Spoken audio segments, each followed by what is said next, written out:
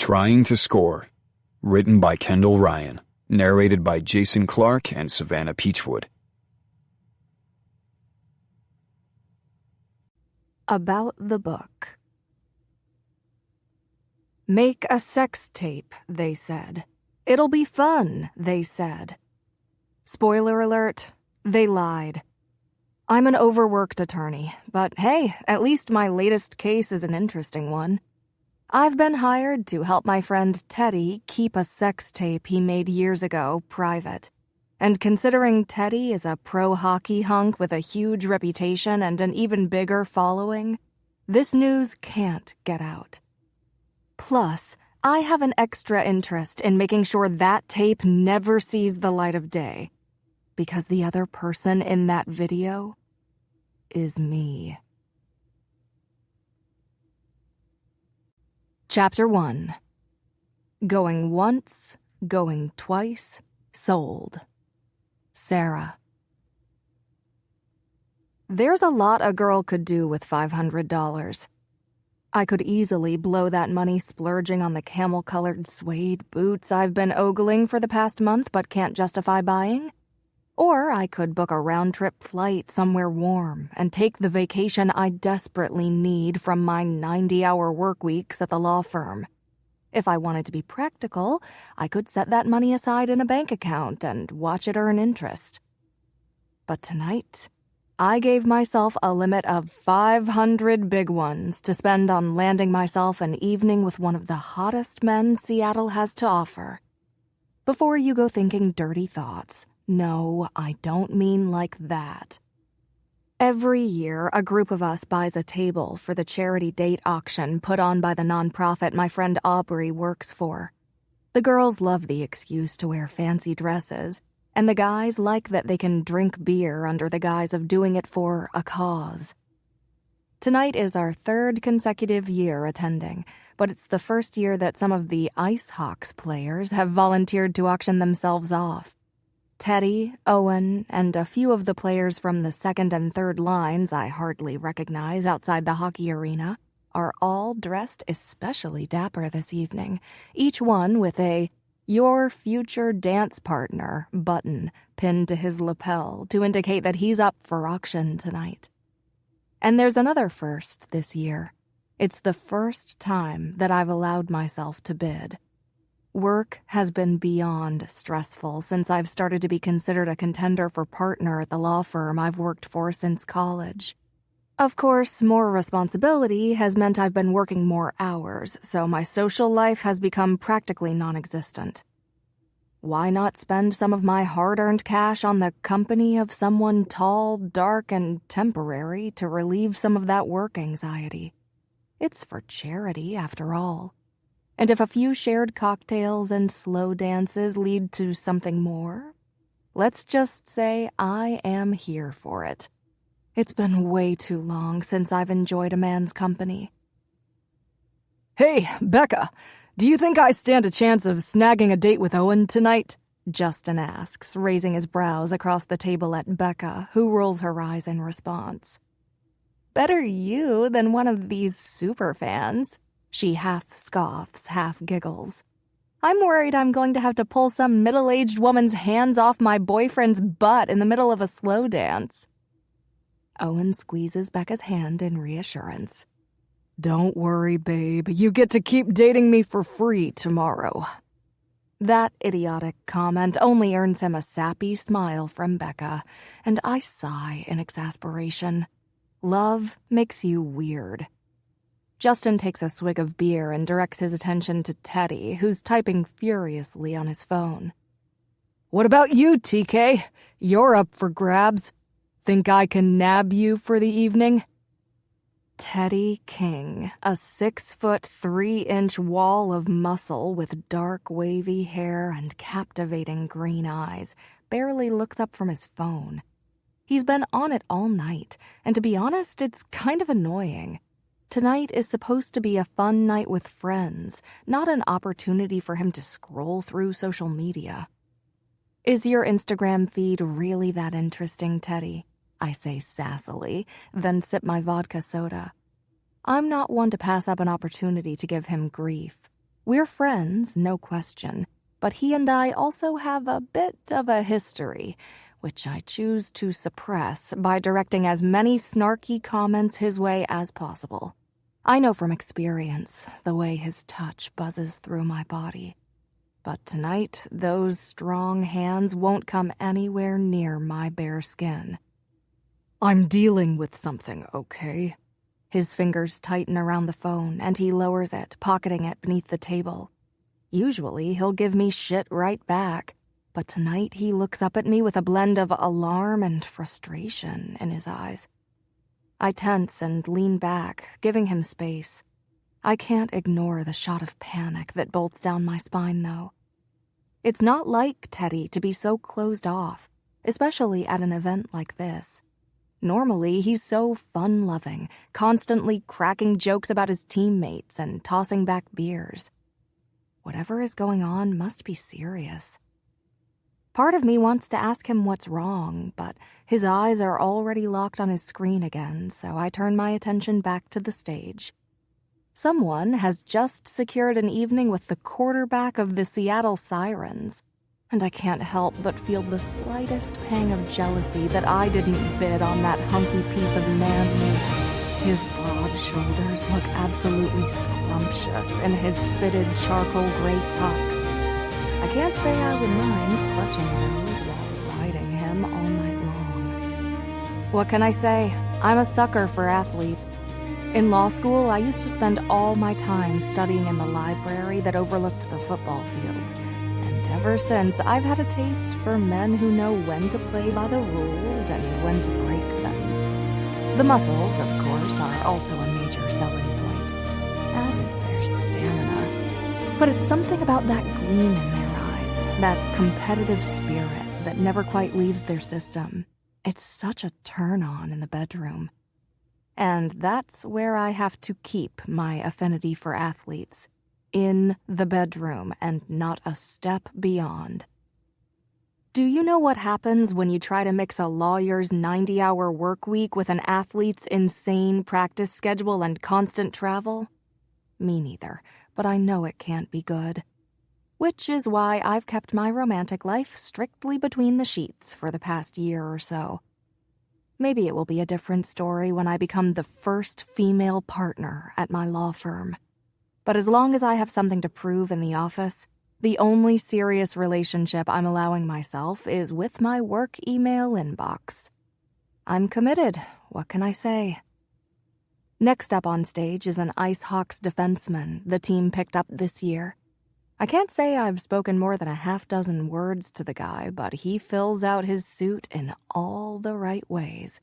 And for a moment, I consider putting in a bid. I've got the money to spend, and it's really for two excellent causes: ending childhood hunger and potentially setting myself up to receive a much-needed orgasm or two tonight from someone other than my vibrator. Nope, and nope. Check yourself before you wreck yourself, Sarah. I can only imagine the kind of conversations that go down in the Ice Hawks locker room, and I'd like to keep the details of my sex life as far away from the guys as possible. As it is, there's already one player who knows a little too much about my likes and dislikes in the bedroom. The crowd politely claps as the defenseman is auctioned off to a little boy and his mom, who look eager to get an autograph. Totally awe-worthy. Aubrey, who is slaying the role of tonight's MC, flips her notes to the next card. Up next, she says, is Owen Parrish, the goalie of our very own Seattle Ice Hawks. The crowd cheers loudly, hooting and hollering for the much-loved star goalie. As Owen stands to take the stage, Becca jolts up in her seat, throwing a hand in the air and yelling out her $100 bid. Someone immediately outbids her, and it doesn't take long for Owen's price to climb well over $400. At that point, Becca folds and takes her seat, grumbling and crossing her arms over her chest as Owen finally sells for nearly $1,000. All that money to dance with Owen for a night? Elise laughs. I should show those women the video of him as a sheep in our elementary school Christmas pageant. The way he headbutted the angels during the big dance number would have them retracting their bids. Sounds bad, Justin bleats, sending the whole table into giggles, Becca included. Speaking of bad, Teddy whispers, soft enough that only I can hear him. Can we talk? We have a little bit of a situation on our hands. My brow creases. We? Our? Teddy and I haven't been a we since back in college, and even then, barely. We traded study notes and orgasms one semester before deciding we were better off as friends. It wasn't even a big enough deal for us to tell our friend group about. What could possibly have him referring to us as a singular unit again? Now, I whisper back, my eyes widening slightly. Is it urgent? He gives me a firm nod. I'd say it's mega urgent. I glance around the hotel ballroom we're in, looking for somewhere he and I can have a private conversation. We don't have a ton of options without leaving the room altogether. Looks like I'm going to have to improvise. Bar. Now, I whisper. I make an excuse to the table about my vodka soda being too watered down and head for the bar. A few seconds later, Teddy stands up to join me. As he walks my way, I can't resist doing a once-over of his sculpted frame. I won't lie, he's hotter than sin, all of his muscles fully on display in that well-fitted tux. I mentally high-five college Sarah for her good taste in sex partners. What's going on? I ask when he sidles up behind me, a frown etched across his full mouth. I just received a really threatening email. Teddy's green eyes cloud over with worry. I think someone is trying to blackmail me, which means I'm probably going to need a damn good lawyer, right? Not probably. Definitely. I think I might know a good lawyer, I tease, gesturing to myself. It was an attempt to lighten the mood, but the worry in Teddy's eyes doesn't let up. So I return to the issue at hand. What kind of blackmail are they implying? He doesn't have time to give me an answer before we're interrupted by Aubrey continuing her MC duties. We have one more date up for auction tonight. Our last hockey hottie of the evening, Teddy King. Teddy sighs. I guess that's my cue. He forces a light-hearted smile as he smooths his dark hair with one hand and takes the stage. Hopefully, the rest of the guests can't see through his strained smile the way I can. Whatever this email is about, it's affecting him in a major way. As I watch him on stage, I mentally catalog his attributes. He has the body of an athlete, that's for sure. Tall, broad shoulders, trim waist. His hair is slightly disheveled from his roaming fingers, but it's oddly endearing. There's normally a playful look in his eyes, a smile that signals he's ready for trouble. But tonight his look is somber, and I'm not sure what to make of that. Shall we start the bidding at 200? A bidder jumps in right away, then another and another, until his going price is up to $500, the max budget I set for myself tonight. But I missed my opportunity to bid on the quarterback while being distracted with Teddy at the table, so I might as well save him from his own fake smile. $1,000! I throw a hand in the air, almost not recognizing my own voice when I bid. Did I really just freaking do that? Everyone at my table turns and gives me a dumbfounded look, and I can hardly keep my poker face in place. Why the hell did I bid $1,000 to have a conversation with Teddy that we're obviously going to have either way? Maybe because he said it was mega urgent? With the bid I just placed, I'm hoping he wasn't exaggerating. Going once? Going twice? Aubrey sweeps her glance over the room. Sold for $1,000 to my friend Sarah Dawson. She grins at me from the stage. $1,000, twice my budget for the precise opposite of the date I was looking to snag tonight. This man owes me big time, literally a grand's worth. I lift the hem of my red satin dress so I don't trip in my heels on the walk up to the stage to claim my prize.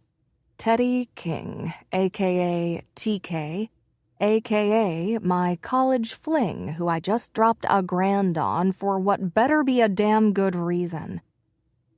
As the other winning couples filter out onto the dance floor, I spot Owen with his flirty 40-something date, with Becca watching like a hawk from a few feet away.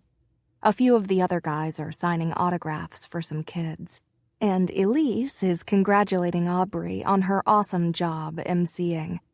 Everyone is distracted, giving Teddy and me the perfect opportunity to slip away and hash out this blackmail situation. "Thanks for bidding on me," Teddy says, scrubbing his fingers through his hair as we duck out of the ballroom and into an adjacent conference room. It's empty, of course, just a large conference table and a half-dozen rolling chairs. "I was worried I was going to look like a second stringer if Owen sold for more than I did." "Your ego wasn't my concern," I say, clicking the door shut behind us. "I'm a bit more worried about this email situation." The smile on Teddy's lips falls away. "Yeah, about that. The sender of the email is saying they've hacked into my cloud, and they've gotten their hands on a certain video and are threatening to release it." I scrunch my brows. "What video?" There's a moment of silence as Teddy swallows, his eyes narrowing into a meaningful stare. "The video." 2 words. That's all it takes to drain all the blood from my face. I steady myself, bracing one hand on the conference table until I can lower myself into a seat. The video? That can't be possible. This has to be some kind of sick joke. I don't understand. We deleted every single copy of that video back in college. Teddy hangs his head, fisting his hands into his pockets. "Yeah, I know I said that, but I may have, held on to one personal copy for sentimental reasons." My chest tightens as all the air in my lungs disappears. "Why the hell would you do that?" "I know. I'm sorry. It's my bad." He sounds sincere, but when he finally looks up at me, there's a hint of uncertainty on his face. "It's just, that shit was hot, That was my first and only sex tape, Sarah. I couldn't just delete it." What the actual hell? If I didn't have such good self-control, I would be strangling him with the strap of my purse right now. Teddy promised me years ago that every trace of that video had been wiped out, deleted, never to be seen again. And now some creepy hacker dude has his grubby hands on it and is threatening to release it? How long until it's plastered onto websites around the globe? We'll both be completely ruined. My heart hammers against my ribs, and I feel like punching something. There must be steam coming out of my ears because Teddy starts laying the apologies on thick. "Listen, Sarah, I'm sorry. So fucking sorry. I didn't mean to betray your trust like that. It's just I never thought it would get out." I swear I can hear my pulse rioting in my veins, but as it gets progressively louder, I realize it's someone knocking at the door. "Hey, lovebirds," a familiar voice calls. Owen. "I've got something for you." He slips something small and silver beneath the door. A condom. Freaking great. Now our friends think we're hooking up. And unless we can stop this creepy computer genius snooping through Teddy's inbox, they're going to have video evidence soon. Chapter 2. Is it hot in here? Teddy. My gaze meets Sarah's, and 6,000 different emotions slam through me all at once. I feel like the world's biggest asshole. No, I am the world's biggest asshole. Not only did my messed up decision to keep a copy of that hot-as-fuck sex tape put Sarah's entire future in jeopardy, but I've basically just admitted to the fact that she's been in regular rotation in my spank bank for years. And considering we've kept things strictly platonic for the past 7 years now, I know I've caught her totally off guard. Am I proud of the fact that I regularly jack off to memories of our hookup? No. Has that even once stopped me? Nope. Fuck, I'm the actual worst. There are many things I know about the woman standing in front of me. She's funny, smart, articulate, a kick-ass attorney, but there are other things too. Undercurrents of tension filled with raw sexuality snap between us. It would help immensely if I didn't still have vivid mental images of plowing into her from behind. Unfortunately, the thing that lodges in my brain is the least helpful right now. Back in college, she majored in poli-sci and minored in riding my dick, at least junior year. After that, we successfully swerved into the friend zone, which seems like a small miracle given the amount of chemistry zapping between us. Her lush pink mouth falls open and she makes a breathless sound. It takes me right back to the night everything changed. We'd been hanging out for a couple of months by then, after meeting in a business management lecture at our university. I'd been attracted to her from day one, but since a full course load and playing college hockey kept me busy, and because she'd let it slip that the only committed relationship she was looking for was one with her vibrator and her classes, I'd let it drop. She was smart, pretty, funny, but I had no time for a girlfriend, and so into the friend zone we ventured. But then one night, things shifted. It was late, dark outside. We were wrestling for the remote control on my dorm room bed after finishing a study session. She ended up in my lap, her hips bumping mine, and then it was game over for my libido. There was no hiding it.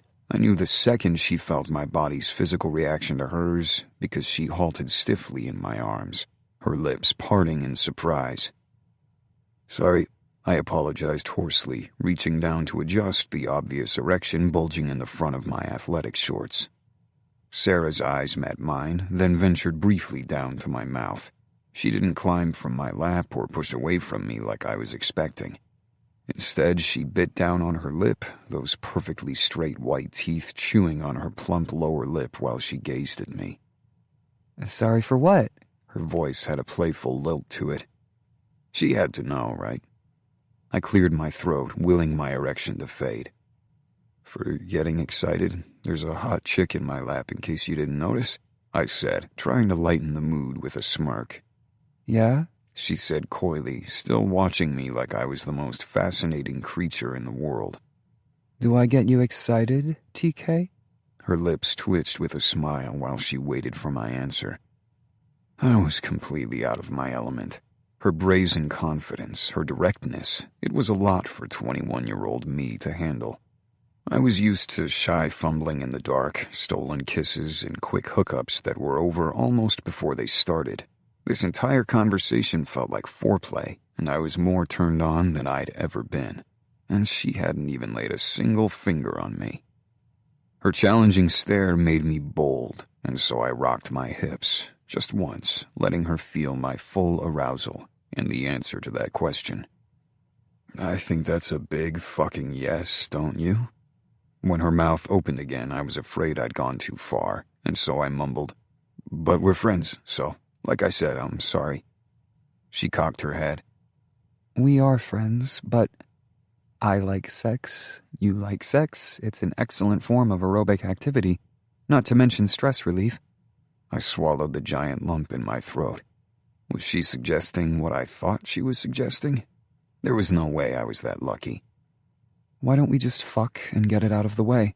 she said in a challenging tone, her sultry blue eyes dancing mischievously at me.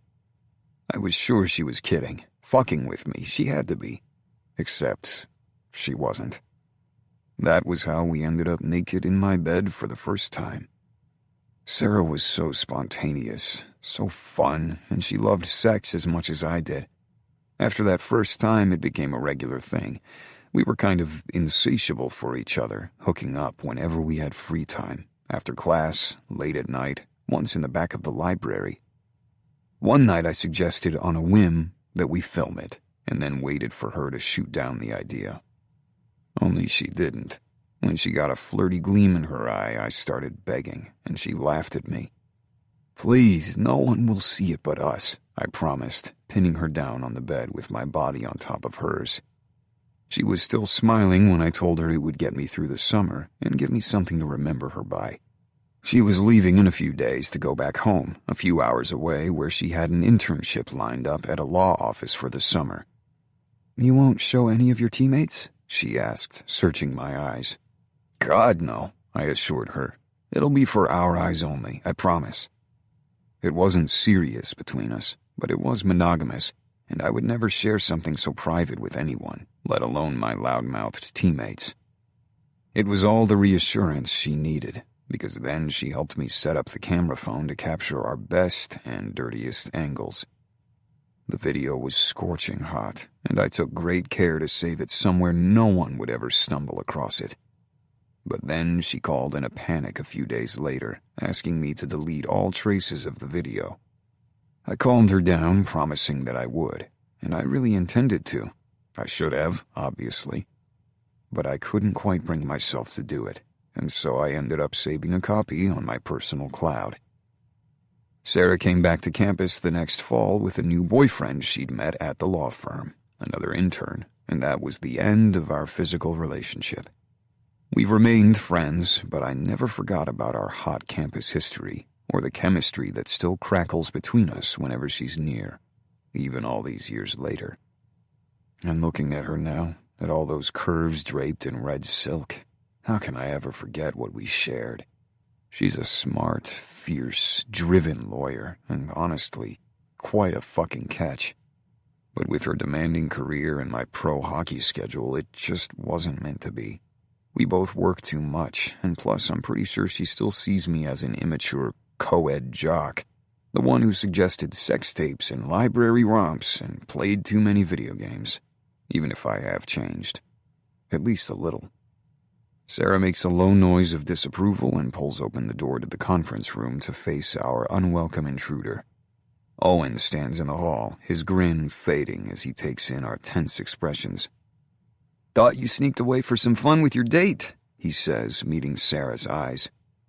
"Not hardly." She takes a step forward, obviously ready to set him straight, but my hand on her lower back stops her. She takes a deep breath, composing herself while I usher Owen into the hallway. We've never told our friends about our brief history, and honestly, why would we? It's no one's business but our own, and besides, it's ancient history at this point anyway. Not exactly breaking news. Unless this fuckface who is threatening to release the video actually does, then it'll be on every news outlet from here to China. Fuck. "I need to talk with Sarah, in private," I say sternly. Owen holds up both hands. "It's cool, I was just messing with you." I nod. "I know, but now's not a good time." Owen's normally playful expression falls. "Is everything okay?" "Yeah, all good," I lie. "Just something Sarah and I need to work out." "Cool. Well, if you need me, I'll be eating about 6,000 of those crab puff things. Have you had one? They're amazing." Owen bumps his fist against mine, and then I watch him walk away toward the ballroom before I re-enter the conference room and close the door again. Sarah's seated in one of the chairs, looking like she's ready for corporate battle. A worried crease has formed between her brows, the only indication of stress in her otherwise confident demeanor. Another pang of regret that I've put her in this situation jolts through me. I take the seat across from her and meet her steely blue gaze.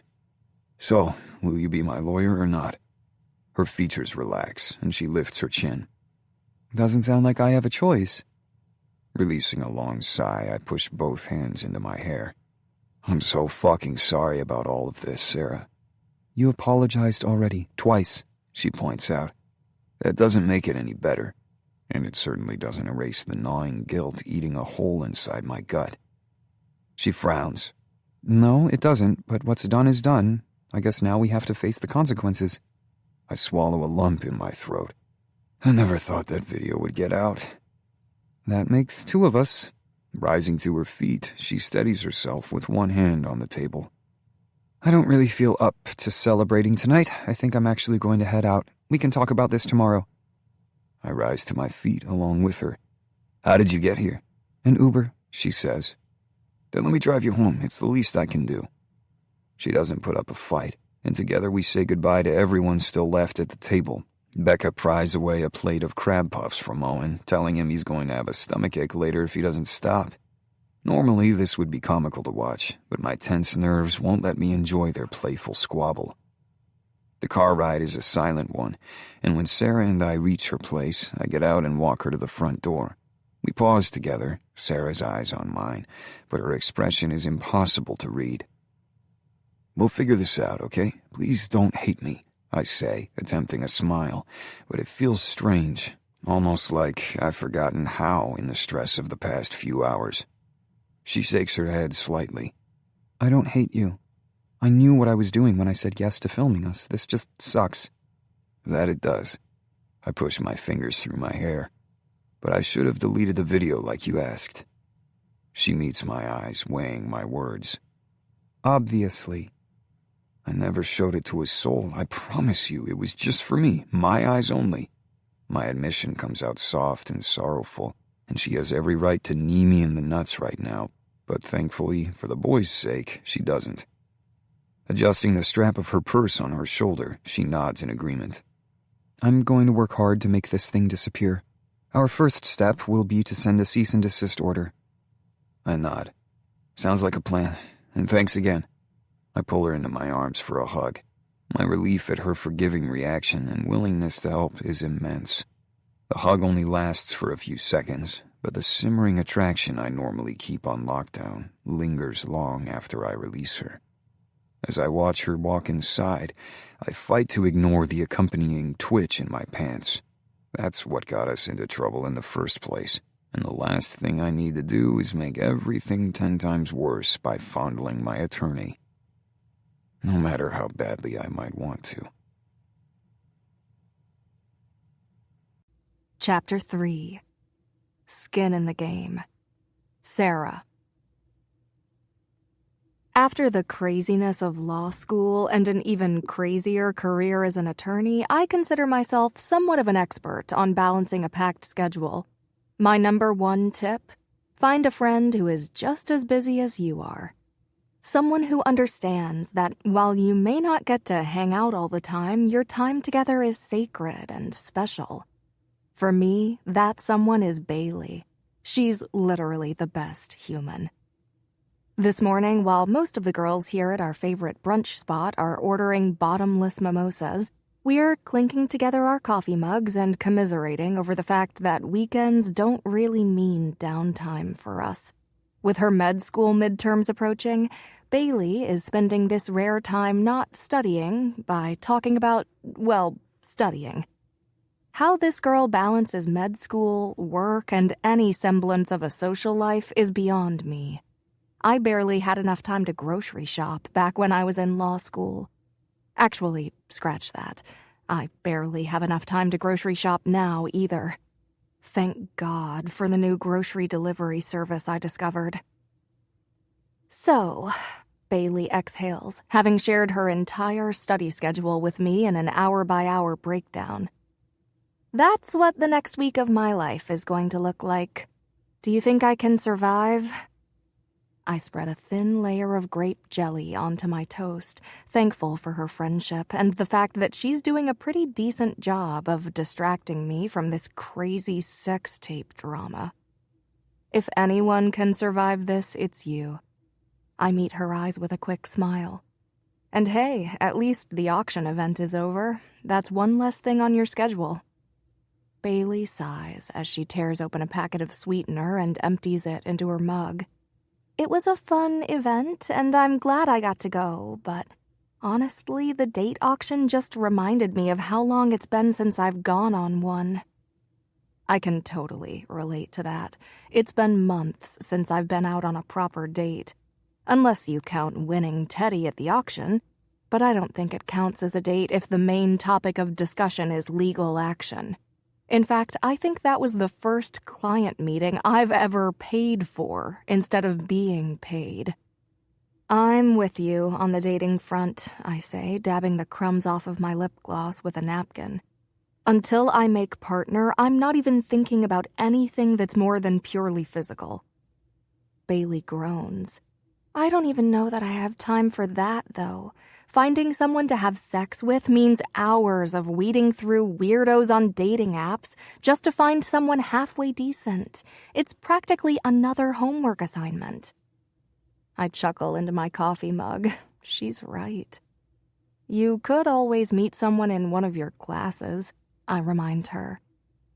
My memory flashes back to that lecture hall back in college, the one where my business management class met.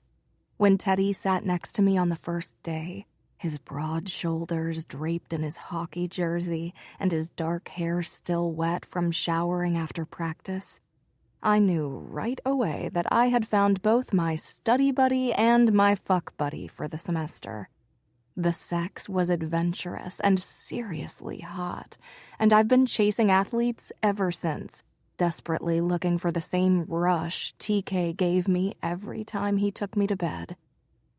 Do you think that's smart? Bailey asks. I tilt my head, racking my brain for what our topic of conversation was. Med school? Midterms? Whatever it was, my Teddy-inspired daydream threw me off my train of thought. Mixing sex and med school, Bailey says. If I sleep with a guy in my program, I'm worried it could be a distraction. I stifle my grin with another bite of toast, thinking about how little studying TK and I got done that semester. It's a wonder either of us passed that class.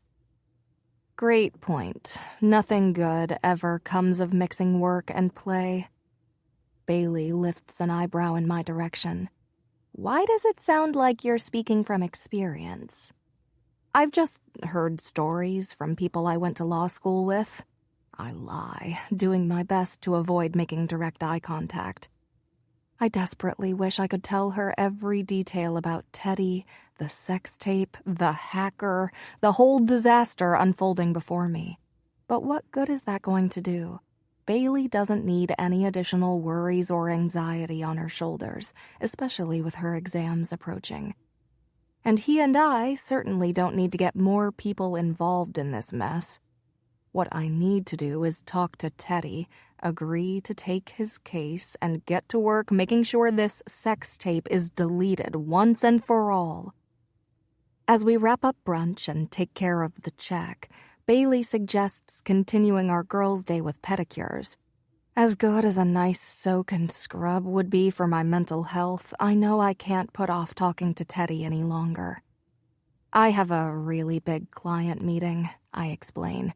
It's not a complete lie. I'm just leaving out the part where I made a sex tape with said client, and the part where I'm trying to keep that sex tape off of every tabloid website in the world. No pressure. No worries, I should be studying anyway. Bailey sighs, her eyes clouding over as she returns to med school mode. I wish I could just fast forward to my clinicals already, or better yet, to the part where I'm an actual doctor. The hard work is going to pay off, I assure her. It's a good reminder for both of us. Sometimes it feels like the hours I've been putting in at the firm lately are stripping me of my sanity. Throw in this sex tape snafu, and I'm a perfect candidate for a complete and total mental breakdown. But if I can keep my nose to the grindstone, I know it will all pay off. I'll earn that corner office, no matter how much sleep I lose or tears I shed along the way. Once Bailey and I have said our goodbyes and I'm in the privacy of my own car, I pull my phone from my purse and press the call button next to Teddy's name. He picks it up right before the call goes to voicemail. What's up, Sarah?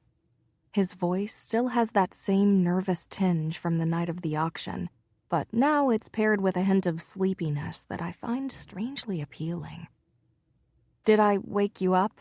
I ask, eyeing the time on my car stereo. It's almost 11 a.m. It's my morning off, he says. But no worries, I was going to get up soon anyway. I roll my eyes, biting my tongue before I can tease him about sleeping so late. If it were any other day, I would show no mercy in ragging on him for his laziness. But there's no time for that right now. We need to cut to the chase and get to work. Get a pot of coffee going, would you? I'm coming over, and I have a feeling that neither of us are going to be getting much sleep the next few nights.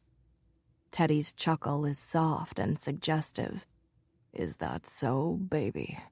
His voice is dripping with sexual undertones. Seriously, he's going to be flirty with me at a time like this? I scoff, ready to hang up on him, but then he backtracks. Wait, I'm sorry. Habit. I'll knock it off. Promise. That's more like it, I snap.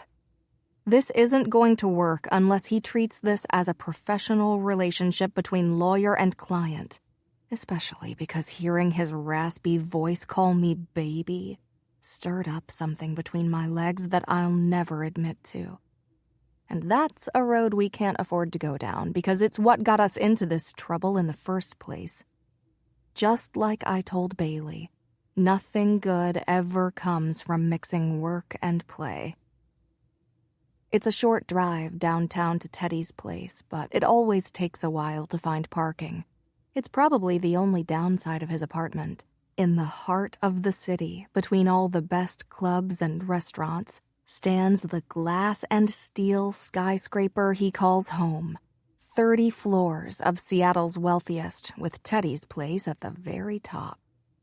I've been here plenty of times before for poker nights, but my jaw still drops a little every time I step into the sleek, all-white lobby. The white marble floors sparkle beneath my tan espadrilles as I walk up to the counter and slip security my driver's license, letting them know who I'm here to see. They check my credentials and buzz up to confirm with Teddy that he's expecting company before handing back my identification and ushering me toward the private elevator that leads to the penthouse. That's right, penthouse. With a salary well over $6 million a year, Teddy King cuts no corners when it comes to his luxury lifestyle. As the elevator surges upward, the details of this hacker problem start to come together in my head. Of course, I'll bet whoever is torturing him via email thinks that Teddy will drain his bank accounts to make this little problem go away, which he could do. Not that it would stop this creep from leaking the video regardless. The elevator doors part to reveal Teddy's immaculate apartment, which he definitely doesn't clean himself. I don't see him right away, but I hear him walking across the inviting gray hardwood floors.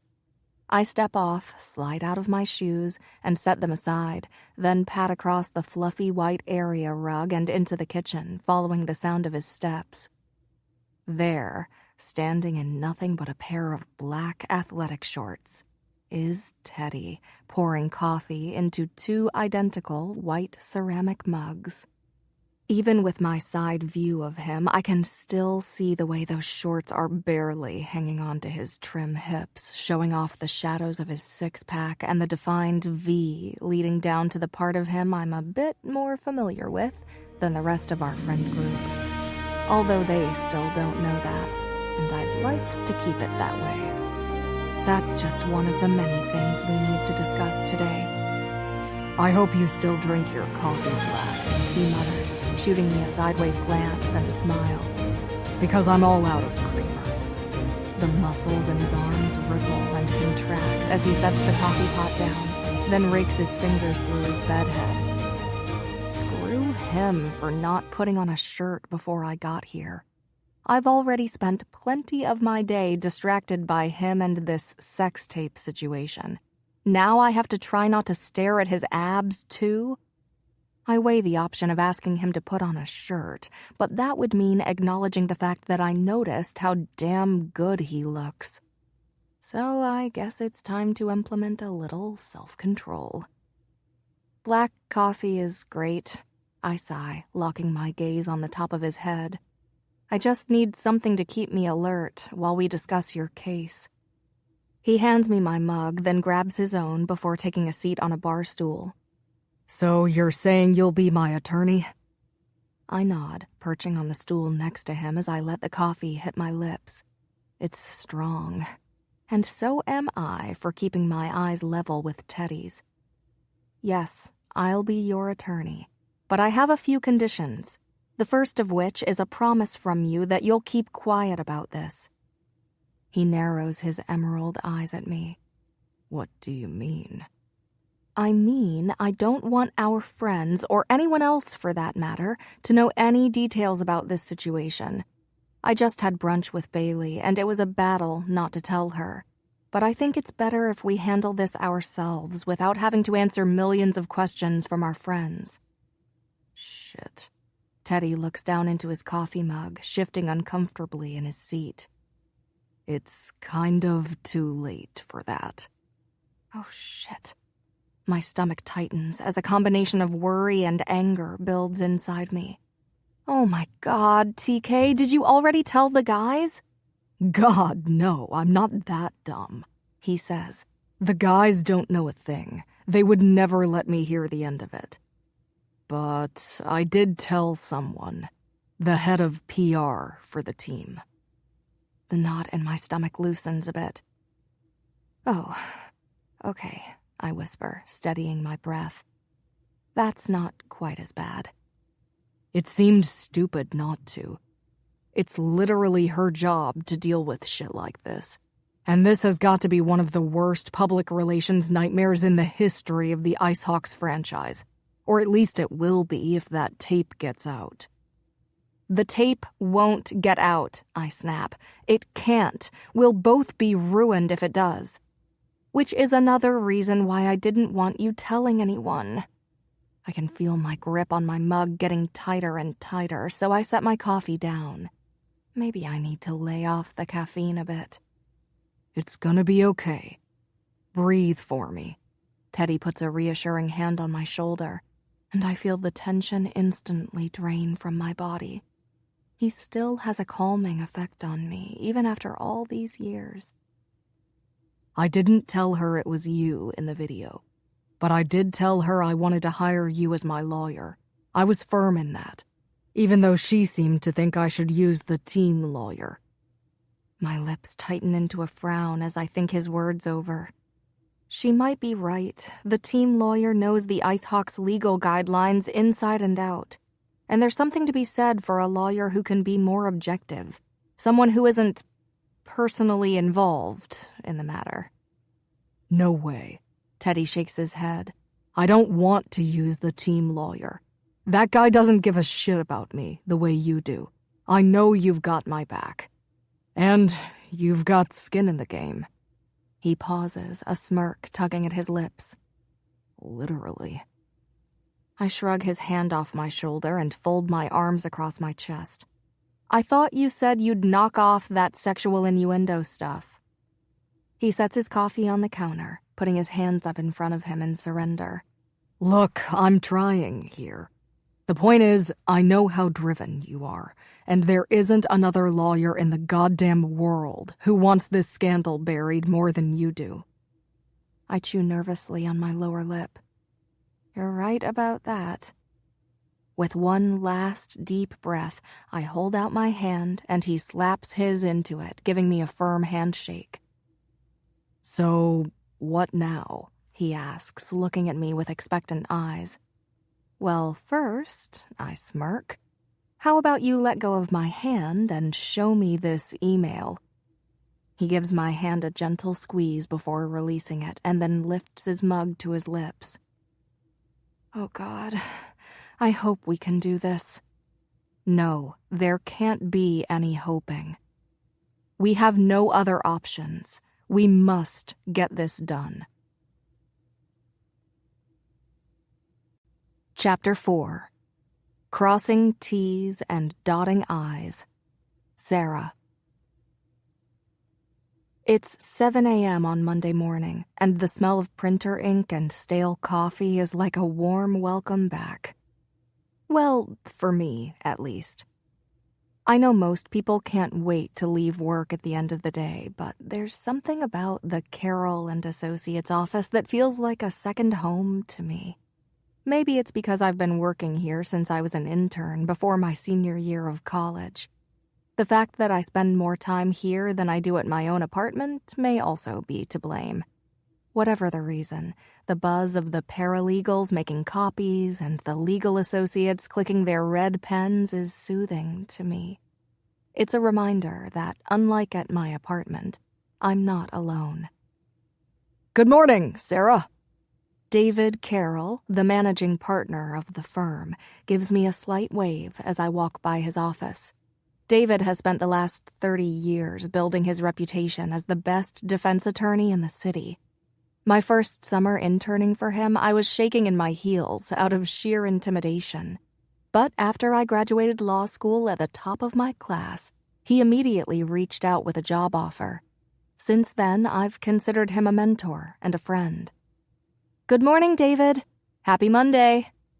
I return his wave but quickly move along to the break room for a cup of coffee. He's too busy for office chit-chat, and I've got a full caseload too. Especially now that I've agreed to take on one more client, one I have a personal interest in. Once I settle into my own office, I boot up my computer and review my case files, determining what needs my attention first. While I know I should be practical and address some of my cases with harder deadlines, I know I won't be able to get any other work done until I tend to the one client I can't get off my mind. Teddy. I pull up the email Teddy forwarded me and read it over to refresh my memory of the details of this threat. The hacker didn't mention anything about money in the email, but I know it'll be brought up the second we respond. No doubt about it. Any weirdo behind a keyboard trying to ruin somebody's life has got to be in it for a profit. I take a deep breath, roll my shoulders back, and crack my knuckles. All right, Sarah, time to write a cease and desist letter, something I've done 100 times before. Just because my ass is on the line, my bare ass, literally on camera in this case, doesn't mean this process is any different. It takes a few rounds of edits to craft something that perfectly balances the legal jargon with an underlying sense of don't mess with me, I mean business. But the final product is something I'm proud to hit send on. Once the letter is sent, I pull up the firm's list of go-to private investigators and draft an inquiry email to the first name on the list. A cease and desist letter will hold this anonymous creep legally accountable, but it won't make him drop everything and forget the whole thing ever happened. If we really want to keep this video from getting out, we have to find this guy and hold him to every letter of the laws he's breaking. The PI responds to my email right away, giving me a recap of his impressive background in cybersecurity. Perfect. He's hired. This creepazoid hacker is going the fuck down. Okay, cease and desist. Check. Private investigator. Check. What's next? Normally, this is the part of the process where I would draft an extensive email to the client, informing them of where we stand on all matters. But this is Teddy. I'm not even sure he'd be able to process half the legal jargon I would throw his way in a professional email. I'd better just give him a call. I shut my office door, then tap Teddy's contact on my phone screen. He picks up on the first ring. Did we catch him? I roll my eyes. What does Teddy think lawyers do for a living? Chase down bad guys like dog catchers from old cartoons? No, Teddy, we didn't catch him. It's a little soon for that. But I sent a cease and desist letter, which basically means this creep knows you've got legal representation and we want him to knock it off. The line is silent for a long moment, and when Teddy finally says something, he sounds annoyed. Does that even do anything? Of course he knows I want him to knock it off. Or her, whatever. When do we get to the real stuff? I have to physically bite my tongue to keep from snapping at him. Teddy, I'm in the process of hiring a private investigator. It's only been 2 days, and there are a lot of T's to cross and I's to dot. Just know that we're doing all the right things to stop the world from seeing this video. I promise. I want this stopped as much as you do, so don't think that I won't be working my ass off to make sure it's never seen by anyone other than us, and the creep who's got his hands on it. A queasy feeling tugs at my gut, reminding me that if Teddy had kept his promise all those years ago and deleted the video like he said he would, we wouldn't have to stop anyone from seeing this video. But unfortunately, that's not the reality we're living in. And living in a fantasy land of what-ifs isn't going to stop our sex tape from going viral. All right, I'm sorry, he says. I'm just anxious about it. I was shit today at practice. It was like I'd never worn a fucking pair of skates before. I can't seem to focus on anything but this. Although Teddy can't see me, I nod in agreement. Trust me, you're not the only one who is super distracted by this, but I'm doing everything I can. What you can do in the meantime is put some money on retainer for my services. I can have my assistant email you the details. Got it. I can do that.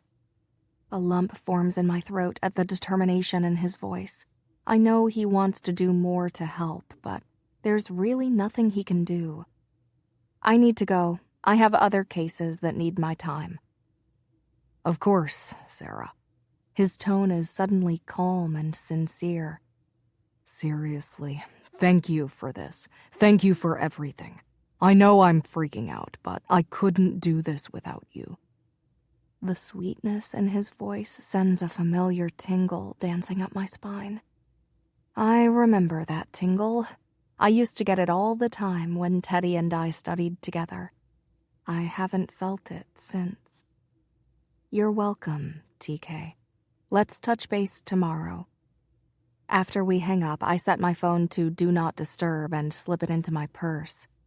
Now that I've got that out of the way, I need to seriously focus. I've got a case set to go to trial in a few weeks, and an endless amount of preparation work I need to get done. I spend the rest of my day buried in that case, drafting memos and email correspondence with the client until I can't feel my fingers anymore. It's a miracle I don't have carpal tunnel yet with the percentage of my day I spend typing. As the room turns a bit colder, a sign that the sun is setting behind the Seattle skyline, there's a knock on my office door. I must have forgotten to open it again after my call with Teddy earlier. "Come in," I call, and in walks David, carrying his briefcase in one hand and pushing his tortoiseshell glasses up the bridge of his nose with the other. "Working hard?" he asks, one eyebrow raised. "You haven't left your office all day. I was starting to think you must have fallen asleep in here." I laugh, shaking my head. The opposite, actually. I haven't had a moment of downtime all day. "Well, a few of the partners and I are going to grab a drink to celebrate that O'Bannon case finally wrapping up. I wanted to extend that invitation to you." My heart leaps in my chest.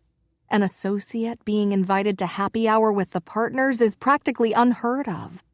Turning down this invite isn't even an option. I wouldn't miss it. I smile, turning my computer off for the night.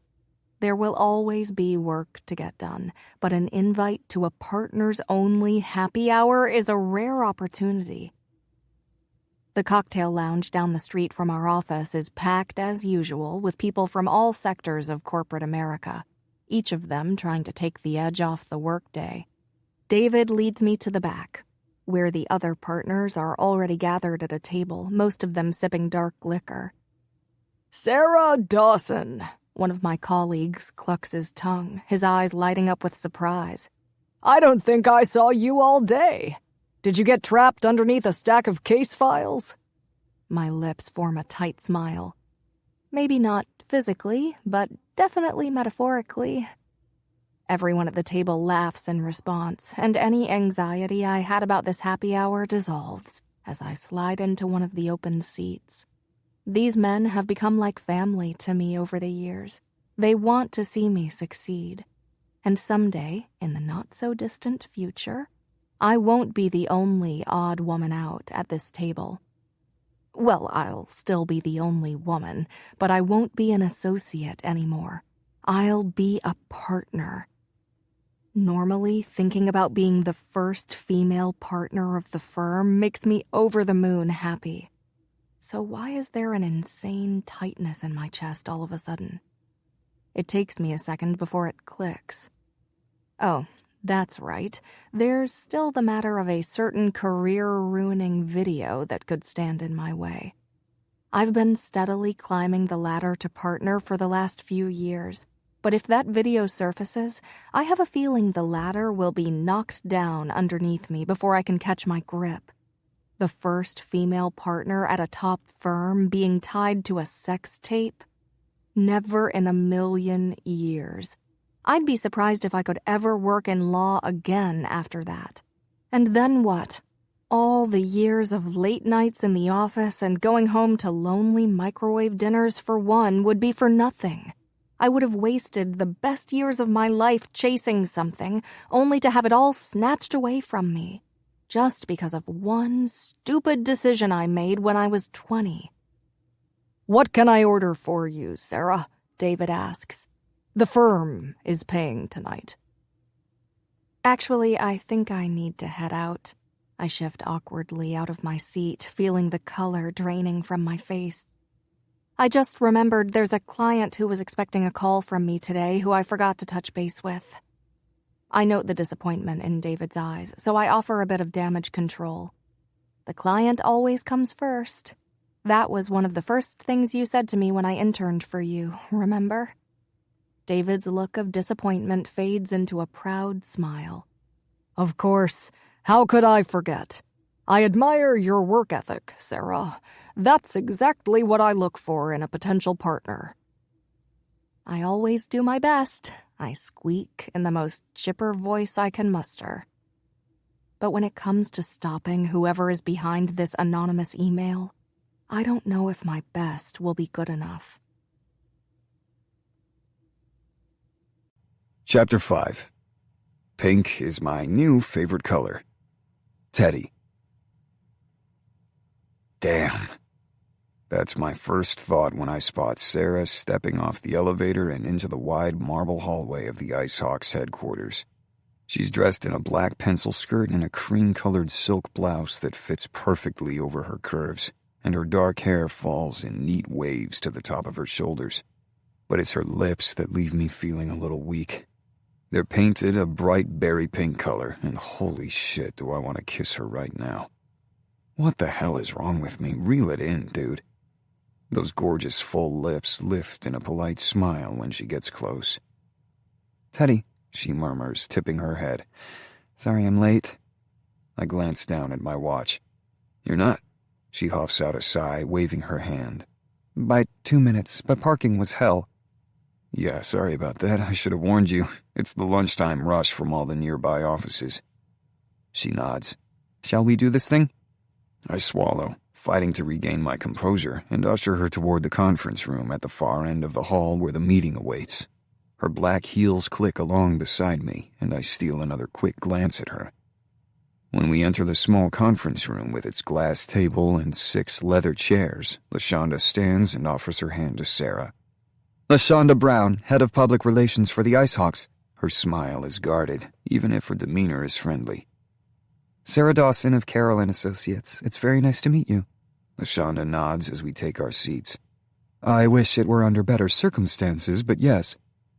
When I first went to the head of PR, I was nervous and more than a little hesitant to come clean about the crisis I was facing.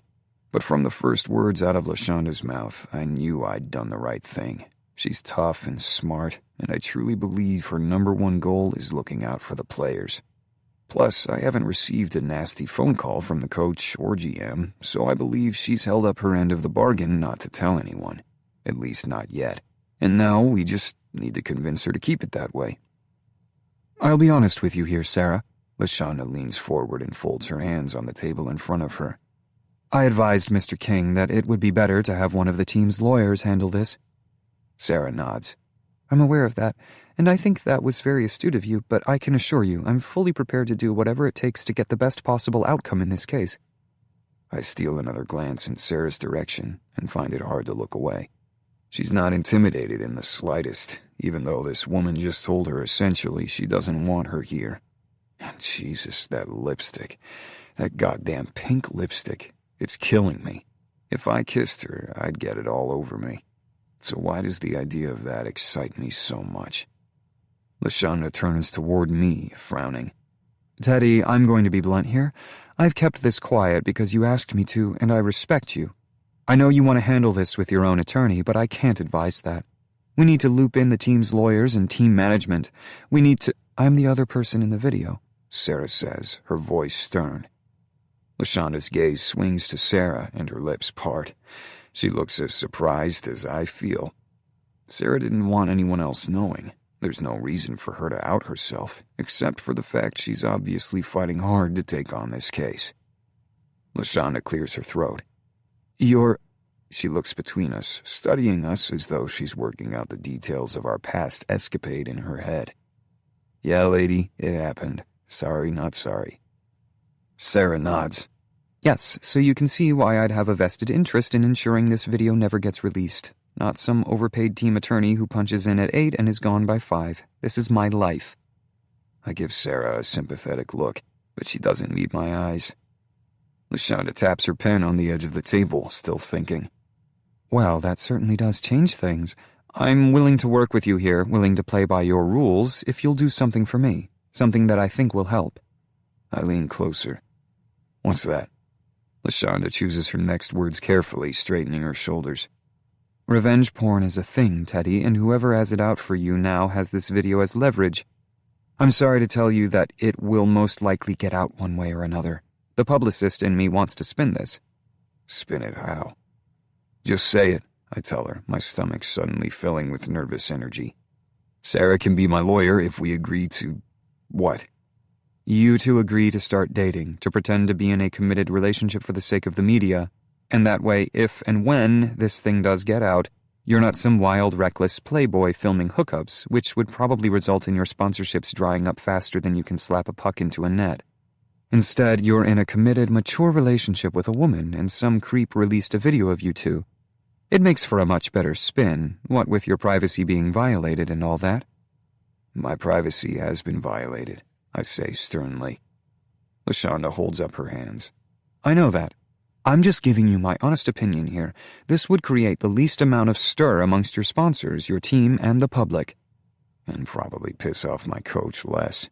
She's right. Shit, this is crazy. I'll do it, I say firmly. Sarah has gone pale beside me, and I reach over and give her hand a squeeze. Sarah? I'll think about it. I need to get back to the office. Excuse me. She stands and rushes for the door. What the hell? Grabbing her briefcase from the floor, I follow her into the hall and lightly grip her elbow to stop her from trying to flee. Wait! Sarah spins around to face me. She's still pale, but her blue eyes are bright as they blaze on mine. Thanks. She takes the briefcase from my hands and holds it in front of her like a shield. Say something, please. She swallows, those distracting pink lips pressing together in a line as she does. This is crazy. So, we can handle a little crazy, can't we? She inhales deeply and lets it out slowly. I really do have another meeting to get to. I nod. Think about it, that's all I'm asking. I will. Taking a step back, I shove both hands into my pockets. I'll call you later. We can work out the details.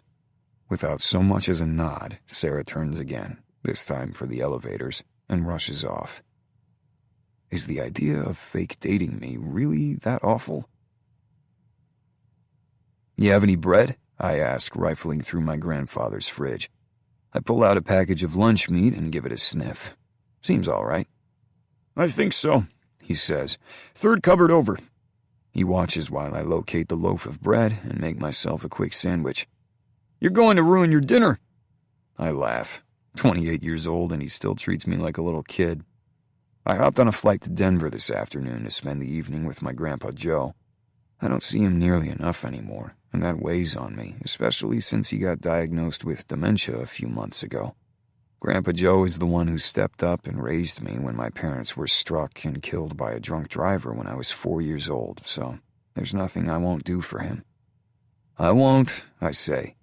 I'm starving and I want to go fix the mailbox before it gets dark. It's leaning pretty bad. He nods.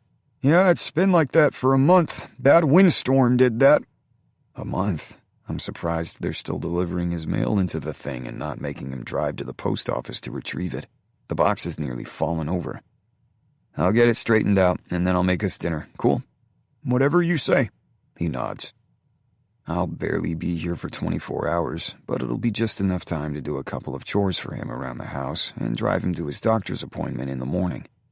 Maybe I can take him out to his favorite diner for pancakes before I have to head back to the airport. My desire for more time with him is driving all my decision-making lately. I'm starting to recognize the fact that he won't be around forever. And as a free agent, I'm not committed to Seattle next year. I've heard that Denver is looking at me for a possible trade. Moving to the Colorado team would mean I'd be closer to my grandpa and could watch over him and take care of him more easily. Of course, Grandpa Joe is resistant to this plan, mostly because he doesn't want to inconvenience me. How could it be an inconvenience to look after the man who set aside his entire retirement to raise a 4-year-old? And he didn't just look after me, but made sure I had the best of everything. He got a part-time job at the factory in town to pay for my hockey equipment when I showed an interest, and drove me to 5 a.m. ice time 6 days a week. When I was 12, he let me join the travel league and went with me to every away game. He went above and beyond, and I should too. Anyway, it weighs on me a lot. I finish my sandwich while Grandpa flips through that morning's newspaper. I didn't even know they still print the damn things. It's obvious he already read it this morning. The pages are crinkled and there's a coffee stain on one edge. I'm going to fix your mailbox. Tool still in the garage? I ask, standing and placing my plate in the sink. He nods, rising too. I'll keep you company. That night, after the mailbox was fixed, a hornet's nest removed from his back porch, and steaks were grilled and eaten, Grandpa fell asleep in his recliner in the living room.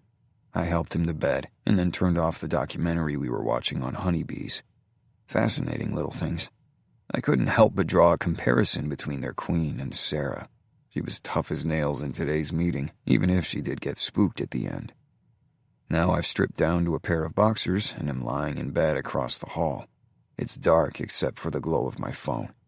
I told Sarah I'd call her later, but I opt for a text, since I'm not sure if my voice carrying across the hall would wake my grandfather. Teddy. Hey, babe. Sarah. Babe? Teddy. Yeah, we're practically dating now. Didn't you hear? I smile to myself at that last remark, but it fades as soon as my phone starts ringing. She's calling me. Hey, I whisper. Hey. For a second, I think she's about to rip into me for calling her babe, just like she did about the sexual innuendos I made in my apartment. Where are you? Why are you whispering? I'm in Denver. She pauses for a minute. But there's not a game tonight, and the day after tomorrow you're playing here.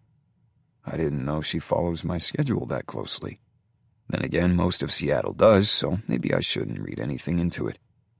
I shift on the narrow bed, propping another pillow under my head. I came here to check on my grandpa. He's asleep across the hall. She makes a humming sound. I forgot you grew up there, didn't you? Yeah, well, mostly. I moved here after my parents died. I was born in Wisconsin. It's not a piece of information I've given her before, and Sarah takes her time processing it. She knows I was raised by my grandfather, but I've never told her the reason why. How old were you? Little. I was 4. God, I'm sorry. What the hell is wrong with me?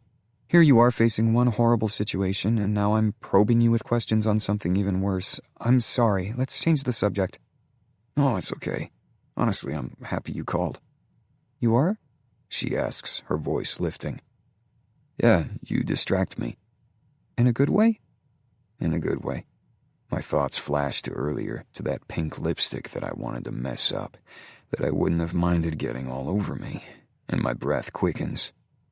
The line goes quiet for a moment, and I wonder if she's thinking about what LaShonda said earlier, like I am. So, are you going to fake date me or what? Sarah chuckles, and I can picture her smile. I don't know. Are you going to be a good fake boyfriend? Oh, I'm the best there is. She laughs again.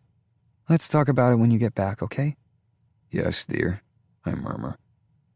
After we say goodnight, I lie awake for a long time thinking about Sarah, and then about my grandpa. I'm normally a pretty easygoing guy, and not much gets me stressed, but this situation with his health does. I just wish there was an easy answer, and there's not. It's so hard watching the person you love most in this world slowly fade away, which I fear is exactly what's going to happen. At least Sarah distracted me for a bit. Man, my life has turned into a shit show. Let's hope it gets better before it gets worse. Chapter 6. Missed Opportunities. Teddy. Hey, dumbass, I'm open! Asher glares at me, banging his stick repeatedly on the ice to catch my attention. I fling the puck his way, but it goes wide, and he lets out an unhappy grunt as it whizzes past him, straight into the corner. We're playing a scrimmage game, and my focus has been absolute shit today. I can't complete a pass to save my life. I haven't even scored once yet, which is saying something, because the only thing standing between me and that net is our rookie backup goalie, Morgan. He's good, but he's nowhere near as solid as Owen. I should have a couple on net by now. Asher definitely would have sank one in if I'd fed it to him in time. I try to tell myself I'm off my game because of the quick midweek travel I did to Denver, but I know that's not it. If I'm being honest, I'm still bothered by how quickly Sarah shot down the idea of pretending to date me like it was the worst thing in the world. It stings more than it should.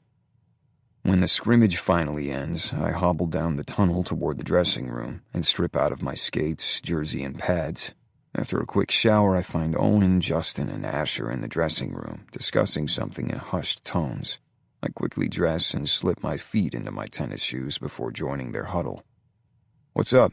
I ask, more than a little curious about what has them whispering.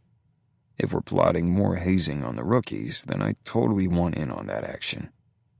Owen has a huge smile on his face.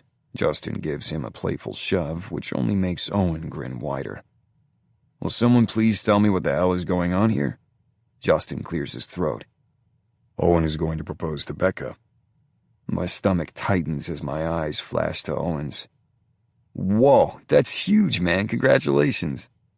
"She hasn't said yes yet. Better not jinx me." He reaches out to return my handshake. "She'll say yes," Asher says, rolling his eyes. "You two are disgustingly in love." "Did you buy the ring yet?" Justin asks. Owen gives him a sheepish nod. He turns and reaches into his backpack, producing a small black box, and when he opens it, we all stagger a step back. Holy crap, that is one big rock. "Damn," Justin hisses low under his breath. Proudly, Owen rattles off something about clarity and facets. When I hear the term flawless and 4 carats, that's all I need to know to understand that this ring costs much more than most people make in a year. It's absolutely stunning. The perfect piece of jewelry he's holding is a reminder of how far I am away from giving a woman something like that.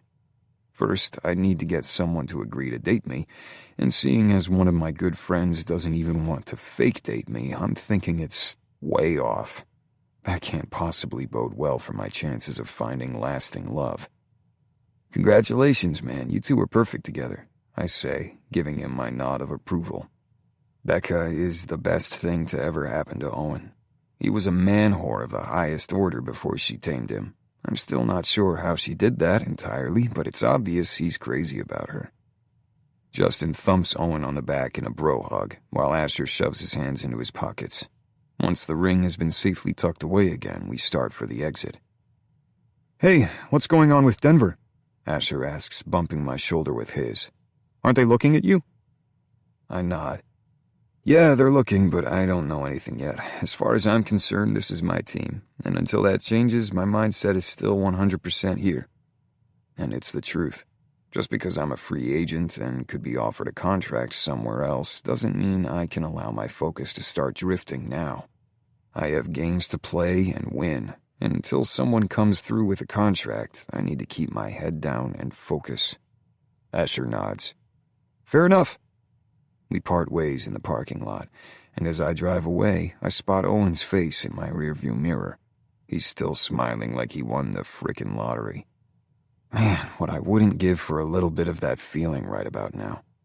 These last few days, all my concentration has been jacked, and I can't help the nagging feeling inside me that something is missing. By the time I make it home to my empty apartment, I realize what that something is. Justin and Owen are both in serious relationships. Owen's going to be engaged soon, for God's sake, and I'm alone. And I guess it's hitting me for the first time how different my life is from theirs. Sure, Asher is single too, but it doesn't seem to bother him. He's with a different girl every weekend. Sliding my keys onto the counter, I pull open the fridge and grab a bottle of water. One of the biggest decisions of my career is coming up, and I have no one to talk it over with. No one to talk to about my grandpa's failing health, or about the possible trade to Denver, or about how some weirdo is threatening to release a sex tape of me.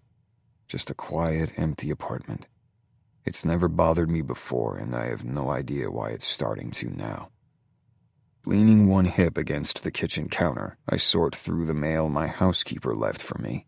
A thick silver envelope catches my attention, and I groan when I realize what it is. Ripping open the foil paper, I slide out a cardstock invitation and scan the overly formal script letters.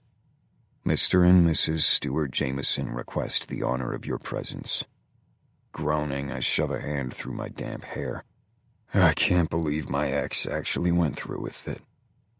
I got a save-the-date card in the mail a few months ago, and I thought, she's not actually going to invite me to her engagement party, is she? But the card in my hand proves otherwise. The engagement party is this weekend at one of the nicest restaurants downtown. Can't I just send a gift or something? Does a toaster say, hey, we used to bone before you decided it wasn't my dick you wanted to be your forever dick? Obviously, Kelly and I were close at one time, but this is awkward. Why the hell did she invite me? It's then I realized this was probably her father's idea. He was always wanting to talk hockey with me and seemed intrigued by the idea of me being a pro player. Tossing the envelope back onto the counter, I grab my phone and make my way into my living room, sinking down onto the couch. There might be one bright side to getting invited to this engagement party. I pull up Sarah's name on my phone and bite my lower lip. Here goes nothing. Chapter 7. Drunk Words and Sober Thoughts. Sarah. I have somewhat of a track record of being taken on weird dates. It's happened a lot over the years, between boring documentary showings, awkward improv comedy classes, and once an honest-to-God rodeo. I've always been the type to have a story that begins with, "You won't believe what I did this weekend." Of course, that all changed when I committed to making partner and my dating life went out the window. For the past few years, my weekends have been, well, believable. Until today. I can confidently say that on the weirdness scale, accompanying Teddy to his ex's engagement party is above and beyond any other date I've been on. The bonus weirdness comes from the fact that it's not even a real date. It's nothing more than an opportunity to start making our phony relationship public. But even if this relationship is fake, the giddy, jittery feeling that's been fluttering in my stomach all day is very, very real. As I perch on a stool near my bathroom sink with my curling wand in hand, I review the answers Teddy and I prepped to any potential questions that may arise, like how long we've been together, when we met, all the good stuff people ask new couples. We've gone over everything we can think of to make tonight run smoothly. I even bought a brand new little black dress that almost makes me feel hot enough to be dating a professional hockey player. So I have no reason to be nervous, but I am. And then, as I hold my breath to lock my waves down with hairspray, I suddenly remember something one of my professors told me in law school before I took the bar exam. Something about nervousness and excitement being practically the same emotion. They both make your heart beat faster and give you that jittery feeling in your stomach. Maybe I'm not nervous for my date. Maybe I'm excited for it. And who could blame me? All of the stress and legal gymnastics of trying to keep this sex tape under wraps has put a lot of pressure on Teddy and me.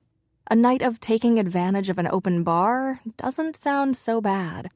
Plus, I haven't been on a date since half-past forever. And even though it is a fake one, Teddy and I always have a good time together. Granted, we mostly hang out in group settings these days, but back in college, when it was just us two, he used to make me laugh like no one else could. 1 shot or 2? My memory rewinds to a 21-year-old Teddy sitting on the floor of my dorm junior year, mixing us vodka lemonades. My RA was dating one of the older guys on the hockey team and never busted us for drinking in the dorm. 2, I said, holding up 2 fingers like a peace sign as he measured the shots and poured them into my red plastic cup full of lemonade. Oh, sure. You give me the peace sign now, he teased, giving my oversized sorority shirt a flirty tug. But a few more of those things, and we both know you're going to be anything but peaceful. I held my hand up to my face to keep lemonade from coming out my nose. Are you saying I'm a loud drunk? A smirk tugged at his full lips as he cupped my chin in his calloused hand, leaning in until I could smell the potent liquor on his breath. Not a loud drunk, a fun drunk, but not as fun as you are in bed, he teased before capturing my lips in his, coaxing my tongue into his mouth in one heady vodka-fueled kiss after another. The hairspray fumes pull me out of my trip down memory lane. I have to keep getting ready, but the warm buzz of the memory stays firmly cemented in my heart.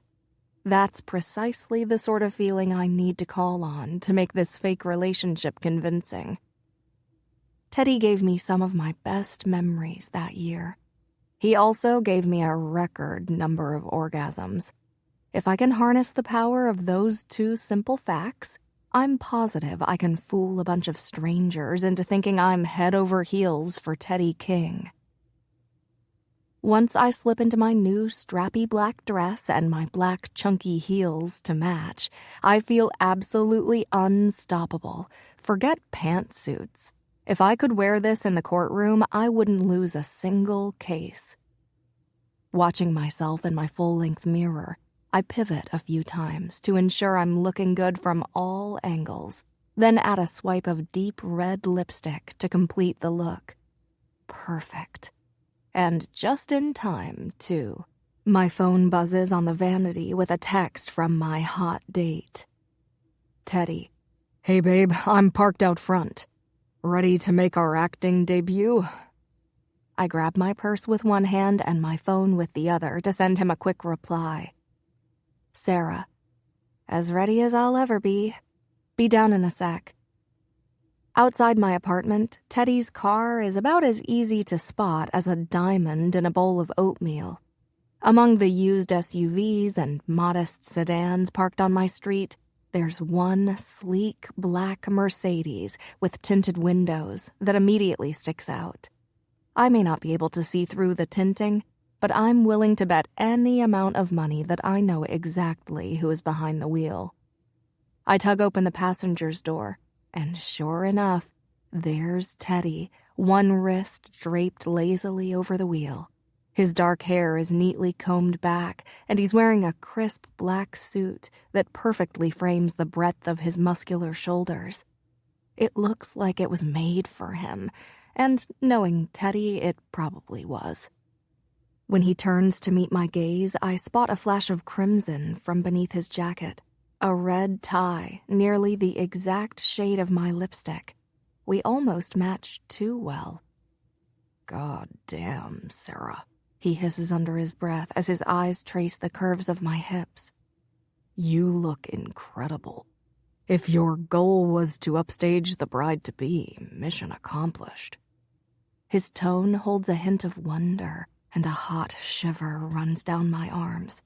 His gaze is still fixed on my curves. It's been a long time since a man has taken me in like this, and it feels surprisingly good, almost too good to be fake. "Is this dress okay?" I ask sheepishly.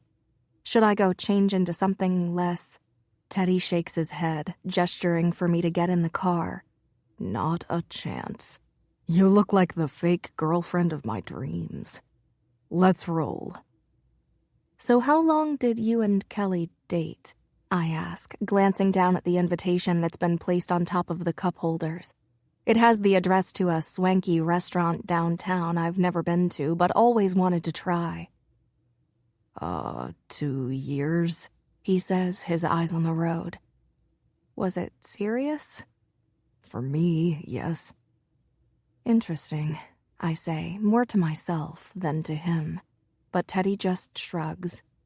"When I go in, I go all in." I guess that's true of him. It's especially true with hockey. The man has made it into a stellar career for himself. "So, what happened? Is there going to be any drama tonight?" He shakes his head. "None at all. It's been years since we broke up. I think her dad liked me more than she did. I'm pretty sure that's the only reason I got the invite." The restaurant isn't too far from my apartment, allowing us only a few precious minutes to review the details of our half-fake, half-true backstory one last time. I feel like I'm preparing a client for court as I run through the questions one by one, letting Teddy rehearse his answers. Luckily, he doesn't seem as on edge about this as I am. His voice is cool and smooth, like a shot of tequila, as he runs through the answers we agreed on. "How'd I do?" he asks as he turns the car into a parking spot and cuts the ignition. "We're here already?" Those 10 minutes flew by in what felt like seconds, and I suddenly realized that I didn't pay attention to a single word Teddy said. I've been too focused on the 5 o'clock shadow creeping down his chiseled jaw. I hate to admit it, but it's sexy as hell. "You did great," I say, not wanting to admit that I've been too busy ogling him to listen. Whether he did well or not, it doesn't matter. It's time for us to take the stage. When Teddy steps out of the car, allowing me my first full view of him tonight, my breath stills in my chest. Holy fuck. I thought he looked handsome the night of the auction, but I guess looking good for charity, Teddy, has nothing on, looking hot to make sure my ex knows what she missed out on, Teddy. He saunters over to me, adjusting his cufflinks and giving me an encouraging half-smile. "Should we hold hands?" I offer shyly. So we look convincing. "Great idea." He nods, weaving his strong, thick fingers through mine.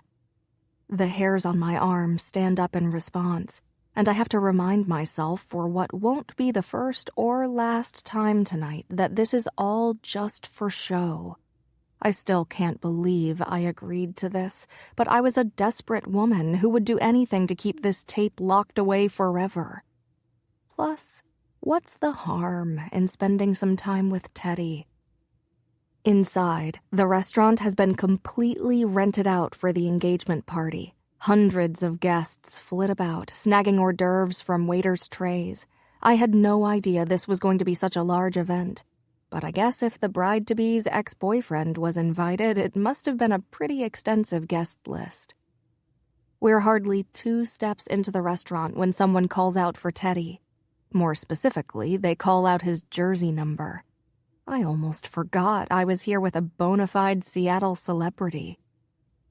We make our rounds, chatting with old acquaintances of Teddy's, and to my surprise, it's not half as awkward as I thought it would be. When Teddy introduces me as his girlfriend, the words fall naturally from his lips without hesitation.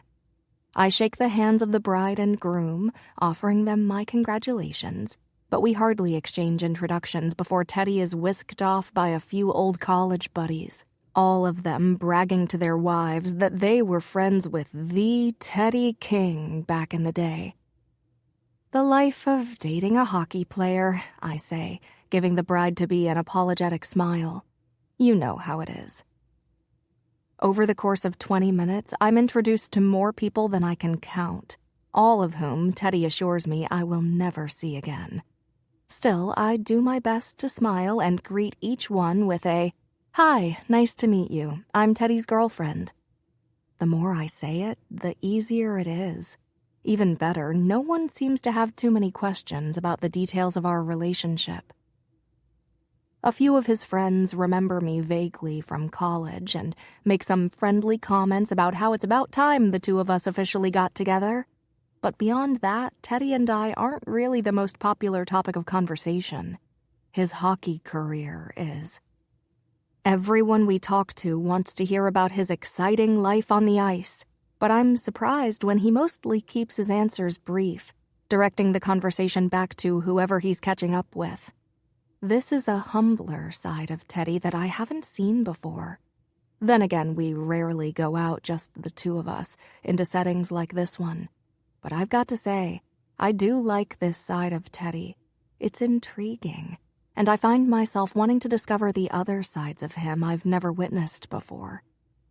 After plenty of socializing, we eventually settle in at a table with our drinks, a wheat ale for him, a vodka soda with lemon for me. What use is an open bar if you don't take advantage of it? I see you haven't outgrown your vodka and lemon phase, Teddy teases, giving me a wink as he takes a long sip of his beer. What can I say? I find what I like, and I stick to it. The lemon barely conceals the taste of vodka, but as it washes over my tongue, the familiar taste puts my nerves at ease. I'm the same way, actually, he says, nodding toward the bottle in his hand. I've been drinking the same beer for years. And whenever I travel for games, the guys always give me shit for eating at chain restaurants. But if it ain't broke, don't fix it, right? It's a lot easier than trying to figure out where to get a decent burger in a new town every couple of days. No way, I say with a laugh. You're a chain restaurant junkie too? A smile forms behind his beer bottle as he takes a sip. Hell yeah, I am. The food is solid, and I know I can trust it. Why change a good thing? Exactly. Tell that to my foodie friends. They're always making fun of my odd love for cheesy chain restaurants with those little pictures on the menu, but I don't see what's so bad about a little consistency. I guess for our next date, I'll have to take you to Chili's then. I give him a grin. Don't knock Chili's. I'd enjoy myself more there with a plate of chicken wings than at one of those stuffy places where the food is tiny and contains things like foie gras or calves' brains. I shrug. I'm pretty low maintenance on the date scale. He chuckles, then kills the rest of his beer. I'm grabbing another one. Do you want another vodka soda? I nod, gazing at him. Why not? It's an open bar, after all. Teddy grins at me. My kind of girl. A weird sensation rushes through my chest as I watch him walk away.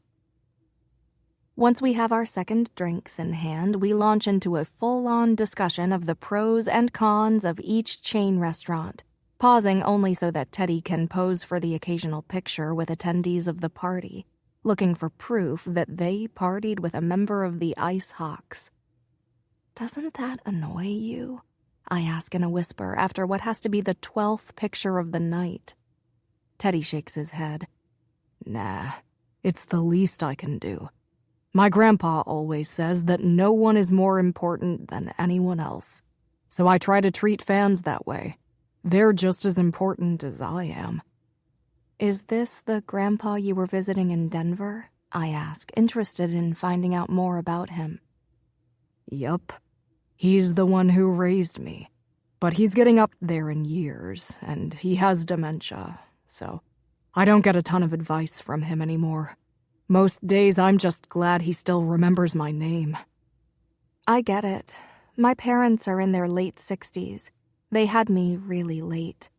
They say I worry about them too much, but I shrug, then clear my throat and lift my glass in the air in an effort to steer away from this suddenly sad conversation topic. I propose a toast. Teddy furrows his brow but lifts his beer in the air. Okay, a toast. To what? I giggle. The alcohol is clearly getting to me. I don't know. To chain restaurants? To chain restaurants, Teddy says, and to open bars. By the time the party is coming to an end, Teddy and I are both certified tipsy. He suggests the diner across the street as a venue for some drunk food and a few cups of coffee to sober up, or take a cab home. Since I can never say no to a plate of French fries, we're sliding into a booth in no time. The waitress must smell the booze on us because she instantly pours us each a huge mug of coffee. Are we that obvious? I giggle across the table. Teddy shrugs. Who cares? Worst case scenario, she recognizes me and tells people Teddy King was drunk in here on a Friday with his smoking hot girlfriend. I roll my eyes. Thanks for the compliment, babe. He stops in mid-sip of coffee, shaking his head. No, you can't call me babe. I call you babe. You have to come up with your own nickname for me. I scrunch my nose, thinking it over. What about baby? No way, he scoffs. I once was hooking up with this girl who kept calling me baby over and over again in bed, like she didn't know how to say anything else. It was one of the worst hookups I've ever had. My eyes narrow, giving him a challenging squint over my coffee mug. Really? That's the worst you've ever had? I don't believe that for a second. Okay. He leans back in the booth, folding his arms over his chest. I'll tell you my worst if you tell me yours. Deal, I grin. You first, though. His full lips seem to be permanently amused. Ugh, of course he's making me go first. Luckily, our waitress reappears, buying me a little more time to think about it as I place my order for a side of fries. Meanwhile, Teddy orders what sounds like half the menu. The only thing worse than an athlete's appetite is an intoxicated athlete's appetite. The dude can seriously eat. The waitress leaves to put our orders in with the cook, and as soon as she's out of earshot, Teddy leans across the table, narrowing his eyes at me. Come on, worst hookup story. Tell me. Fine, I give in on a sigh. There was a guy in law school. We hooked up 2, maybe 3 times at my place. But then the first time I went back with him to his apartment, it turned out he had a dog. And this dog absolutely would not leave the room while we were trying to, do the deed. I wiggle my eyebrows. Teddy throws his head back in an uproarious laugh. Come on, Dawson. You just have to lock eyes with the dog right away and show your dominance over it. Let him know who's going to be the one getting petted tonight. I hold my hand to my mouth to keep myself from spitting coffee all over the table. Gross, TK. Once I've swallowed my coffee and gotten my giggles out, I prop my chin in my hands and blink expectantly at him. Your turn. First, I refuse to believe that's your worst story, but all right, fair is fair. He scans the room to make sure no one is listening in, then wags a finger at me. But all I'm saying is I wouldn't be telling you this if I were completely sober, okay? I blink at him again, not saying a word until he spills. Okay, so there was this girl. Kind of a jersey chaser type I met when I first started playing for the Ice Hawks. I took her back to my place and she tried to blow me. I frown. Tried to blow you? Yeah, tried, he says, his eyes widening. And by that, I mean she just, held my dick in her mouth for a few minutes. She didn't even move. She just held it in there. And then after a while, she winks up at me and says, "Did that get ya?" I didn't know what the fuck to do, so I said, "Yeah, thanks." This time, there's no holding back. I cough once, sending coffee all across the table until we're both absolutely cracking up, fumbling with the napkin dispenser to get it cleaned up before the waitress sees. I didn't even get to the end, Teddy protests. The next time I saw her at a bar a few months later, she was full on making out with a girl, so I guess my dick turned her off of men for good. I scoff as I press another napkin into the spill. Teddy, your dick didn't turn her into a lesbian. How could you possibly know that? His voice is serious and his eyes are on mine. Suddenly, my mind is racing back to junior year again, sitting on my dorm room floor with Teddy's arms wrapped around my waist as he shifted me into his lap so I could feel the pressure of his bulge pushed against me. Not a loud drunk, a fun drunk, but not as fun as you are in bed.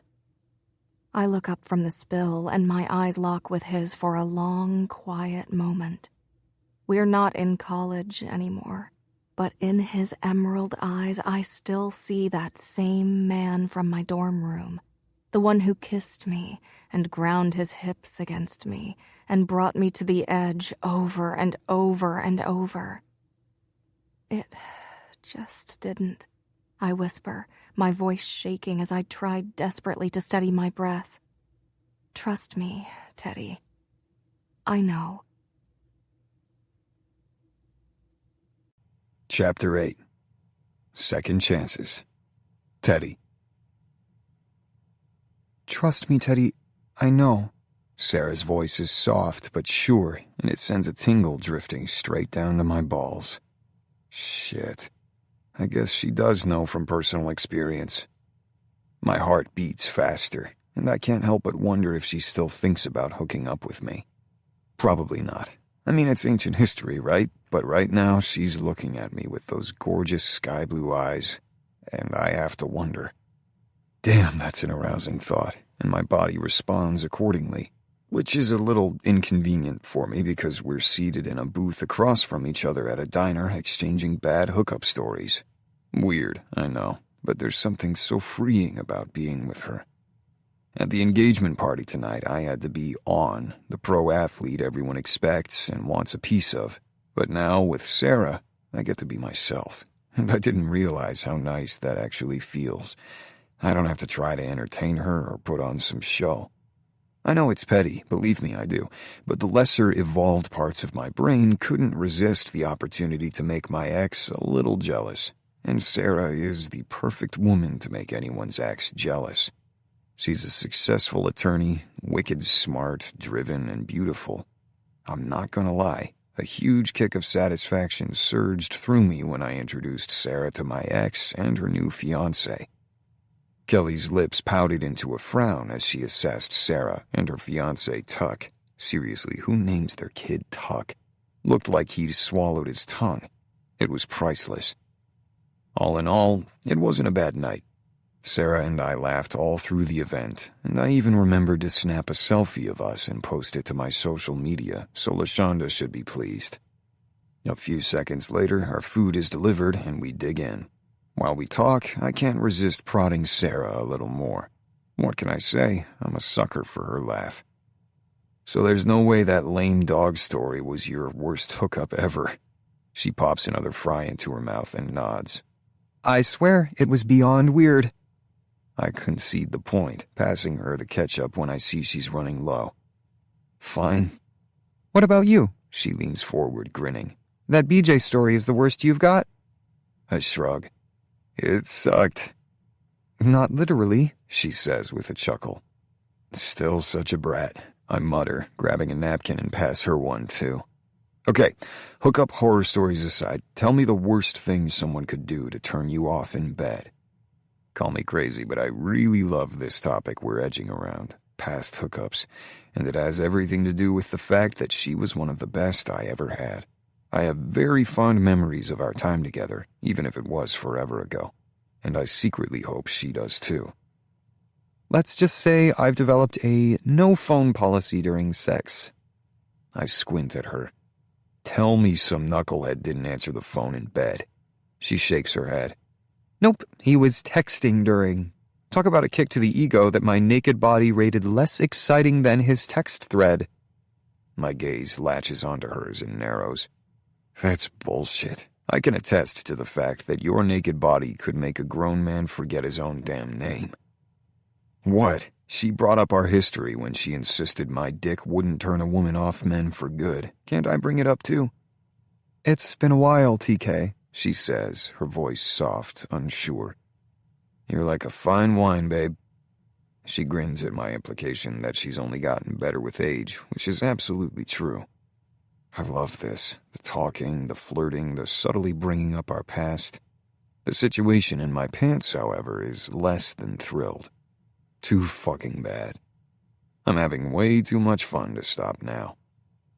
What about you? She asks, dragging a soggy fry through her ketchup as though she's disinterested, but I can tell she's into this conversation too. First, there's the quick pulse thrumming in her neck, and second, she's leaning in toward me across the table. Any turnoffs? A million thoughts flash through my brain at once.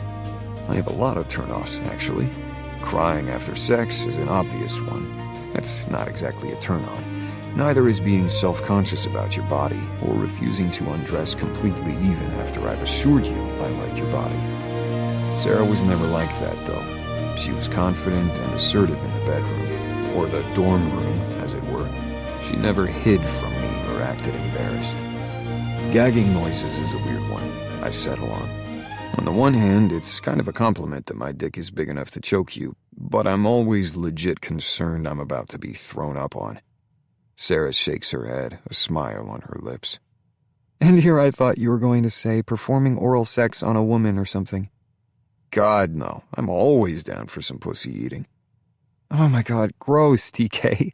She laughs, but it comes out a little breathless. Nothing gross about it, sweetheart. I lean forward, placing my elbows on the table. My theory is you've got to treat it like a big plate of barbecue ribs. Dig in, get messy, and expect to be there a while without caring if you're ever going to finish. You're doing God's work, she jokes, meeting my eyes with a grin. Do unto others. Sarah giggles, crossing her arms in front of her chest. Don't look at her tits. Oh, I've got another one, I say, trying to distract myself from her perfect chest. There was once this girl I was making out with who spit in my mouth with no warning. I learned that day I don't like having my mouth spit into. Sarah's eyebrows raised briefly, and then her calm expression is back. Poor naive TK. She was probably an alien sent from another planet to lay an egg in your throat. I burst into easy laughter. This right here is what I love about being with this girl. She catches me off guard, and no part of her is impressed that I'm a hockey player. We're just two people with a shared history making each other laugh. Even if this is a fake date, it's hands down one of the best dates I've ever been on. It seems as though Sarah isn't done reminiscing. She gets a faraway look in her eyes as she pushes her plate away, and I get the sense she's still thinking about the past. Why didn't I ever do anything fun and reckless and just for me? Like, I don't know, get a tattoo, maybe something cute on my lower back? You don't put a bumper sticker on a Mercedes, I say teasingly, my voice low. She laughs again. You were the only fun thing I ever did, Teddy, and that video was pretty reckless. Yeah, it was, wasn't it? God, what were we thinking? She makes a low sound, shaking her head. Me? I was thinking with my dick. I have no idea what your excuse was. I guess I was thinking with my vagina. Her eyes meet mine, and there's a slight blush to her cheeks. I chuckle with easy laughter. God, I've missed this, Sarah. Us, carefree, laughing, hanging together. We spent so many years hiding our past from our friends and pretending this never happened. What were we thinking? I missed us too, she says softly. After we've finished eating and exchanging dirty stories, I settle our tab and decide I'm more than sober enough to drive home. With my fingertips trailing along her spine, I escort Sarah toward the exit with a satisfied feeling bubbling in my chest. Game time decision. Do I invite her back to my place or not? I lean down and whisper near her ear. Thank you for coming. She looks up at me with a surprised expression. I had more fun than I thought I would. So, what you're saying is I'm not a bad fake date after all. You're not so bad for a fake boyfriend. She sighs, a little smile lingering on her lips. Who am I kidding? Of course I'm going to invite her back to my place. Then I've got just the thing to push this date over the top, I say with a grin. And what would that be? Peanut butter ice cream. My place. You in? I'm banking on the fact it's still her favorite, and when I see the smile tugging at her lips, I know I've won. She doesn't hesitate. Let's roll. Something changes during the car ride over. The air grows thicker, hot with unspoken tension, and the minute we reach my apartment, it all comes to a head. Sarah has gone totally quiet on me, and I have no idea what she's thinking. Is she going to flee? Back out on the whole fake relationship thing we've got going on? What the fuck has taken root in her head from the time we left the diner till now? You okay? You went kinda quiet on me, Dawson, I say as we step into my apartment, and I close the door behind us. I left a light on over the kitchen sink, so there's a soft glow to guide us, but it's dim and the apartment is filled with shadows. For a second, I think she's about to make some smart remark, maybe call me out on my promise of ice cream, but then she nibbles on her lower lip and meets my eyes. I want to see it. I don't have to ask what she wants to see because one look into her eyes and I just know. The video. I don't think that'd be a very good idea. My reluctance doesn't dissuade her. After slipping off her heels by the door, her long, toned legs carry her toward my laptop, which is sitting on the kitchen island. It's not on there, I say as she fiddles with it. Then show me. Against all better judgment, I lead her down the hall toward my study, which I use as a home office. It's where I pay bills and watch sports tape, and the room contains a little more than a desk and an office chair. There's a sad faux plant in the corner and a dusty box of tax returns in the closet. But on the computer perched on the desk is the video she's asking to see. For the record, I still think this is a bad idea. I pull off my suit jacket and loosen my tie while I wait for her to change her mind. I've never seen it, she says, standing beside the desk with her hands on her hips. It's obvious I'm not going to deter her. When Sarah wants something, she goes after it. We're a lot alike that way. Sinking into the leather armchair in front of the desk, I fire up the computer and locate the file in question. Even the thumbnail image arouses me. There's nothing sexy about it. It's actually an extreme close-up of her thigh. Sarah probably can't even tell what it is, but my dick knows what's about to go down and stands at attention, eager to be put in the game. Last chance to back out, I murmur, my finger hovering over the mouse. Sarah shifts restlessly beside me, leaning one manicured hand against the desk as she gives her head a firm shake. You know I'm not going to back down. Just show me. Her tone leaves little room for argument, and I'll admit, I'm more than curious about what her reaction will be when she finally sees this video after all these years. I take a shallow breath and click play, bringing the video up to full size. The first few seconds are of us getting situated on my bed. But once we do, the video versions of us are kissing, my hips happily grinding against hers. She's wearing only a pair of white cotton boy shorts and a lime green bra, and I have on a pair of gray boxer shorts. I remember the emotions surging through me like it was yesterday, the heart-pounding feeling in my chest, the horny anticipation running through me, the excitement of being on camera, how her soft skin felt against my fingertips. All of it. Daring a quick glance up at her, I notice that she's flushed and her breathing is little more than shallow pants. The video version of me slowly peels her panties down her legs and then tosses them over the side of the bed. Her hands shove into the back of my underwear, pulling my ass closer. I help her, pushing my boxers down and out of the way so she can grind her wet center all over me. God, I remember how good that felt. A warm shudder pulses through me at the thought of how wet and needy she was. I want to make a comment, maybe ask her if it's like she remembers, or say something, anything to lighten this intense mood that settled around us, but there are no words. This video is the hottest fucking thing I've ever done, and now I'm sitting here with my co-star reliving our porno debut. And there's nothing rehearsed or awkward about the way we moved together. Even back then, we were red-hot, combustible chemistry, and there was an ease about us being together. On screen, Sarah makes a pleasure-filled sound, and real-life Sarah looks unsteady on her feet. The moment I finally sink inside her on the video, real-life Sarah stumbles forward and sinks into my lap. "You okay?" I rasp, my voice husky. She swallows and then nods once. "This is..."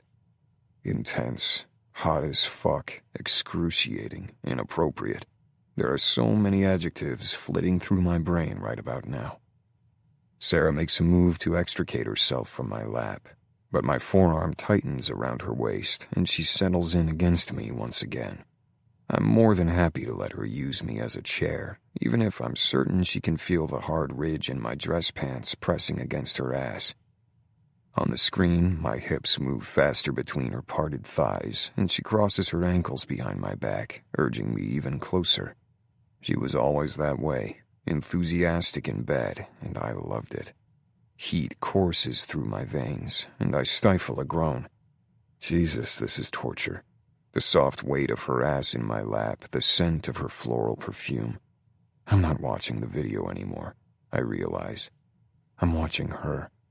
My blood floods with awareness of everything.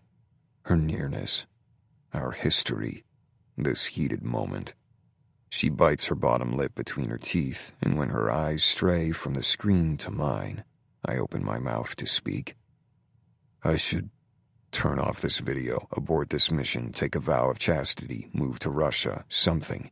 Only none of those words come out of my mouth. I'm not sure when I decide to kiss her.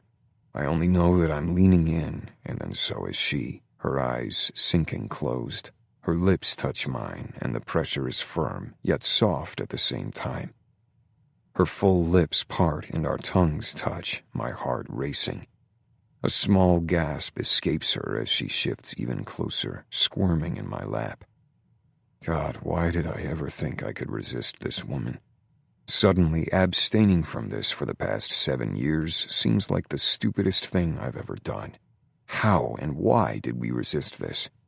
Oh, right, because when she came back at the end of that summer, she had a boyfriend, and then by the time she was single again, I was dating someone. Lather, rinse, repeat, and that was how things went for a while. But now we're both single, very single, and kissing. And holy shit, it's the perfect kiss. It's not too slow, but it's not rushed either. There's just the right amount of tongue, and so much hot friction in my lap that I harden even more. I feel so many things in this moment.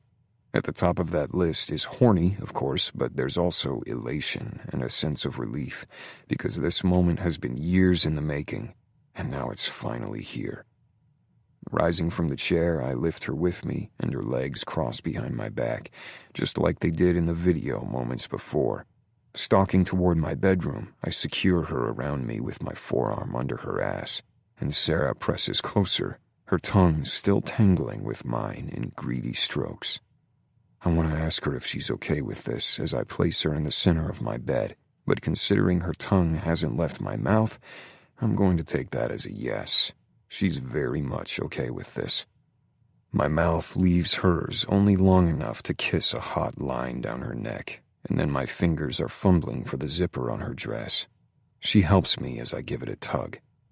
A second later, her dress and my shirt hit the floor, and we're kissing again, her fingertips touching the grooves in my ab muscles in a slow, teasing exploration. "Jesus, Teddy," she says in a whisper, admiring me as her hands roam over my chest. "Look at you." Even though I'd love for her to look and admire and touch me to her heart's content, right now I have bigger goals.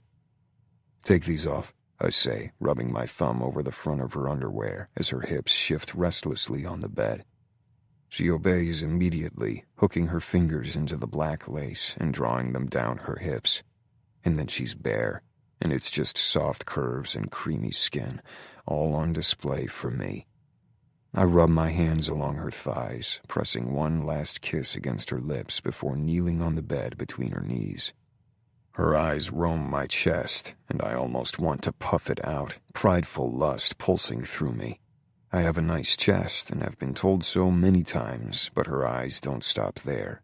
They continue to lower until they come to a stop at the buckle of my belt. Jesus. I need to slow this train down or I'm going to embarrass myself. I lean down to kiss her, adjusting the monstrous erection trying to escape my pants. Her hand sneaks down between us and she touches herself. No way, babe, that's my job. Scooting myself down the bed until I'm eye level with my prize, I place warm, wet kisses along her hip bone and inner thigh, teasing, licking, and biting her until she's shifting restlessly again, her fingers knotting in the blankets at her sides. "Teddy," she moans. I bring my mouth where she wants me and groan when I remember how good she tastes. Yum. She's perfect. With one foot flat against the bed and the other rubbing up and down the center of my back, she rocks herself closer, eager for every bit of pleasure I can deliver. And deliver I do. I'm shameless in my pursuit of her orgasm. Placing one hand against her stomach, I hold her in place, and with the other I explore her breasts, caressing and pinching until her breathy gasps grow more needy. I glance up, desperate to see her expression. Those gorgeous, full lips are parted, and her eyes are focused on the action. Oh, yeah. My hips move shamelessly against the mattress, and I don't even care that I'm fucking my bed in heavy, uncoordinated thrusts.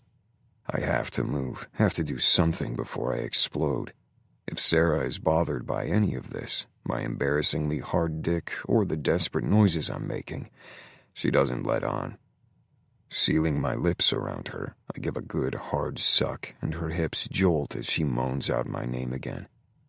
"Are you going to come for me?" I murmur, my tongue moving in slow, sure strokes. Her head bobs, and she makes a needy sound as I suck again, my tongue tracing her sensitive flesh. And then her hands are in my hair, and she's coming. Her body tenses, and a curse leaves her lips as her hands tighten around the back of my neck. Fuck yeah. She's so sexy. While she's still trembling in my arms, I kiss my way up her body, nuzzling into her neck with soft kisses as my hand works fast to open the front of my pants. Shoving them down only far enough to free myself, I get my hand around my swollen cock, jacking it as her hands run up and down my back and shoulders. A few more lazy tugs, and then I'm coming, spilling myself all over her stomach in jet after jet of hot liquid. I shiver, breathing hard against her neck. Fuck. She meets my eyes as I reluctantly lift myself off of her with one arm. "Sorry," I murmur, glancing down at the mess I made on her. "Don't be." A lazy, lust-filled smile overtakes my mouth, and Sarah's eyes move from mine down to my still hard cock that's wrapped in my fist. "Let me grab something to clean you up," I say, hefting myself up off the bed. After cleaning myself in the bathroom, I'm back with a warm washcloth that I use to wipe away the remnants of my orgasm from her stomach. I'm not sure if things are about to turn awkward between us, but thankfully they don't. With a satisfied sigh, Sarah gets up and begins dressing while I change into jeans and a t-shirt. Once we're both decent, she turns to face me, lifting onto her toes to press a quick kiss to my lips. "Is it okay if I take a rain check on that ice cream?" I grin down at her. "Of course it is. I'll save you some." "You're the best." "Can I drive you home?" I ask, picking up my keys. She nods and slips into her high heels once again, neither of us mentioning what just took place in my study or in my bedroom. As we get in the car for the drive back to her place, one thought skates through my brain on a continuous loop. The date might have been fake, but the orgasms, those felt very real. Chapter 9. Sangria and Secrets. Sarah. It's Monday morning at Carroll and Associates, and although I've been at my desk sipping cold coffee and staring at a crowded inbox for nearly an hour, I've gotten approximately 0 things done. I wish I could say I don't know what's gotten into me, but I'd be lying if I said I couldn't precisely pinpoint what my distraction is. He's 6'3", chiseled as hell, mouth like a Dyson vacuum, and keeps infiltrating my thoughts. No matter how daunting my email inbox is today, I can't wrangle my mind into focusing on work without it wandering back to Friday night. I had no intention of hooking up with Teddy, but the second he pressed play on that video, I knew my body would betray me. I told myself it was a long time ago and I'd moved on, but watching us move together on video sent electricity coursing through my veins. The same electricity I felt pulsing through my core the night we hit record, and I couldn't help but act on it. While I'm still pissed that Teddy lied to me about deleting every copy of our little sex tape, he was right about one thing. That video is hot. Apparently hot enough for me to want to reenact a scene. But as fun as Friday night was, I need to remember that above all else, Teddy is my client and a friend. Which means I need to hit pause on the naughty daydreams and make sure that we're the only 2 sets of eyes that ever see our little cinematic experiment. Aside from the jerk who hacked into it. Speaking of, in the midst of my cluttered Monday morning inbox, one message stands out. The random letters and numbers that make up the email address it's sent from are an instant indication that this is the message I've been waiting for. A reply to the cease and desist letter I sent. I open the email and am met with exactly the sort of message I was expecting. He's trying to cash in on this. At least I assume it's a he. The message is to the point. The idiot wants $1 million. In exchange for what? A promise that he won't blast this video all over the World Wide Web? As if I would trust that a person who breaks into people's personal clouds for shits and grins would keep a promise. That's not how any of this works. I keep my answer short and sweet. My client is offering not to prosecute in exchange for your cooperation. If you choose not to cooperate, we are prepared to press charges. The choice is yours. It's not my most professional email, but then again, sending threats isn't normally a part of my job description. Unfortunately, this threat is really more of a bluff. The private investigator I hired has been unable to trace the blackmailer's IP address, leaving us pretty much in the dark on who or even where he or she is. As far as lawsuits go, we can't exactly prosecute someone if we can't identify them first, and if they turn out to be outside of the country, this whole mess gets 10 times more complicated. Whoever this creep is, they've done their homework on how to cover their tracks. I heave a sigh, then press send on the email. Until I get a response or the PI gets a lead on this guy, there's not much I can do on this case. And I have about a dozen others I need to work on today. I frown at my computer monitor, weighing my options on where to start. But before I can make up my mind, a shadow appears in my doorframe. It's David, my boss, clutching a coffee mug and giving me a narrow-eyed stare. "Good morning, Ms. Dawson. How's that intellectual property case coming?" It takes a second for me to even remember which case he's referring to. Shit, I am so off my game today. I haven't looked at it yet today, I admit with a small smile. I've been pretty tied up with a few other clients this morning. A knot forms in my stomach. I shouldn't be lying to my boss, but what am I supposed to say? That I've been too busy reliving my Friday night orgasm to do my job? Although, maybe he would understand, because that was one hell of an orgasm. David gives me a firm nod. "Understood. I hope you can make some progress on that today. We'll be discussing it next week at your review. My eyes dart to my calendar. Shit. This review, the thing I've been counting down the days to for months. The day I'll bring everything I've got to the table in hopes of walking out of that meeting as a partner of Carroll and Associates has somehow sneaked up on me. I was hoping that I'd have the promotion in the bag by now, but this morning I'm not feeling so sure. Hello, intellectual property case. It looks like you and I are going to be spending the rest of the day together. Absolutely. Looking forward to it. I grin as he gives me one more nod and then exits my office.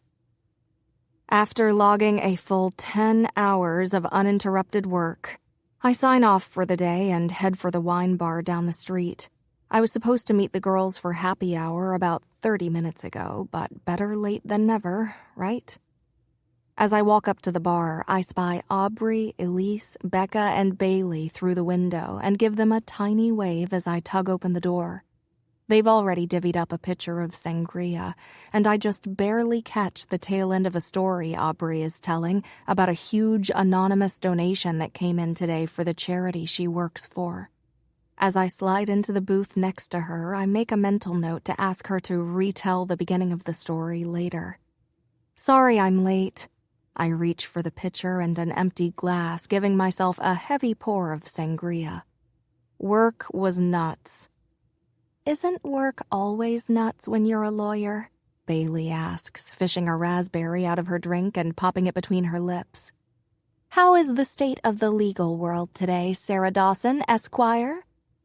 I smile through my first sip of sangria, the fruity flavor washing away the stress of the workday. Overwhelming, as always. For half a second, I consider telling them about the sex tape, but opt instead to take another swig of sangria. I said from the start that I wanted to get as few people involved in this as possible, and I'm going to stick to that. It might, however, be a good idea to fill them in on Teddy and me. Better they hear it from me than from some sports gossip website in a few days. There's actually something I wanted to tell you guys, I say, circling my straw through the ice in my glass. All four of them lean in attentively, ready to hear whatever gossip I have to offer. It's been a long time since I've had a secret to share with the girls.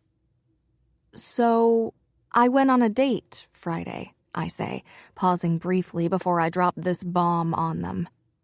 A date with Teddy. I'm instantly met with 4 sets of wide eyes and 4 dropped jaws. I could have guessed that was coming. Whoa, hold up. Aubrey holds her hand up like she's waiting for the teacher to call on her so she can ask a question. I'm confused. You and TK? AKA the 2 members of this friend group who argue more than anyone else? I shrug, biting nervously on my straw to keep from spilling all the details on this being for PR purposes. That would involve telling them why we have a public relations scandal to cover up in the first place. But I have no problem with letting them think that Teddy and I are a thing in the meantime. If anything, it will make this fake relationship a little extra believable to the public. He needed a +1 to his ex's engagement party, I say to explain. It's not a total lie. I agreed to be his arm candy so he didn't have to show up single to see his engaged ex-girlfriend. And it was fun. We had some drinks, some laughs. No big deal. I don't exactly relish the idea of lying to my girlfriends, but I'm not totally lying, I decide. I'm telling them half the truth. It's kind of what I do as an attorney, find loopholes and work with them. Elise gasps. No big deal? This is so freaking weird, Becca says, shaking her head in disbelief. You and Teddy are like the last 2 people I would have imagined together. We all said the same thing about you and Owen when you started dating, I point out. I'm not sure why I'm so defensive about a relationship that's entirely for show, but for some reason I am. I guess that's fair. Becca backs off, topping off both her own glass of sangria and mine. I'm just saying, you guys are constantly butting heads. It's hard to imagine you two as a couple. We're not a couple, I say, correcting her, although her use of the word couple sends a tingle up my spine. I like the sound of that more than I should. We only went out once, that's all. But do you think you're going to go out with him again? Aubrey asks, her eyes glistening with anticipation. To my surprise, the question releases about 100 butterflies in my stomach. Yeah, I think we will. The smile tugging at my lips grows to a full-blown grin. After Friday, the idea of going on another date with Teddy, even a fake one, is more than a little exciting. Sure, this is all going to come crashing to an end in a matter of time, but until then, what the hell? Why not have a little fun while it lasts? After all, I know exactly how fun Teddy King can be. Chapter 10. Fully Invested. Sarah.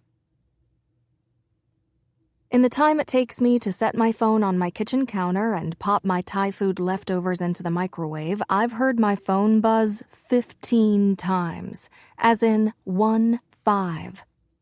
It's a Wednesday night, and after spending a soul-sucking 12 hours at the office today, all I want to do is plop down with my pad thai and fall asleep on the couch watching reruns of legal dramas, which, by the way, are about 1,000 times more exciting than my actual life as an attorney. Instead, it looks like I have 16 texts to deal with, and I'm hoping with every fiber of my being that this isn't a work-related emergency. I'm not sure I can scrounge up the energy to deal with one more case file today. Balancing my bowl in one hand, I snatch up my phone to see what's worth sending 16 texts about. The group chat with the girls is the culprit of this crime of excessive texting, and when I swipe open my messages, I nearly spill noodles and chicken all over my kitchen floor. Holy shit. Becca and Owen are engaged. I stare dumbfounded at the selfie Becca sent us. She's holding up her left hand, a solitaire diamond glistening in the light. Behind her, Owen is absolutely beaming with pride, one arm wrapped tight around Becca's waist as if to indicate that he's never letting go. God, they're ridiculously cute, like one of those Instagram couples that you think can't possibly be real. I fire off an enthusiastic reply with as many exclamation points as I can manage, trying to ignore the unexpected pang of jealousy hitting me like an arrow straight to the chest. Of course, I'm happy for Becca and Owen. They're perfect for each other. Yet I can't help but feel slightly envious of what they have. A real, genuine love worth holding on to, till death do you part. Meanwhile, all I've got is a completely fake relationship for the purposes of softening the media blow of a potentially leaked sex tape. Not exactly the textbook definition of romance. I managed to quiet the green-eyed monster in me long enough to join in the celebration happening in the group chat, oohing and awing with the rest of the girls over the enormous rock on Becca's finger. Everyone agrees that we'll have to get brunch on Saturday to celebrate and see just how sparkly the ring is in person, as well as talk wedding plans. When Aubrey volunteers to make the reservation, I duck out of the group message momentarily and open my contacts. I need to text Teddy, partly because I want to know if he was in on this proposal plan, and partly because I need to feel a little less tragically single right now, even if the best I can do is texting my fake boyfriend. Seconds after I press send to forward him the picture of the happy couple, my phone buzzes with his reply. Teddy. Hell yeah, she said yes. I chuckle at his response and quickly type out a message. Sarah, did you know anything about this? A second later, I get my answer. Teddy. Maybe. Plopping down on the couch, I lift a forkful of noodles to my mouth. It makes sense that Owen ran it by the guys before popping the question. If no one else, he would have at least told Justin, probably Becca's parents, too. Maybe he told all his teammates. Who the heck knows? My phone lights up with another text. Teddy. Are you mad I didn't tell you? I roll my eyes, a smirk tugging at my lips while I respond. Sarah, of course not. I'm just impressed you didn't spill the beans last Friday after you had a few drinks. Teddy. Yeah, right. I can be trusted with a secret, as you well know. Are you still coming to the game Saturday? A jolt of nerves passes through my body. Teddy and I settled on Saturday's afternoon game as the perfect opportunity to make our relationship public, since with hundreds of cameras around, it's bound to go viral. I'll be sitting with the other players' girlfriends and wives, rocking TK's jersey, and the rumblings of Teddy King being spotted with a new girl on his arm will be officially confirmed. The thought of being shown on national television overwhelms me, but I know there's no better way to make sure America knows that this IceHawks forward is spoken for. I type out a reply. Sarah, wouldn't miss it for the world. But for now, I need to eat dinner before I fall asleep. We'll talk details of Saturday tomorrow? He replies a moment later. Teddy. Gotcha. Good night, babe. I hold one finger over those 4 little letters on my phone screen. B-A-B-E. And the tragically single feeling turns to a warm hum in my chest as I drift into a dream where I'm the one flaunting a diamond on my left hand and beaming with happiness. Question. What is the correct number of mimosas needed to celebrate one of your best friends getting engaged? Answer. The limit does not exist. Saturday mornings are always an absolute zoo at any brunch spot in the city, but we're not eating at just any brunch spot today. We're eating at the hottest restaurant for brunch within Seattle city limits. Beneath the airy lighting and plants hanging from the ceiling, all 5 of us are cozied up at a table meant for 4, having taken full benefit of the build-your-own mimosa bar and what very well may be the world's most impressive selection of pastries. How Aubrey managed to snag us a reservation here with only a few days' notice, we may never know. Cheers to the woman who finally locked down my brother, Elise calls out, lifting her glass of water in the air. We agreed to carpool to the game later, and Elise volunteered to be the designated driver, so she's a no-go on the mimosa bar this morning. I told her I'd stay sober with her in solidarity, so my champagne flute is really more of an orange juice flute. She doesn't have to know the real reason I'm not drinking. I'm too nervous about Teddy and me going public today to stomach anything more than a few sips of OJ. Congratulations, future Mrs. Parrish, Bailey giggles as we all clink our glasses together. I can't wait for the wedding of the century. You guys are going to go down in history as the best bridesmaids ever. Becca smiles, laying a hand on her heart. It's her left hand, of course, and the overhead lights bounce off her ring, casting little rainbows across the table.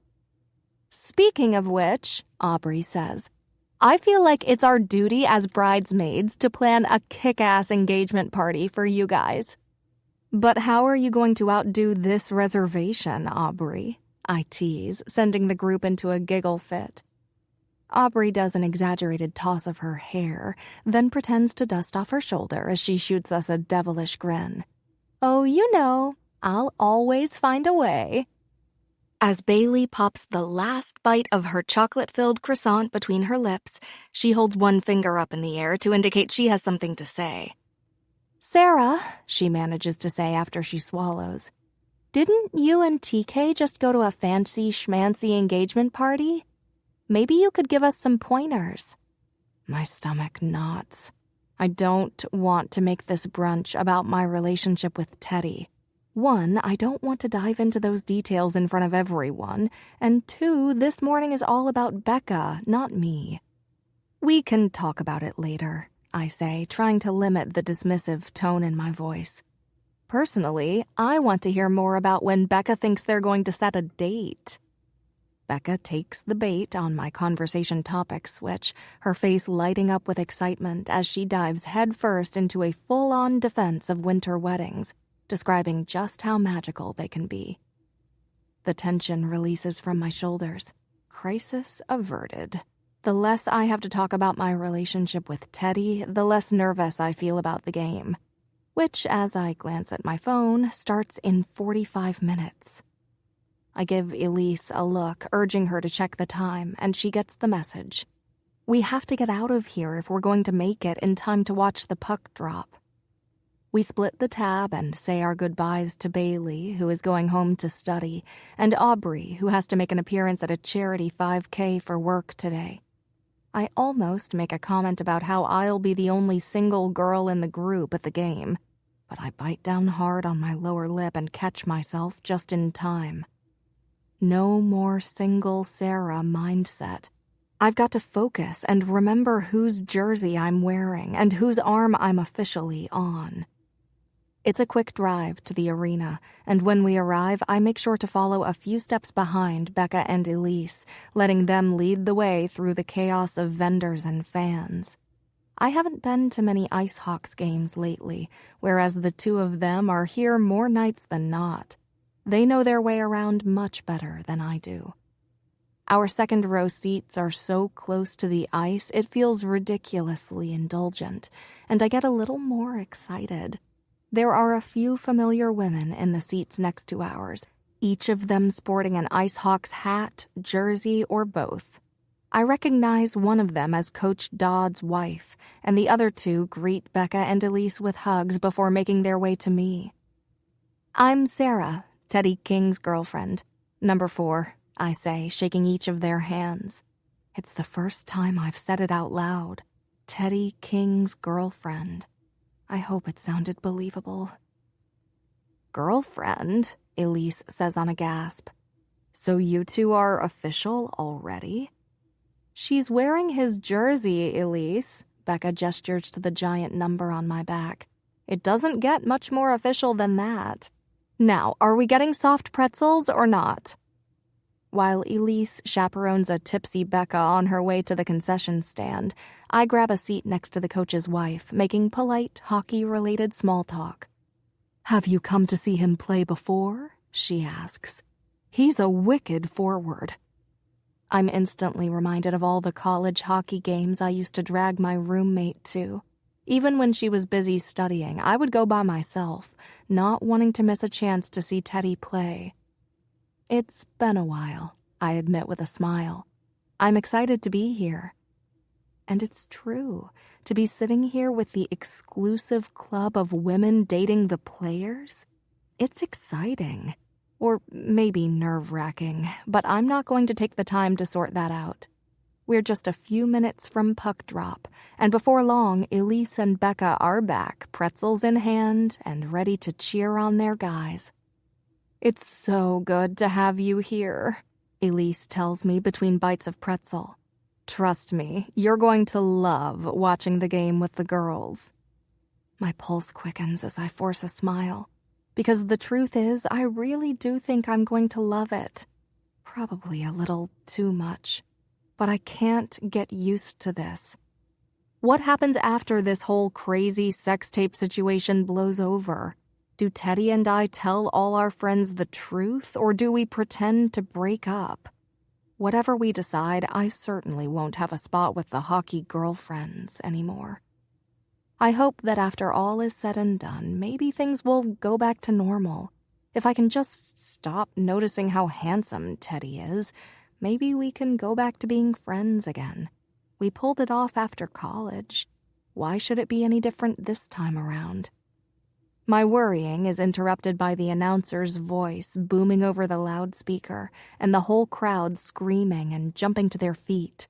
Player by player, the team skates onto the ice. And when Teddy enters the rink, I lose my mind, cheering and clapping as loud as humanly possible. We're close enough that when I spot the gleam lighting up his eyes as they lock with mine, the chilly arena suddenly feels warmer, like a cozy wool blanket has been placed around my shoulders. As he skates to the other end of the rink, he blows me a kiss, which nearly knocks me over. Nice play, King. Let's hope the cameras caught that one. Oh my God, Becca squeals, clapping her hands together giddily. That was so cute. I take back everything I said about not picturing you guys together. You're freaking adorable.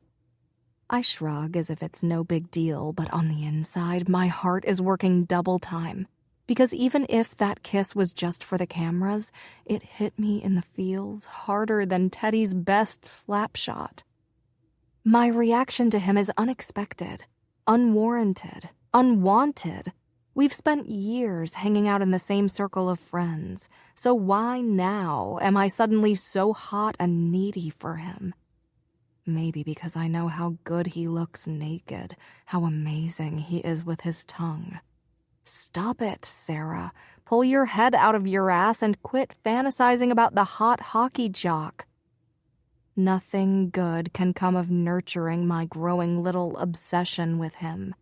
But the more I try to pretend I'm not affected by him, the worse my longing gets. And if I can't get these feelings under control, we're both going to be taking the penalty for it. As the action starts, my gaze is focused on the ice, chasing the players and the puck with every fierce move they make. I've been to Teddy's games many times over the years, but being here tonight is a different experience. Maybe because I'm closely watching everything and seeing it through a new lens. Like how bulking, ginormous Owen looks with all that gear on. The way their team captain, Grant, stations himself at the end of the bench to tap gloves with the guys coming in off their shift. The way Teddy moves effortlessly, yet so aggressively across the ice. It's a game that requires a lot of stamina and courage. And Teddy is damn good at it. To say I'm proud would be a massive understatement, but it's the rest of my emotions that have me more than a little on edge. Taking a much-needed breath, I lean forward in my seat, way more into this game than I ever expected. Chapter 11. Sexy little temptress. Teddy. I can't seem to shake the memory of the last time I was alone with Sarah. It wasn't my finest performance. I jerked off on her like some hormonal teenager. I'd barely shoved my pants down when I was all but fisting my cock and jerking it against her stomach, coming in under a minute with the taste of hers still on my tongue. I doubt that's what LaShonda had in mind when she suggested we begin dating to keep up appearances. My bad. But if Sarah is holding this against me, you wouldn't know it. Her fingers curl around my bicep, and she lets out a low laugh at something Asher just said. Does she know she's turning me on? Not to mention she's wearing that lipstick again. That fucking bright pink lipstick that makes the front of my pants too tight. She came to my game last Saturday, but we didn't go out afterward. The media had caught wind of our relationship, so mission accomplished. Sarah texted me, "Good game," when she got home, and I received a pleased email from LaShonda the next morning saying we were all over the media. While I spent this week traveling for 2 games in the Midwest, Sarah spent the week buried in work, which means that this is the first chance we've gotten to be together again. I sort of wish we were somewhere quiet, alone, instead of here in this swanky hotel's ballroom, but celebrating Owen and Becca's engagement has won out. The low lighting and circling waiters carrying trays of champagne and little hors d'oeuvres create a romantic, intimate ambiance. In the center of the room are the guests of honor, Owen tuxedo-clad and beaming with a huge grin, his arm around his new fiancée, Becca, who looks equally as overjoyed, dressed in a long cream-colored silk gown. They look so happy. Something twists inside me, and I shake away the feeling, leaning down to ask Sarah if she'd like another cocktail. Nodding happily, she presses a kiss to my cheek. Yes, and one of those little crab puff thingies, please. I have no idea if that kiss was really for me or for the benefit of our friends who think we're actually dating. Taking advantage of the situation, I give her hip a squeeze and leave her with Asher. I don't miss the way his gaze wanders to where my hand lightly gripped her. I guess it's probably a little strange for our friends to see us behaving like a couple, when the entire time they've known us, we've been nothing but platonic. Smiling like I've got a secret, I wander to the open bar to get us a refill on our gin and tonics. Our first cocktail disappeared pretty dang quickly after Sarah announced that she's made partner at the law firm, a goal she's been working toward for years. Between the celebratory toasts and congratulations, that first round went fast. But Sarah, in her typical humble fashion, didn't want to take the spotlight from Becca and Owen's night, and banned us all from mentioning it again, at least for the night. I'm so damn proud of her, though, I could burst. After stuffing a couple of bills into the tip jar, I collect our drinks and wander back towards Sarah. This time she and Asher have been joined by Bailey and Elise. Bailey's talking about bridesmaid dresses while Sarah nods along dutifully like a good friend. It's kind of amusing. "Have I told you how gorgeous you look tonight?" I murmur low near her ear. "Prettiest girl in the room." I'm rewarded with an elbow to my ribs and can't help but chuckle. She's feisty, and I love it. I'm trying to distract myself and keep the mood light, because the alternative is focusing on the fact that if our sex tape leaks, her promotion will be pulled back faster than a goal shot during a timeout. It's not something I want to think about. You look handsome, too, she finally whispers, giving me a sly smile. I place my hand at her lower back and lean close again, appreciating the delicious scent of her body wash. "I guess engagement parties are becoming our thing." She nods, meeting my eyes with a sultry expression. 2 in what, 4 weeks? I nod. We're on a roll. She shoots me a wicked look. Just don't drink the water. Gazing at her curiously, I start to wonder about that comment. Why, are you scared we'll be next? Her lips part, and she watches me but doesn't reply.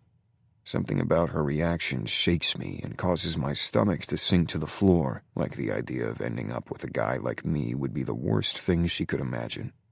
"Hey, if anyone's next, it's me and Justin," Elise says, placing one hand on her hip and giving us a pointed look. "We've been together longer than Becca and Owen, and you guys have only been dating for like 4 minutes. Sarah laughs and turns toward Elise, where they get into a serious discussion about how long each couple has been dating, and a host of other things that I would classify squarely under the category of girl talk. Becca and Owen escape from the pack of relatives that have been holding them hostage and make their way over toward our group. "Damn, look at that rock," Bailey says dramatically, shielding her eyes when Becca gets close. Owen looks so proud he could burst, and Becca lets out a low laugh, holding out her left hand for everyone to inspect her engagement ring. While they talk about setting a date, I fixate on something else. Don't drink the water. That comment is still bouncing around in my brain as we are encouraged to take our seats for dinner. I pull out Sarah's chair and she lowers herself into it, sitting between me and Bailey. Also at our table are Asher, Justin, and Elise, the rookie Landon, and our team captain Grant. I notice he's drinking water rather than a cocktail like everyone else. He's certainly more disciplined than I am. Owen and Becca are sitting at a nearby table with their parents, something about getting the families to meet for the first time. The evening passes too quickly, and after feasting on steak and crab cakes, Sarah is seated beside me in my car, and we're cruising toward her place. She doesn't seem to realize that her comment at the party struck a chord with me. After fiddling with the radio until she finds a song she likes, Sarah hums along to the music, looking out the window at the passing streetlights. When we reach her place, I park at the curb and turn in my seat to face her. "Are you coming in or what?" she asks, her voice low and seductive. "Are you going to try and take advantage of me, Dawson?" "I don't think I'm going to have to try too hard, King." She climbs out of the car and walks toward the stairs, and I quickly follow her like a goalie chasing a puck. We're barely inside the door before my lips are on her neck. The lock clicks behind us, and I press her back against the wall, lifting her chin toward mine. "Been thinking about kissing you all night," I whisper. Were you waiting for a formal invitation? I kiss her hard and deep, desperate for my mouth to be on hers. Sarah parts her lips, and the moment her tongue touches mine, my cock jumps to attention. Her hands wander under my jacket, and she runs her palms down my chest, her breath coming out in sexy little pants. Bedroom? "Yeah," I say on a groan. She slips off her heels and leads the way to her room, not bothering to turn on any lights until we reach our destination. Pausing only long enough to flip on a small lamp on her dresser, Sarah's back in my arms, kissing me again within seconds. My hands skim over her curves, and I make a frustrated sound. "Where the fuck's the zipper on this thing?" She chuckles. On the side. Her fingers help mine, and together we draw the dress down over her body until it puddles at her feet and she can kick it off. Dressed only in a pair of nude-colored panties and matching strapless bra, Sarah gives me a challenging look. About time you lost that suit, she says. I happily comply, stripping down so fast that she's chuckling as she watches me toss everything over the side of the bed, including my black socks. There's nothing attractive about a naked man still wearing socks. She crawls toward the end of the bed where I'm seated, and when she drops to the floor between my feet, all the air leaves my lungs at once. With her blue eyes on mine, Sarah lowers her mouth to my cock and presses a soft kiss to the almost painfully swollen tip. Jesus, I'm going to disgrace myself. Realizing most of her lip color is worn off, I touch her cheek, stopping her. Go get your lipstick. She looks up at me in confusion. Please, I say, and this time she does, hopping up to retrieve the gold tube from her clutch on the dresser. Put it on. Sarah parts her lips and reapplies the color. Then she stands before me in her panties and bra, her dark hair loose around her shoulders and those full lips painted a vibrant pink. Damn, she's stunning. Now come here. I crook my finger at her and Sarah obeys, crossing the room until she stops before me. My heart rate triples as I watch her sink to her knees again. Gripping my length with her right hand, she treats me to another soft kiss, then two. Get me all messy, I say on a pant. Watching her kiss a teasing path down the length of me, I forget how to breathe, how to think, how to do anything other than make choking, gasping, pleading sounds for her to take more of me. Babe, please. And then she does. Parting those gorgeous lips, she sinks down and my length disappears into that hot, wet mouth of hers. Fuck. That's it, I murmur, touching the soft tresses of her hair while my entire body goes rigid. Just like that. Sarah dives in with enthusiasm, treating me to the best blowjob of my entire life while I watch with a half-lidded gaze.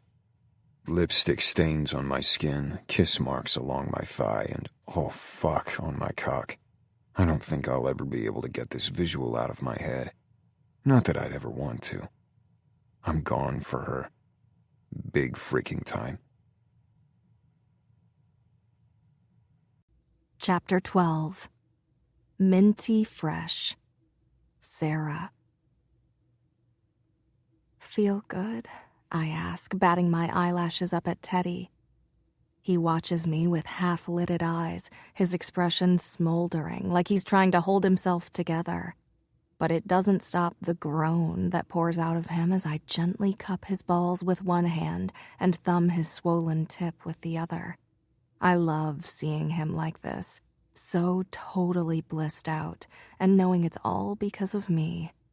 Fuck, babe. He shakes his head in disbelief. Too good. I lower my mouth again and almost smile. Well, if my mouth weren't otherwise occupied, that is, because Teddy King tastes exactly how I remembered.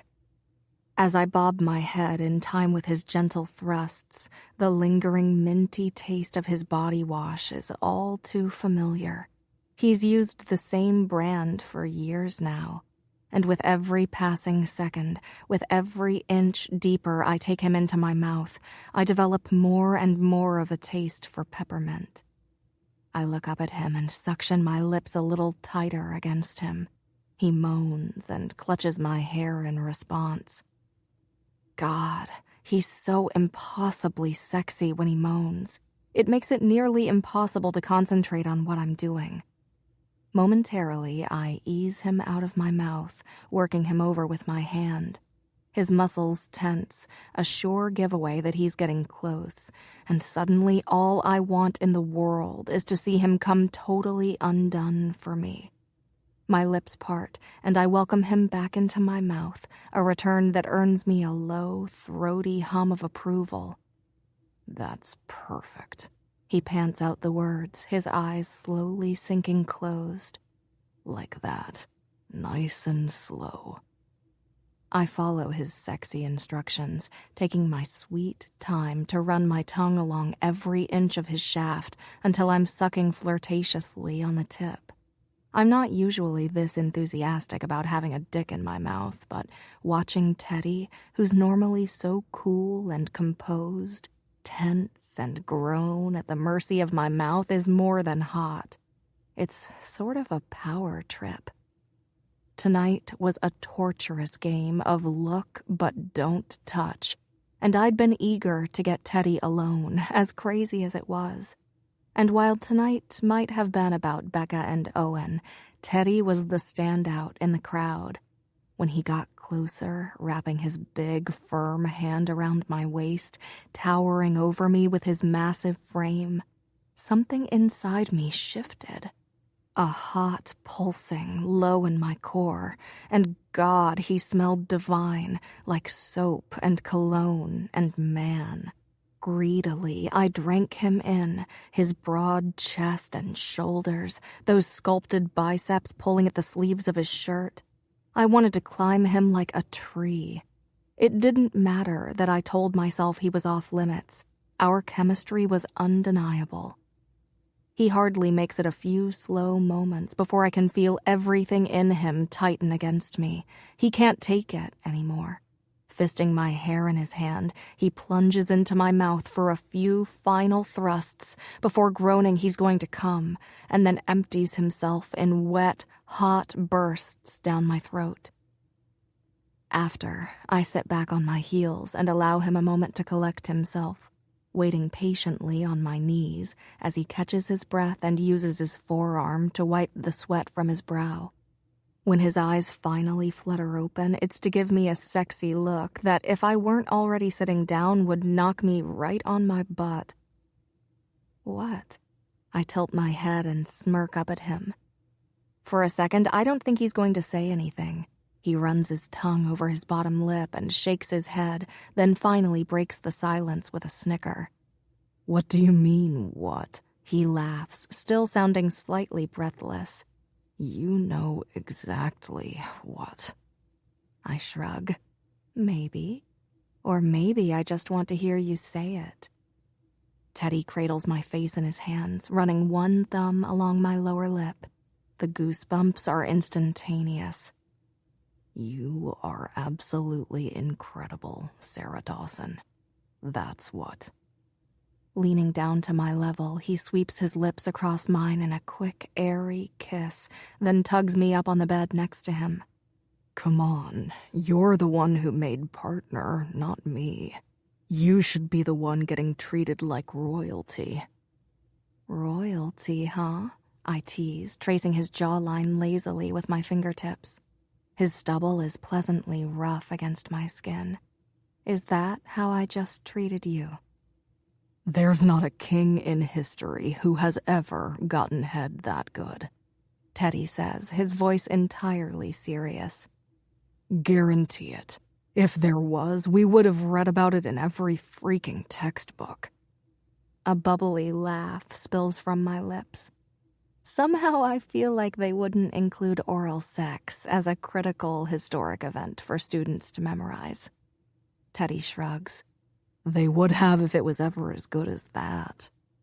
I've got a full arsenal of comebacks that could further this debate. but I don't get so much as half a second to use one. In one swift movement, Teddy is suddenly on his feet, tugging me to the edge of the bed and taking the same spot on his knees that I occupied moments ago.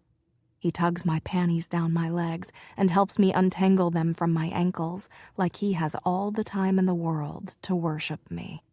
My strapless bra comes next, and then I'm bare before him. Every ounce of air escapes my lungs as he slides 2 fingers against me, groaning in appreciation of how wet I am. God, he says on a strained sigh. So wet for me. And he's right. It's all for him. My eyes sink closed, and I murmur my approval at the soft, exquisite way he's touching me. Don't you dare close your eyes, he whispers. My breath catches as my gaze meets his. His piercing green eyes are hungry, and I'm the only thing on the menu. He curls his fingers within me, and I buck in pleasure as he applies the perfect amount of pressure to the softest spot within me. He hasn't forgotten my body, or how to give me exactly what I crave.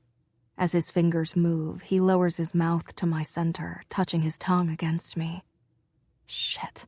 My back arches against my will, and I squirm and shake beneath him, my heart rate climbing until it's all I can do to grab his shoulders and hold on for dear life. But it doesn't matter how hard I hang on, or how desperately I want to make this last, to freeze time in this moment with Teddy working magic between my thighs, and me gripping his muscles tight. I want to hit pause, to stay here forever. But a few expert laps of his tongue, and I'm gone, riding out the hot waves of my orgasm as I come completely undone for him. My muscles are still twitching with pleasure as Teddy rejoins me on the bed, pulling my body close until I'm folded into him in what has to be the best post-sex cuddle session I've ever had. Well, the best and the shortest. Just when we find the perfect fit of my curves against his frame, his stomach grumbles to life against the small of my back. I shift out of his hold to turn over and shoot him a smile. Hungry? He smirks. Always. But I may have worked up a bit of an appetite. Any chance I can raid your pantry? I chuckle. I love his honesty. Go for it. While Teddy tugs his dress pants back on, I forego the dress I had on earlier for a much comfier option. Cue the slouchy, worn-in t-shirt and running shorts. For a second, I consider suggesting that he could keep extra clothes at my place for these kinds of situations. I have an empty drawer in my dresser, practically calling his name. But I catch myself before the words come out of my mouth. Leaving clothes at each other's apartments is a telltale sign of a serious relationship. For a fake relationship for the public eye, not so much. But with all the faking it for our friends along with the cameras, I'm starting to lose track of what's real and what's not. In the kitchen, I head for the fridge and grab myself a bottle of water, gesturing for Teddy to make himself at home in the pantry. And he does. Once I show him where to find the snacks, he wastes no time rummaging through my shelves. Do you have anything that's not organic? He half whines, pushing aside the bags upon bags of dried fruit and nuts I keep my kitchen stocked with. I set my water on the counter and fold my arms over my chest, instantly on the defensive. What's wrong with organic? I think there are some tortilla chips and salsa in there somewhere. Teddy chuckles as he snags the unopened bag of chips from the back of the cabinet. You're telling me you're a lawyer, one of the most stressful jobs out there, and you don't even have comfort food to come home to. He shakes his head in disbelief as he pops the seal on the salsa jar. I'm going to have some comfort food delivered here to keep us both sane. Between the two of us, we managed to demolish most of the bag of tortilla chips and half the jar of salsa in under 30 minutes. I had almost forgotten what it takes to feed an athlete. By the time we're down to the crumbs and broken chips, it's nearly midnight, and I can't hold in my yawns anymore. I guess I should hit the road. There's a twinge of disappointment in Teddy's voice as he checks his watch and springs to his feet. I nod, trying to conceal the fact that I'm a little bummed to see him go. I had fun with him tonight. We both try to make our kiss goodbye last as long as possible before Teddy eventually has to go, promising he'll text me tomorrow. After his car pulls down my street and out of view, I head for the bathroom to wash my face and brush my teeth. I'm silently congratulating myself for maintaining my nighttime routine despite my exhaustion. I could have fallen asleep halfway through dipping a chip in salsa. But I make it to bed, pleased to discover that my sheets still smell a little bit like Teddy. A comforting, minty smell that rocks me straight to sleep. Chapter 13. Reality Check. Teddy. "You looked good out there today," Coach Dodd says in passing, his eyes barely lifting from his phone, even if the tone of his voice is as sincere as I've ever heard it. Tired after the grueling practice, I grin and thank him, then turn for the weight room to squeeze in some resistance training with a little more pep in my step than before. "Slay all day," Asher says, tipping his chin at me when I enter. He's about as subtle as an elephant in a phone booth, but I guess he heard Dodd's praise. "I guess I'm just well-fed today or something," I shrug. Asher chuckles and grabs two 50-pound dumbbells, stationing himself at a bench across the room. "Whatever you need to tell yourself." He's right, though. I performed well today, finding Parrish's 5-hole twice in practice, which almost never happens, and then assisting the rookie Landon with a nice goal, too. Hell, I even kept up with some of the younger guys when we did suicide sprints, which I normally hate. The truth is, you've got to be on in practice when you know there are two teams looking at you, one of which being Denver, the city where my aging grandfather lives. I can't afford to be sloppy or get complacent, even if I am having a hard time picturing myself moving across the country just when things have gotten interesting between Sarah and me. Obviously, the chemistry between us is combustible, but it's more than that. We have a lot in common, too. High-pressure jobs, the same group of friends, aging parents, and a dirty sense of humor.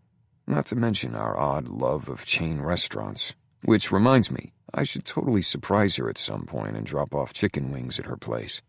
I can only imagine the smile that would greet me if I did. My cell phone vibrates from the floor beside me, and I grab it, answering it immediately when I recognize the Colorado number. "Hello?" "Mr. King, I'm calling about your grandfather Joe," a female voice says firmly.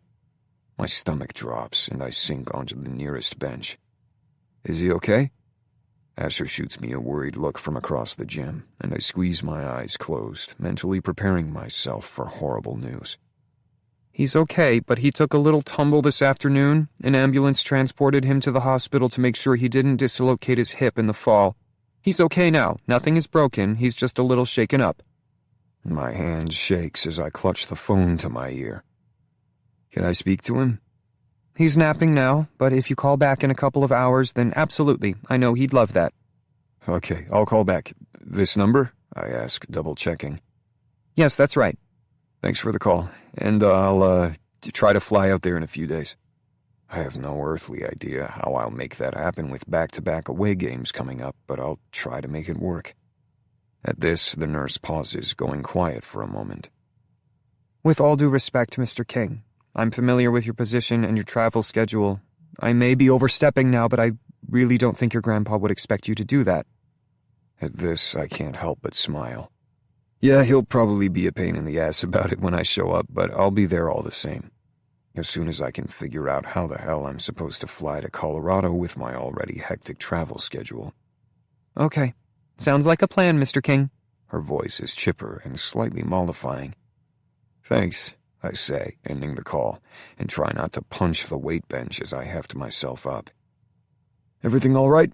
Asher asks, handing me a bottle of water while his eyebrows dart up on his forehead.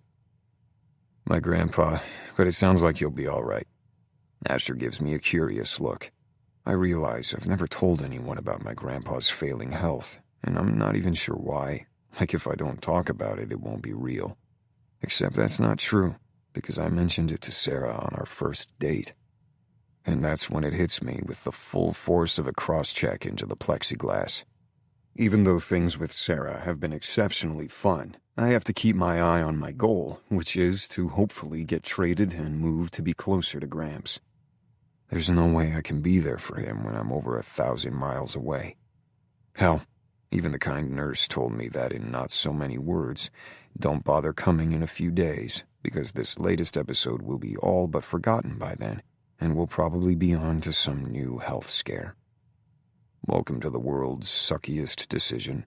Stay here in a city I love with a girl I might have a shot with, or do the right thing and go take care of the only family I have left. It's really not a decision at all. Chapter 14. Bridesmaid Dresses and Blog Posts. Sarah. Ballet slipper or petal pink? Maybe it's just the fluorescent lighting in this bridal shop, but the two dresses Becca is holding up in front of us look nearly identical in color. Or at least they do to me. Don't get me wrong, they both are absolutely gorgeous, but I can't spot a single difference between the two, even if I squint. They both have long, flowy skirts and tight bodices held up by delicate lace straps, and are both roughly the shade of a brand new ballet slipper. Stunning, subtle, and if you ask me, completely the same. But she swears they are two different colors. If I didn't know better, I'd think Becca was pulling a prank on her bridesmaids. Seriously, guys, Becca says, jutting out her lower lip. I can't decide. Which one do you like better for your bridesmaid dresses? The look in her eyes is desperate and expectant as the four of us shift our gazes from one to the other. It feels like Becca is asking us to compare apples to oranges. But from what I can see, we're comparing apples to slightly riper apples. After a longer than comfortable silence, Elise is the first to pipe up, clearing her throat. Which one is which? I breathe a sigh of relief. Thank God I'm not the only one who can't tell. Petal pink has to be the one on the left, right? Bailey asks, but the hesitation in her voice suggests that it's a complete guess. Right, Becca says, then scrunches her nose. Wait, your left, right, or my left, which is your right? Oh, Lord, I'm getting a headache just trying to keep up. If we spend another hour of this day comparing identical pink dresses to each other, I'm going to go completely out of my mind. Why not flip a coin, I say gently. They're both so beautiful, and we'd be happy to wear either one. But one pink versus another isn't nearly as important as the fact that you and Owen are going to be married at the end of this, right? I smile, trying to be helpful. I can feel the rest of the girls hold their breath at once, waiting to see the bride's reaction. Luckily, it's a positive one. Her tight-lipped expression softens into a smile. You're so right, Sarah, Becca laughs. Thank God one of us can stay level-headed during all of this because I sure as heck can't. I let out a soft sigh. Bailey digs into her purse and emerges with a quarter between her fingers. I've got a coin. Do you want to do the honors? Becca eyes the quarter, then returns the dresses to the rack and giddily rubs her hands together, offering one palm out to Bailey so she can hand over the coin that will decide our fates as bridesmaids. Heads, ballet slipper. Tails, petal pink, Becca says, then balances the quarter on her thumbnail and flips it. It bounces off of Aubrey's shoe and lands on tails. Petal pink it is, Becca says, sporting a proud grin for having made a decision. Elise laughs. Okay, but my question still stands. Which one is that? All five of us erupt into giggles as we descend upon a rack of petal pink dresses, holding up different necklines that we think will look best. As I slide hanger after hanger along the rack, I solemnly promise to myself that I will skip all this nonsense on my big day and let my bridesmaids wear whatever the heck they want. That is, if I ever have a wedding. And that's a big if, seeing as my current relationship is nothing more than a publicity stunt. Well, a publicity stunt with some very unexpected side effects. Our relationship may be pretend, but I haven't had to do much pretending around Teddy lately. Things with him have felt so natural. The last night we spent together, I don't know if I had more fun in the bedroom or just sitting and talking with him over chips and salsa. Sexually and emotionally, something about us just clicks. And I think Teddy feels the same way, unless I'm reading him wrong. But I am pretty perceptive. Except, I guess, when it comes to spotting the difference between petal pink and ballet slipper. My phone buzzes in the back pocket of my jeans, and when I see it's Teddy, I can't stop the smile from spreading across my face. He's been dealing with some messy stuff with his grandfather, which I totally get, but it means we've been talking a little less frequently lately. Ooh, Bailey giggles, wagging her eyebrows at me suggestively. I know that smile. Somebody got a text from her man. I'll keep it quick, I promise, stepping back from the dress rack. I don't want to dishonor the sacredness of a girl's day, but they all have been thoroughly filled in on Teddy's grandpa's situation. This could be something important. Turns out it is important, but not for the reason I expected. Teddy. Check it out. We made the hockey blogs. My eyes widen as 3 more texts from him pop up, each one a link to a different blog featuring pictures of us leaving the rink together hand in hand. The best part? I was having a damn good hair day. I look a little closer and can't help but notice the way Teddy is gazing down at me. His expression is so relaxed and happy. I feel a little breathless. This plan is totally working. I fire off an excited response to Teddy. Sarah, LaShonda is a PR genius. We'll have to celebrate. Teddy, date tonight. Oh, it's not what I was expecting, but I can't say yes quickly enough. Becca has to run 10 miles tonight to stay on her marathon training program, so we already agreed our girls' day would wrap up before dinner, leaving my evening totally free. Still, I'll have to get out of here relatively quickly if I'm going to look presentable enough to be caught on camera tonight. But when I ask him where we should go to have our best shot at being spotted by the press, his answer surprises me. Teddy, no cameras tonight. Just you and me. Want to cook dinner together? I can pick up ingredients. A warm tingle dances across every nerve in my body. He wants to see me tonight. Not for the press, the cameras, or the big PR plan. Just me and him, cooking dinner, enjoying each other's company. And to me, that's better than any fancy dinner money could buy. Sarah, that sounds perfect. Your place or mine? Teddy, mine. See you tonight. Chapter 15. Playing House. Teddy. I'm not a very smart man. If I were, I wouldn't be torturing myself like this. Playing house, pretending this way with Sarah. I know it's not smart, but somehow it's all I want in the world tonight. She's due here in 20 minutes, and I couldn't be more excited. This is definitely the highlight of my week. After practice, a workout, and then a nap, I shopped for groceries and then showered again to make sure all the parts I want her mouth and hot skin all over are nice and smooth. Thankfully, my cleaning lady was here today, so I don't have anything to clean up. My place is immaculate. My counters are now littered with the ingredients for tonight's dinner, and I have low music playing on the surround sound system. I check the display and see the low, moody song playing now is titled, You're Somebody Else. It makes me pause for a moment as my brain spins. Right now, I wish I could be somebody else.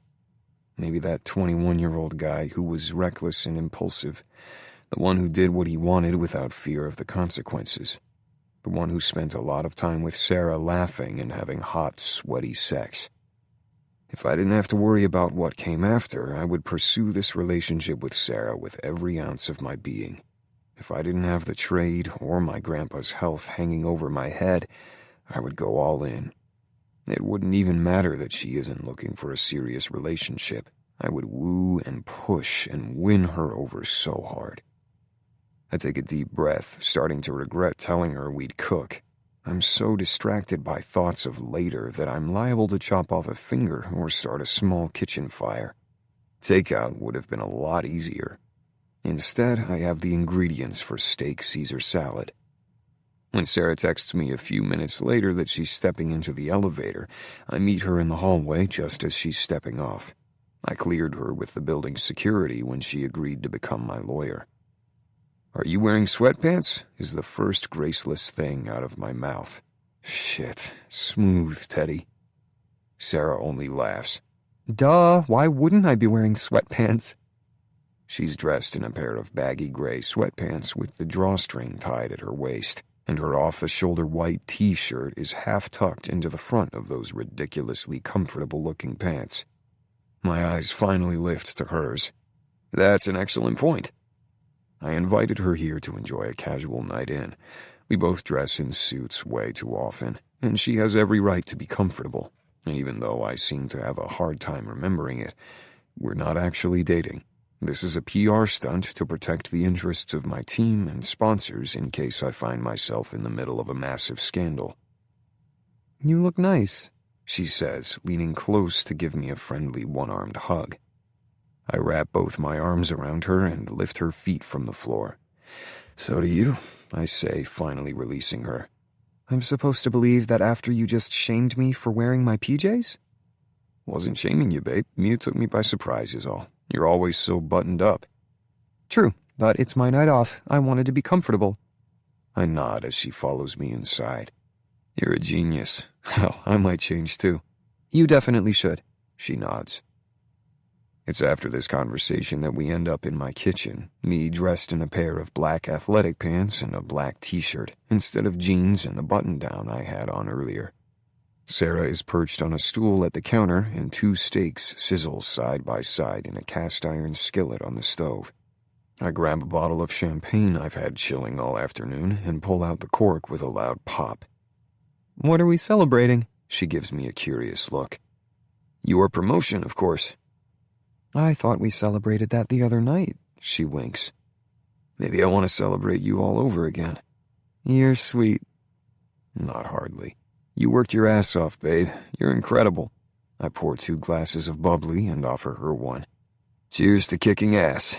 She grins and takes a sip of the champagne. I guess we're both at the top of our game. She's right, and it's a stark reminder that we both have so much to lose. I merely nod and take a long gulp of champagne. Is it true that you might be traded? She asks a little while later. You read the sports column now? She shrugs. When I have reason to? Is it true? I look away, unable to meet her eyes. Might be. I really don't know for sure yet. Why didn't you say anything? I push my hand into my hair, stalling for time. That's a good question. Truthfully, I know it has something to do with the fact that I didn't want to give her a reason to doubt us or scare her off before we even have a chance to get started. She might be doing this because my PR rep asked her to, and sure, that's why I agreed initially too. But from our very first date, something changed. Hell, if I'm being totally honest, maybe it happened before that. That day in the locker room when Owen told the guys he was planning to propose sort of threw me for a loop. Most of the older guys on the team are married, some have a couple of kids, but before Justin and Elise started dating last year, none of us in our group even had a girlfriend. And now 2 of my best friends are in serious relationships, and 1 is getting married. I was never the type to go out looking for a relationship, but the more time I've spent with Sarah, laughing and kissing, Hell, even this, listening to her talk about work while I cook, is pretty damn nice and makes me realize I want more. I guess I didn't say anything because I'm not sure what will happen yet, and I figured it was better not to speculate. She nods. You didn't want to jinx it? I tilt my chin. Something like that. I flip the stakes while she fills me in on the dynamic at the law firm, from the lowly associates to the power-hungry partners. Then I get to work on whisking the 5 ingredients for the salad dressing. Yum, are you making homemade Caesar? I nod. It's pretty easy. If I hadn't learned to cook living with my grandpa, I probably wouldn't have eaten. She softens, smiling at me. Well, I'm impressed. Honestly, Teddy, this is sweet of you. The champagne, the steaks, this is the most perfect night in. The soft expression in her eyes makes something inside me squeeze. Looks like you could use a refill, I say, nodding toward her empty glass. Sure, I can handle one more glass. Did you drive? I ask, retrieving the wine bottle. She nods. Well, you're more than welcome to stay the night if you want another glass later. Her expression stays neutral as I refill her glass. Even though I'm dying to know how she feels about that idea, I stay quiet. A smart man knows not to push his luck, even though the idea of spending the entire night with her in my bed is enough to turn my lower half to stone. I toss the chopped romaine lettuce, sliced cucumbers, and tomatoes into the same bowl I've just finished whisking the dressing in, and pull the steaks out of the pan to rest. Once everything is ready, we carry our feast over to my seldom-used dining table and dig in. This steak is perfect, she says, slicing herself another bite. I think the last time I ate at this table was the last time my grandpa was in town. Sarah smiles. Don't tell me you're one of those typical bachelors who eats standing over the sink. I chuckle. Guilty. She shakes her head, but she's still smiling. Do you cook for yourself like this every night? I read into the words she doesn't say. A girl could get used to this. Forking a bite of salad, I shake my head. Nah, I eat a lot of eggs during the week. Maybe a quick omelet after practice, or I call in a takeout order from the market downstairs. Edelman's? She asks, and I nod. What's your go-to? Promise not to laugh. Sure. She grins. Caesar salad. She laughs anyway. With chicken? Salmon, actually. I read somewhere it's good for muscle recovery and inflammation. After dinner, Sarah insists on loading the dishwasher since I cooked. I don't put up much of a fight because the sight of her in my kitchen, looking so at home in her sweatpants and her hair loose, renders me momentarily speechless. She looks comfortable and relaxed, the vibes so chill and domestic. Is this what Owen has with Becca and Justin has with Elise? Shit, I'm suddenly more than a little jealous. It's in this moment I realize that I've never had a woman here like this. I've brought hookups home before, sure, but I'm usually seeing how fast we can both get off so I can get her gone. As I wipe down the counters tonight, I'm trying to think of ways I can talk Sarah into staying. Once the dishes are done, I grab the champagne bottle and refill her glass. Sarah watches me quietly. When she accepts the glass and takes a sip, it's with the silent understanding that she'll be spending the night. You have a guest room, right? She asks, her voice soft. I lean in closer. If you stay, you and I both know it'll be in my bed, babe. I don't miss the way her gaze darkens as she meets my eyes. A silent, tense moment passes between us. I want to kiss her, but I don't. Not just yet. Actually, I just realized I've never given you a proper tour. I'd love one, she says, recovering. I bought this place last year, but I rarely have people over. Owen and Justin share an apartment in the same building a few floors down, and that's where people usually congregate when we hang out. There, or Asher's place when he hosts the poker tournaments he's fond of. While Sarah sips her champagne, I lead the way, heading toward the terrace off the living room. She already saw the study when our erotic video made its premiere at the end of our last date. We end up in my room a few minutes later, and then into the adjoining bathroom. Holy shit, this master bath is insane, she says, wide-eyed. There are 2 vanities and a separate water closet, a freestanding tub that I've never used, and a glass-enclosed shower with 4 shower heads. Yeah, it's a little ridiculous. She holds her arms straight out at her sides and does a little spin. This is the size of my bedroom. We end the tour back in my bedroom, where I haven't bothered to turn on a light since the dim hallway light provides enough light to see by. And this is where the magic happens, I joke. She smirks, pushing aside the crumpled white duvet that's been flung haphazardly across the mattress. I can see you still don't make your bed. God, no, I say earnestly. Total waste of time. Her mouth lifts in a half smile as she watches me. Did you want dessert? I still have that peanut butter ice cream we didn't get to the last time. My brain lodges on the words, last time. That night we were too busy getting it on in my bed, which looms 3 feet away. A detail my dick hasn't failed to notice. I think I'm in the mood for something else. I take one step closer, my dick getting harder by the second. Oh yeah? Yeah, She says, her eyes flashing with heat. Moving closer, I take the glass from her hand and set it on the table beside my bed. Then my hands are cupping her cheeks so I can draw her forward, bringing her lips to mine. Our mouths meet, softly at first, our kiss tentative, but then her lips part, and she brings one hand to the back of my neck, threading her fingers into my hair, and it's all the encouragement I need. At the first wet pass of her tongue against mine, I taste champagne, and her, and a choked gasp escapes me. And then my hands are on her hips, dipping underneath the waistband of her sweatpants until I can grip the curves of her ass in my hands. Using my grip on her, I haul her close until she can feel the hot, hard evidence of my arousal between us. Teddy, She gasps when my mouth meets the sensitive skin of her neck. Yeah, babe. I want you, She says, sighing. all of you. Then have me. Urging her hand between us, I press it over my erection, and Sarah groans and gives me a firm squeeze. You have the perfect dick. She murmurs as a bolt of electricity zaps down my spine. It's available at any time, I say with a groan. Stop talking, She says, stroking me again through my pants. I'm damn good at following instructions.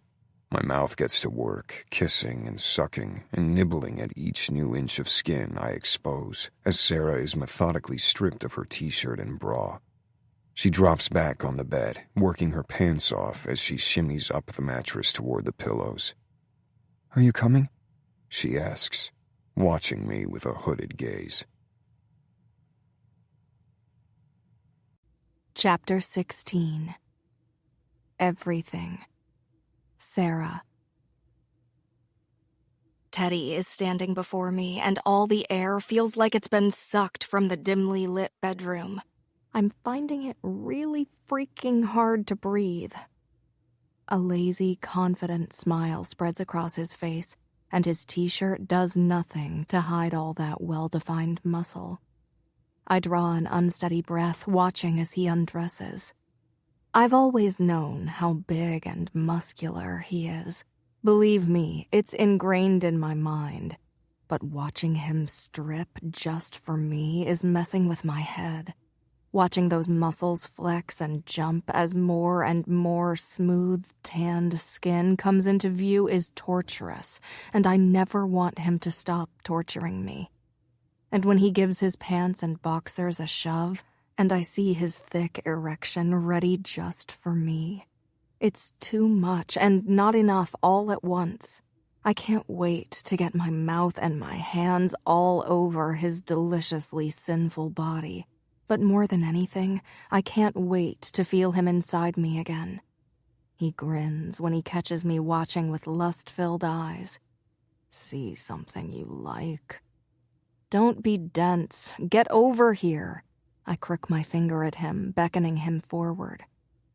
Keeping my walls up is the only way to make sure I don't do something stupid like fall in love with him.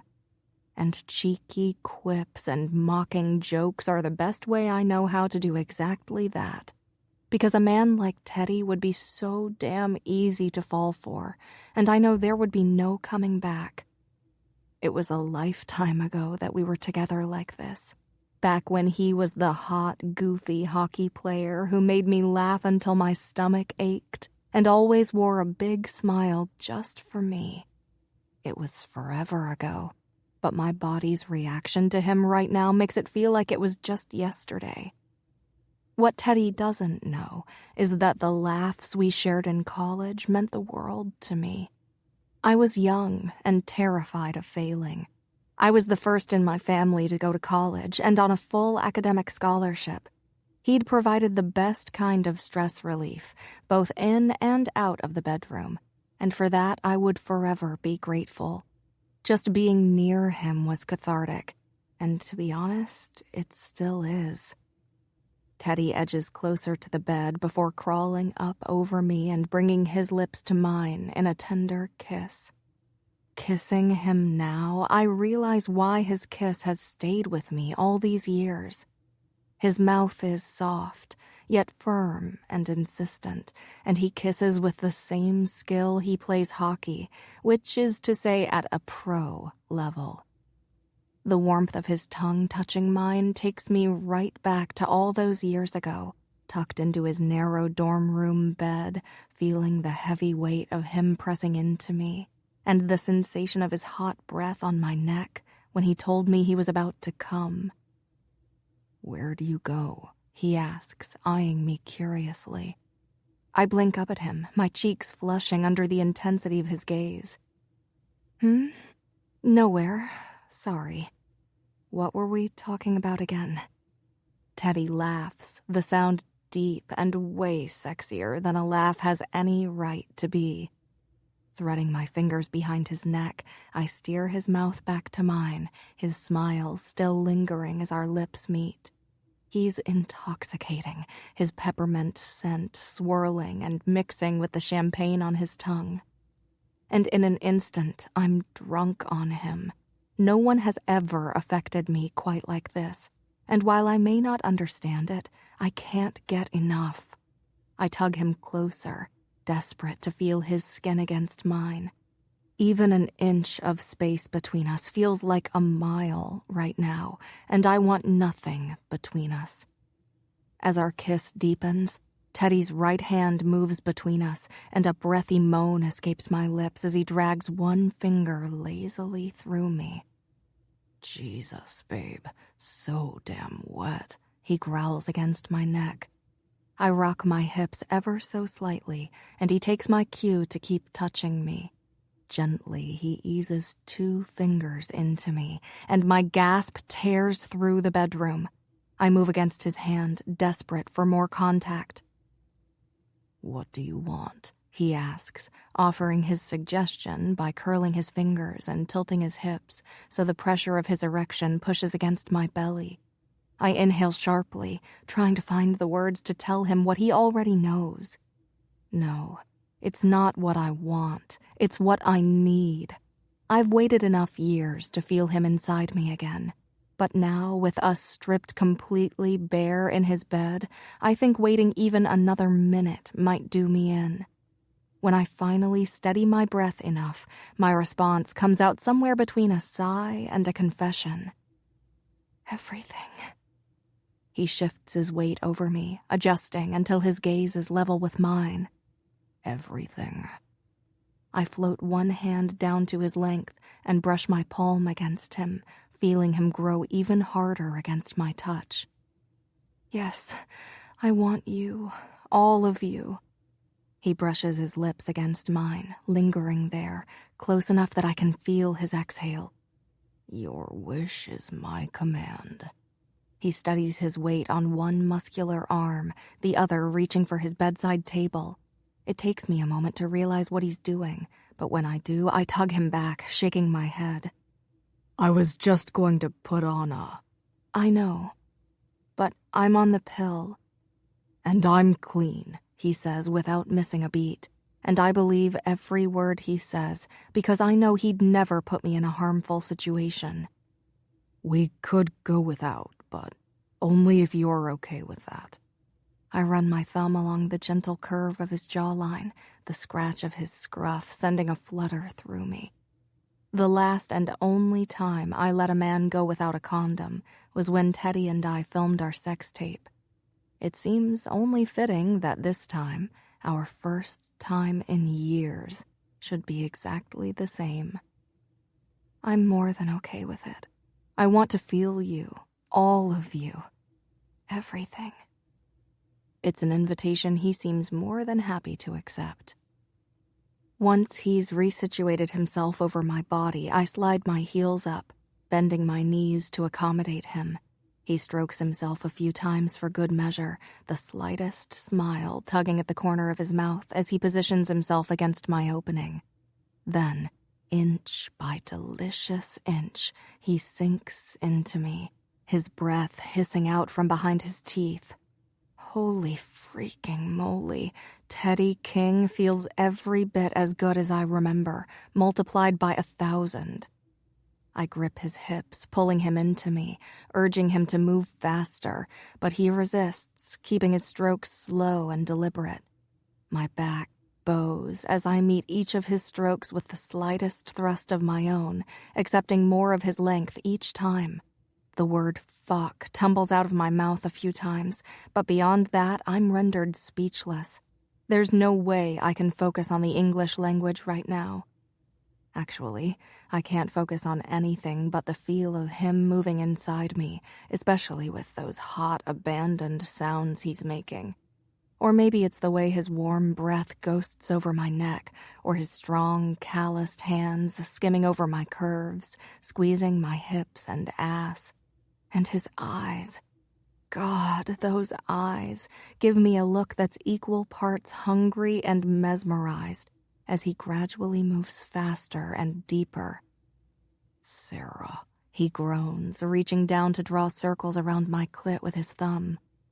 I twitch beneath him, sensitive to his touch, then settle into his pace, his thumb and his thrusts working together in one perfect, glorious rhythm. It's hypnotic, to say the least. Everything within me tightens and tenses as he takes me closer and closer to the edge. I'm fumbling to find my grip anywhere, his back, his shoulders, the sheets. There's nowhere I can hold to keep from completely unraveling beneath him. With one final heady moan, heat pours through me, and I come undone in a wave of pleasure. Teddy follows only moments behind, emptying into me before collapsing into my arms and burying his face into my neck. Wow. I sigh, completely breathless, and reach for words I don't have. That was everything, Teddy suggests, lifting his head and pressing a gentle kiss against my collarbone. I smile. Yes, exactly. You feel exactly like I remember, he whispers, looking deep into my eyes. Absolutely perfect. The heat in my cheeks deepens as I stare at him. So do you.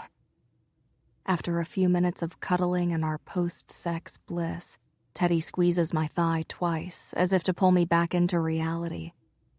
Why don't you go make use of that fancy shower I've got? He nods toward his bathroom door. I'll grab us some snacks and meet you back in bed. My eyes widen. A chance to use that amazing shower? He doesn't have to tell me twice. I nod excitedly, then scramble out of bed and toward the bathroom for what will be the best shower of my life. As I clean myself up, my body tingles, reminding me exactly where Teddy has been. I can't stop smiling.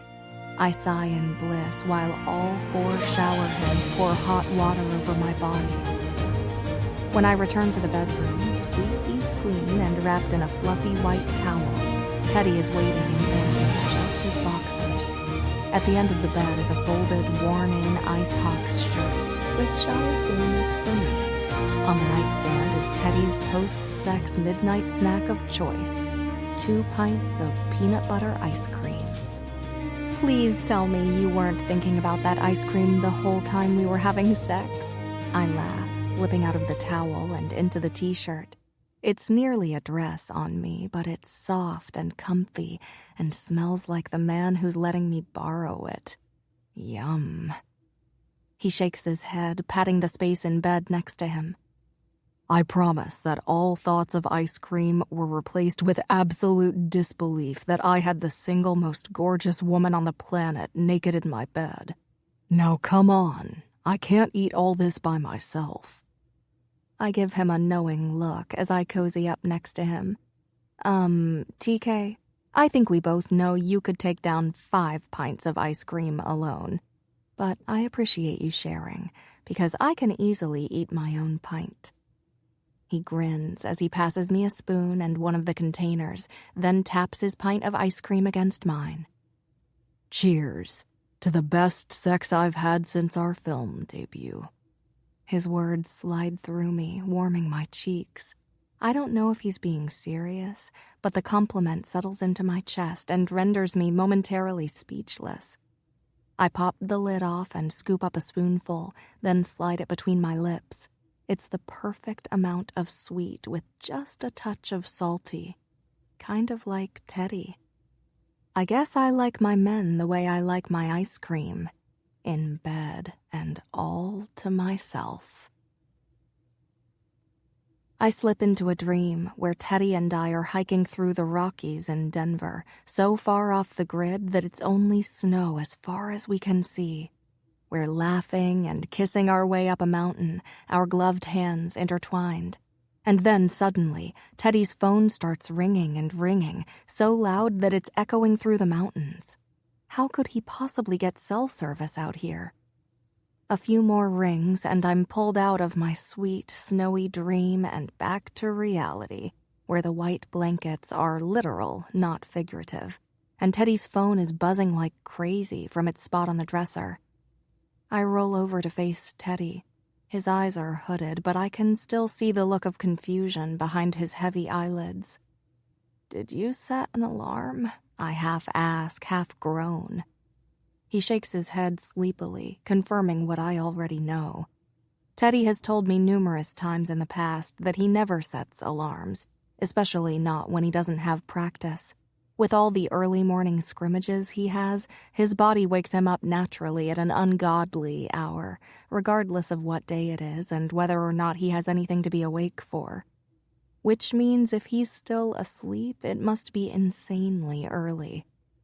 I peek at the clock on the bedside table. 4:45 a.m. Teddy's a popular guy, but who could possibly be calling him at this hour? He pushes back the covers and swings his feet over the side of the bed as he rubs the sleep from his eyes. When he grabs his phone and gets a look at the screen, the longest, most frustrated sigh pours out of him. Teddy? I sit up, craning my neck as I try to sneak a peek at his screen. I can't read anything from this distance, but I can tell he has about 1,000,001 notifications. And suddenly the pieces start to come together in my head. There's one very good reason why his phone would be blowing up this early. A very personal reason that we've been doing preemptive damage control on for a few weeks now. I bite down hard on my lower lip and ask the question I wish I didn't have to ask. TK, is it? Yeah. His voice is strained, like he's trying to keep from exploding. The bastard leaked the tape. I hug my knees to my chest as I watch Teddy scroll through what looks like hundreds of texts and missed call notifications. The room is spinning, and it feels like my heart is lodged in my throat. No matter how many times I gulp, it won't go back down to my chest where it belongs. Our sex tape is officially available for anyone to see. Every kiss, thrust, and moan we shared is no longer just ours anymore. It's everyone's. Moments ago, I was lost in a blissful dream, and now I'm living a literal nightmare. I want to be comforting, to ask if he's all right, but I can't even speak with the tornado of worries spinning through my head right now. What will our friends think? Worse, what will my parents think? I shake that one off, reminding myself that Mom and Dad are too old and uninterested in hockey to ever catch wind of this. So that's 2 people on the planet I don't have to worry about having a completely changed opinion of me. Only 7 billion or so left to stress over. And yet, out of those 7 billion people, there's really only one who matters to me in this moment.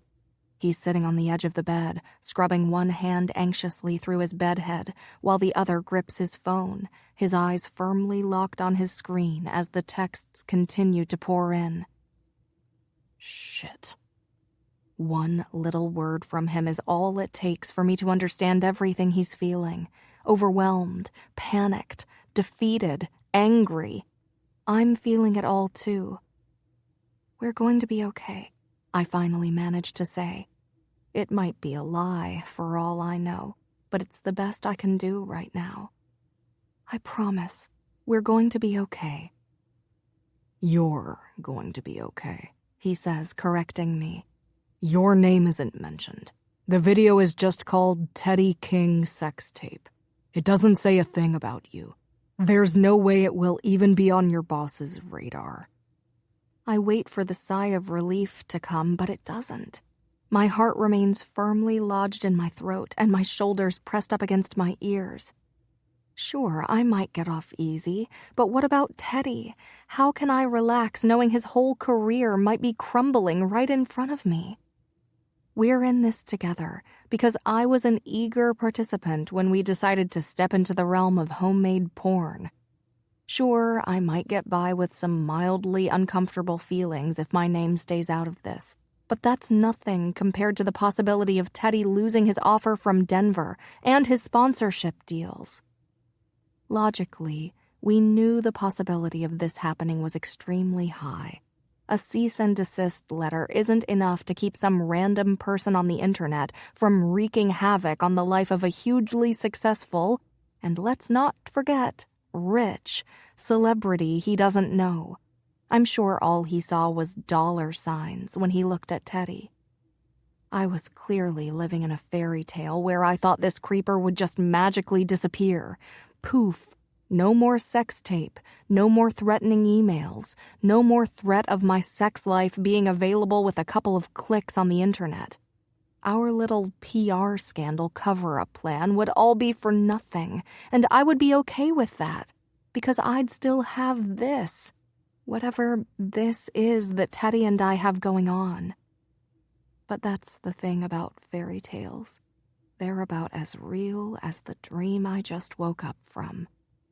Teddy's phone starts ringing again, and his shoulders absolutely deflate. Shit. It's Coach. My whole body clenches.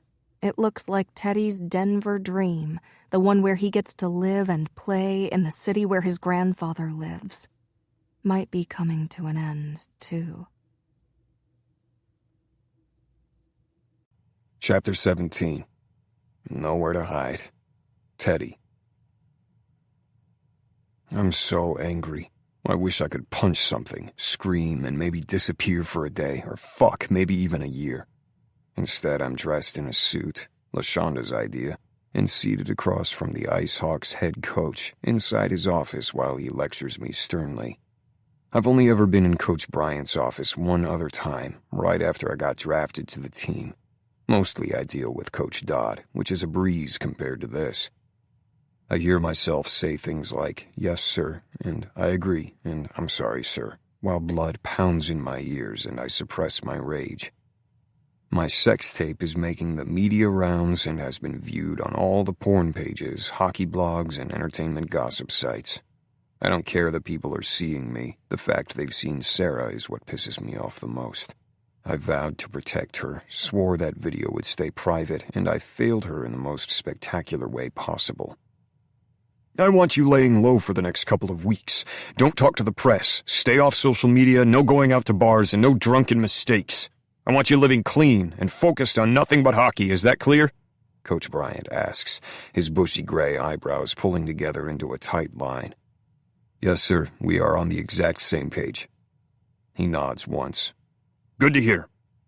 I hesitate, gripping the armrests of the chair before standing. Is there anything else? he asks. I clear my throat. Just, wondering if I'll be starting with my regular line.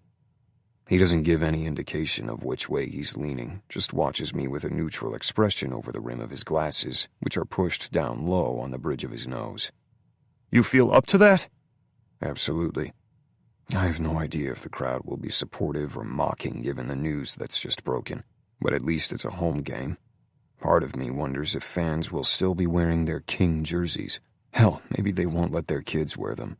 I really have no idea if I'm a laughingstock or a pariah, or if I'll still have fans in the stands. Great. Then I'll see you tomorrow.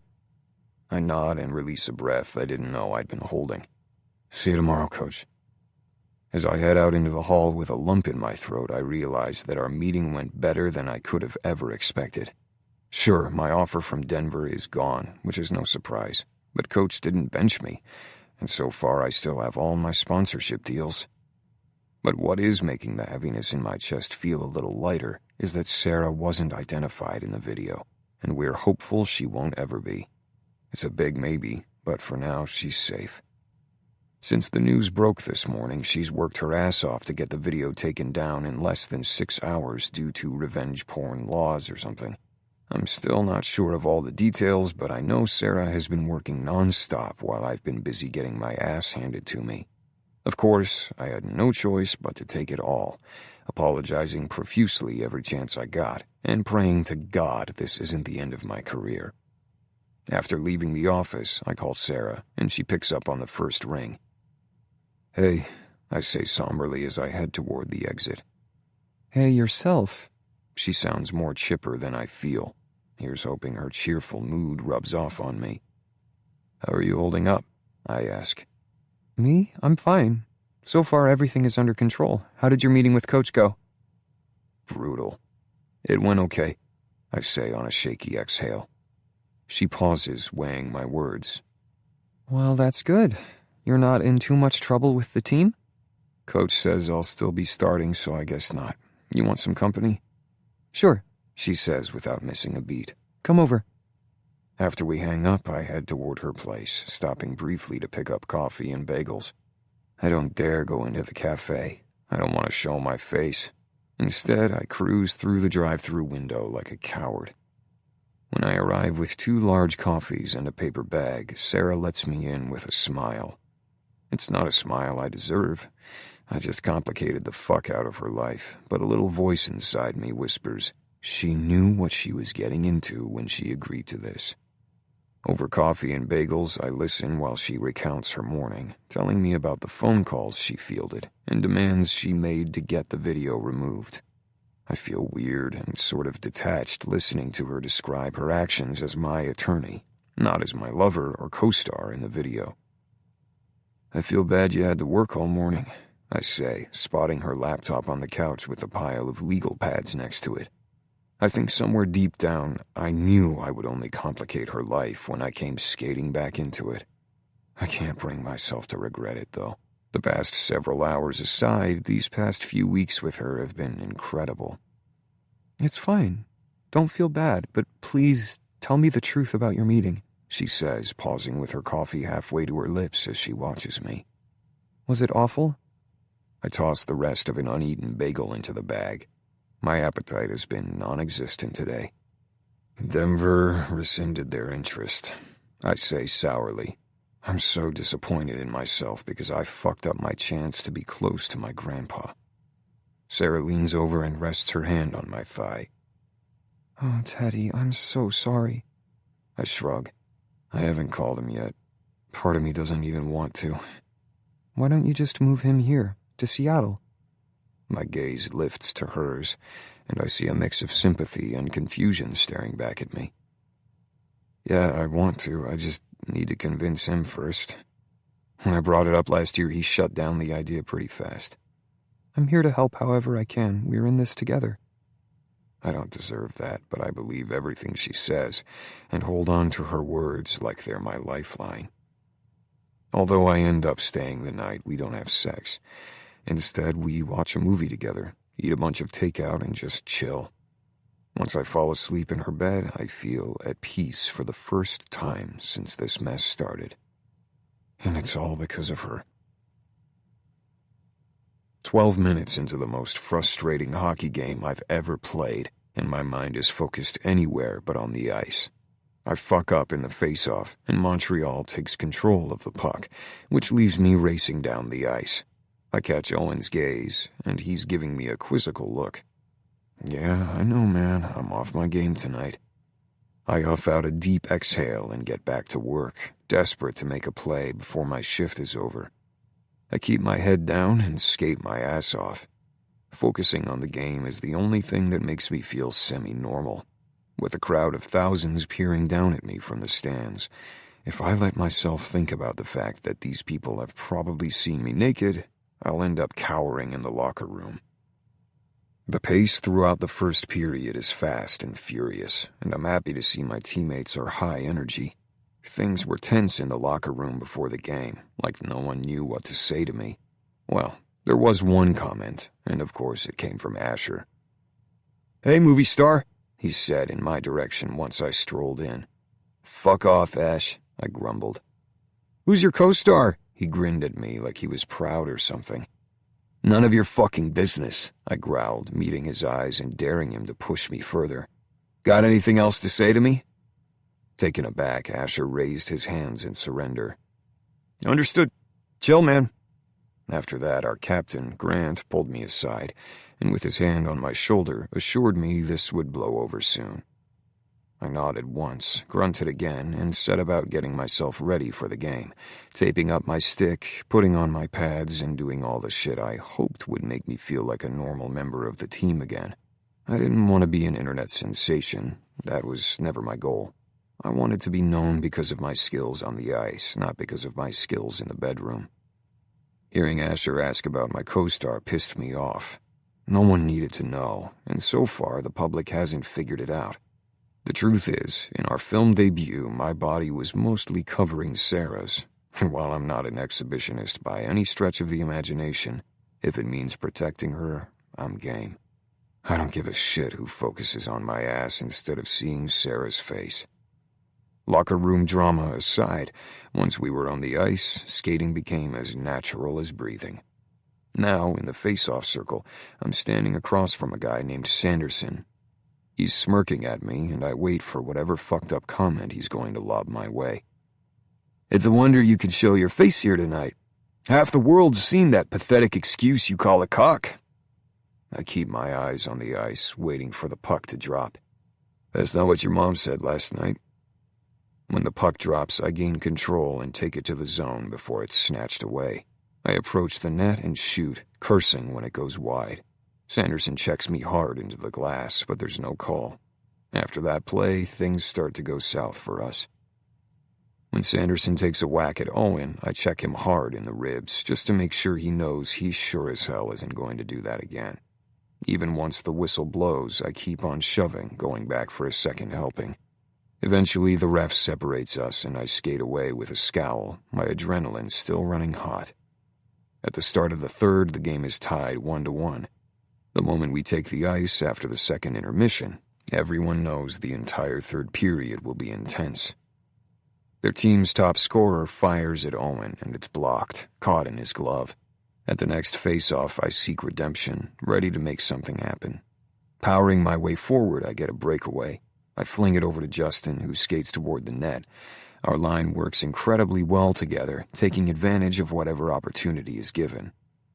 It's shot and caught by their goalie, who rebounds it. Less than 10 minutes remain in regulation time. I skate toward the bench, and our second line is ready to take a shift. I grab a water bottle and watch the opposing team take a long-range shot. Owen blocks the shot like his job depends on it. And it does. Then he loses his stick, but Landon fetches it, and there's a traffic jam behind the net. I watch in frustration, my chest still heaving. The team is off tonight, passing when they should be shooting, and shooting when they should be passing. In the end, we lose 2-1, and I skate off the ice toward the locker room, wearing a scowl and feeling majorly pissed off. After my shower, I pull my phone out of my bag to find a text from Sarah, and immediately my scowl eases. "Sarah, Are you going out?" Instead of answering right away, I jam my phone into my pocket and head out of the venue. Once I'm in the solitude of my car, I pull out my phone and dial her number. Hi, She says, answering after one ring. tough loss tonight. Yeah, I'm tired and frankly a little pissed off. I don't hide how I'm feeling from her. I get it, you played hard. But it wasn't enough, I muttered, unable to hide the anger and disappointment in my voice. Are you heading out with the guys? She asks, and I don't miss the sense of hesitation in her voice. Nope, not tonight.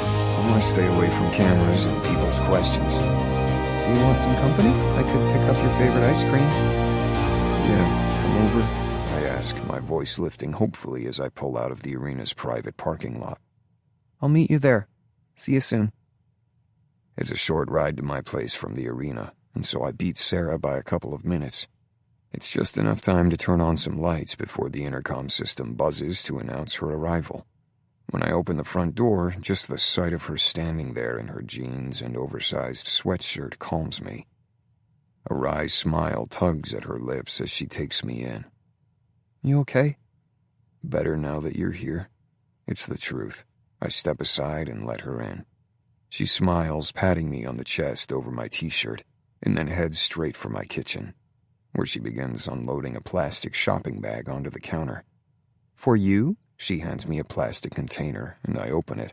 Inside is a salmon Caesar salad, and my stomach immediately gives off a monstrous groan. We'll save the ice cream for later. You're the best, I say with a grin, bending down to press a kiss to her cheek. As nice as this is, I know better than to get used to it. With everything that's happened, there won't be any need to keep up the guise of our fake dating. Somberly, I grab a fork and dig into my salad while Sarah unpacks the rest of the containers. When I finish, we sit side by side on the couch, and instead of waiting, we dig right into the ice cream. The creamy, sugary concoction lifts my mood the tiniest bit. What did you think of the game? I ask, taking another bite. She shrugs. You guys looked good. You just got outplayed this time. I nod. She's right. We did skate our asses off. Our defense had some good plays, but we just couldn't make it happen. Some nights are like that. Then she smiles like she's remembering something amusing. God, did you see Becca in the stands? I shake my head. I never notice what's happening in the arena. Not the crazy songs or the kiss cam, none of it. My focus is 100% on the ice. Well, unless Sarah's in the crowd. And then it's more 50-50.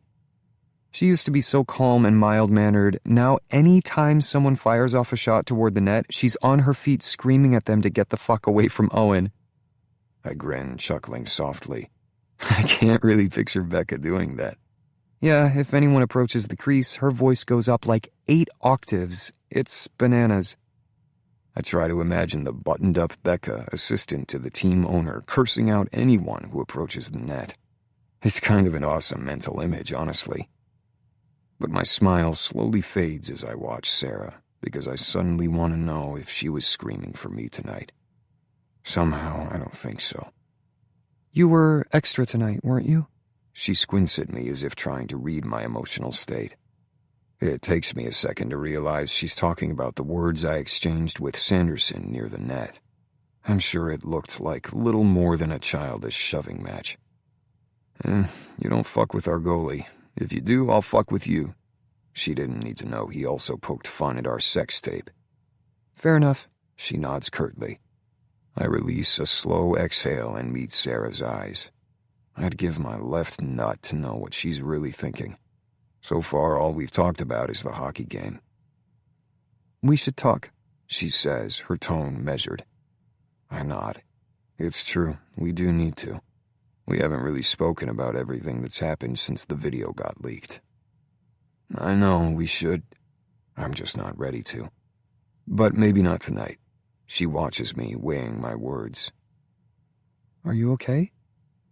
I will be. I'm just tired. Can we get to bed? I want to hold her and snuggle her warm body close to mine and pretend that everything is okay for a little while longer. And thankfully, Sarah lets me. Chapter 18. Old news and new beginnings. Sarah. The beautiful thing about the internet is that although news may get out fast, it also gets old fast. And when I say fast, I mean 6 days, because that's how long it took for all the sex tape madness to die down. 6 stressful days, mind you, but not even a full week has passed, and the hockey blogs are already moving on to the next victim. This week's gossip: the power forward for St. Louis got kicked out of a bar for doing a bit too much celebrating at a victory party. There's a video circulating and everything. But after a few days, he'll be old news too. Then it'll just be another fiasco with some other player. Hockey has no shortage of drama, that's for sure. It's a Saturday night, and I'm sitting on my couch, scrolling through the gossip sites while I wait for Teddy to pick me up. I told myself I wouldn't check these blogs anymore, but I have to know what's left in the press about Teddy now that the video has been down for a while. Several minutes of scrolling, and the only evidence of our sex tape I can find is blurry screenshots of the video and a few blog posts with broken links to where the video used to be. I'll call that a success. Maybe I couldn't stop this thing from blowing up, but I kept it to a controlled burn instead of a blazing wildfire. Seems like a victory to me, even if it's a bittersweet one. A good attorney knows how to take her victories where they come, and you really can't win them all. I'm mature enough to know that. We could have both been found out, both been fired from the careers we love. My intercom rings, and I hop up from the couch to buzz Teddy up. He offered to give me a ride to poker night at Asher's tonight, and I couldn't turn down an opportunity for a few minutes alone with him before we see all our friends. Moments later, he's at my door, rocking a pair of ripped-up jeans and a leather jacket that has me practically drooling on my doormat. "Hey there, stranger," I say, barely managing to keep my composure. "Are you ready for me to ruin your undefeated poker streak?" Teddy laughs, but the look on his face is strained. I'll believe it when I see it. Although I may be a little off my game tonight. He grips the back of his neck with one hand, his mouth pressing into a line instead of one of his usual lopsided grins, making me wonder what's going on. This insane week has me carrying all my damn stress in my back and shoulders. Do you want me to rub your back for you? I glance at my phone to check the time. The chili dip I'm bringing still has a few more minutes in the oven, so we have a little time to kill. Teddy lifts one brow at me, his mouth quirking up into that smile I've missed. Really? You would do that? Sure, what are fake girlfriends for? I tease, but the second the words come out, I instantly regret saying them. Teddy and I haven't established where the two of us stand, now that the threat of him losing sponsorships has died down and his team's PR department isn't breathing down his neck for a solution. I pivot and head for the living room, avoiding eye contact and that whole conversation altogether. Based on the way he dodged that topic the other night, I'm not sure if he's ready to unpack it yet either. And what is there really to say? We have great sex together, sure, but aren't relationships built on a lot more than that? While I grab a seat on the couch and get my back-rubbing hands ready, Teddy peels off his leather jacket, revealing a fitted forest green V-neck that hugs his muscles and brings out the emerald in his eyes. God, who gave him the right to be so damn good-looking? It's hardly fair.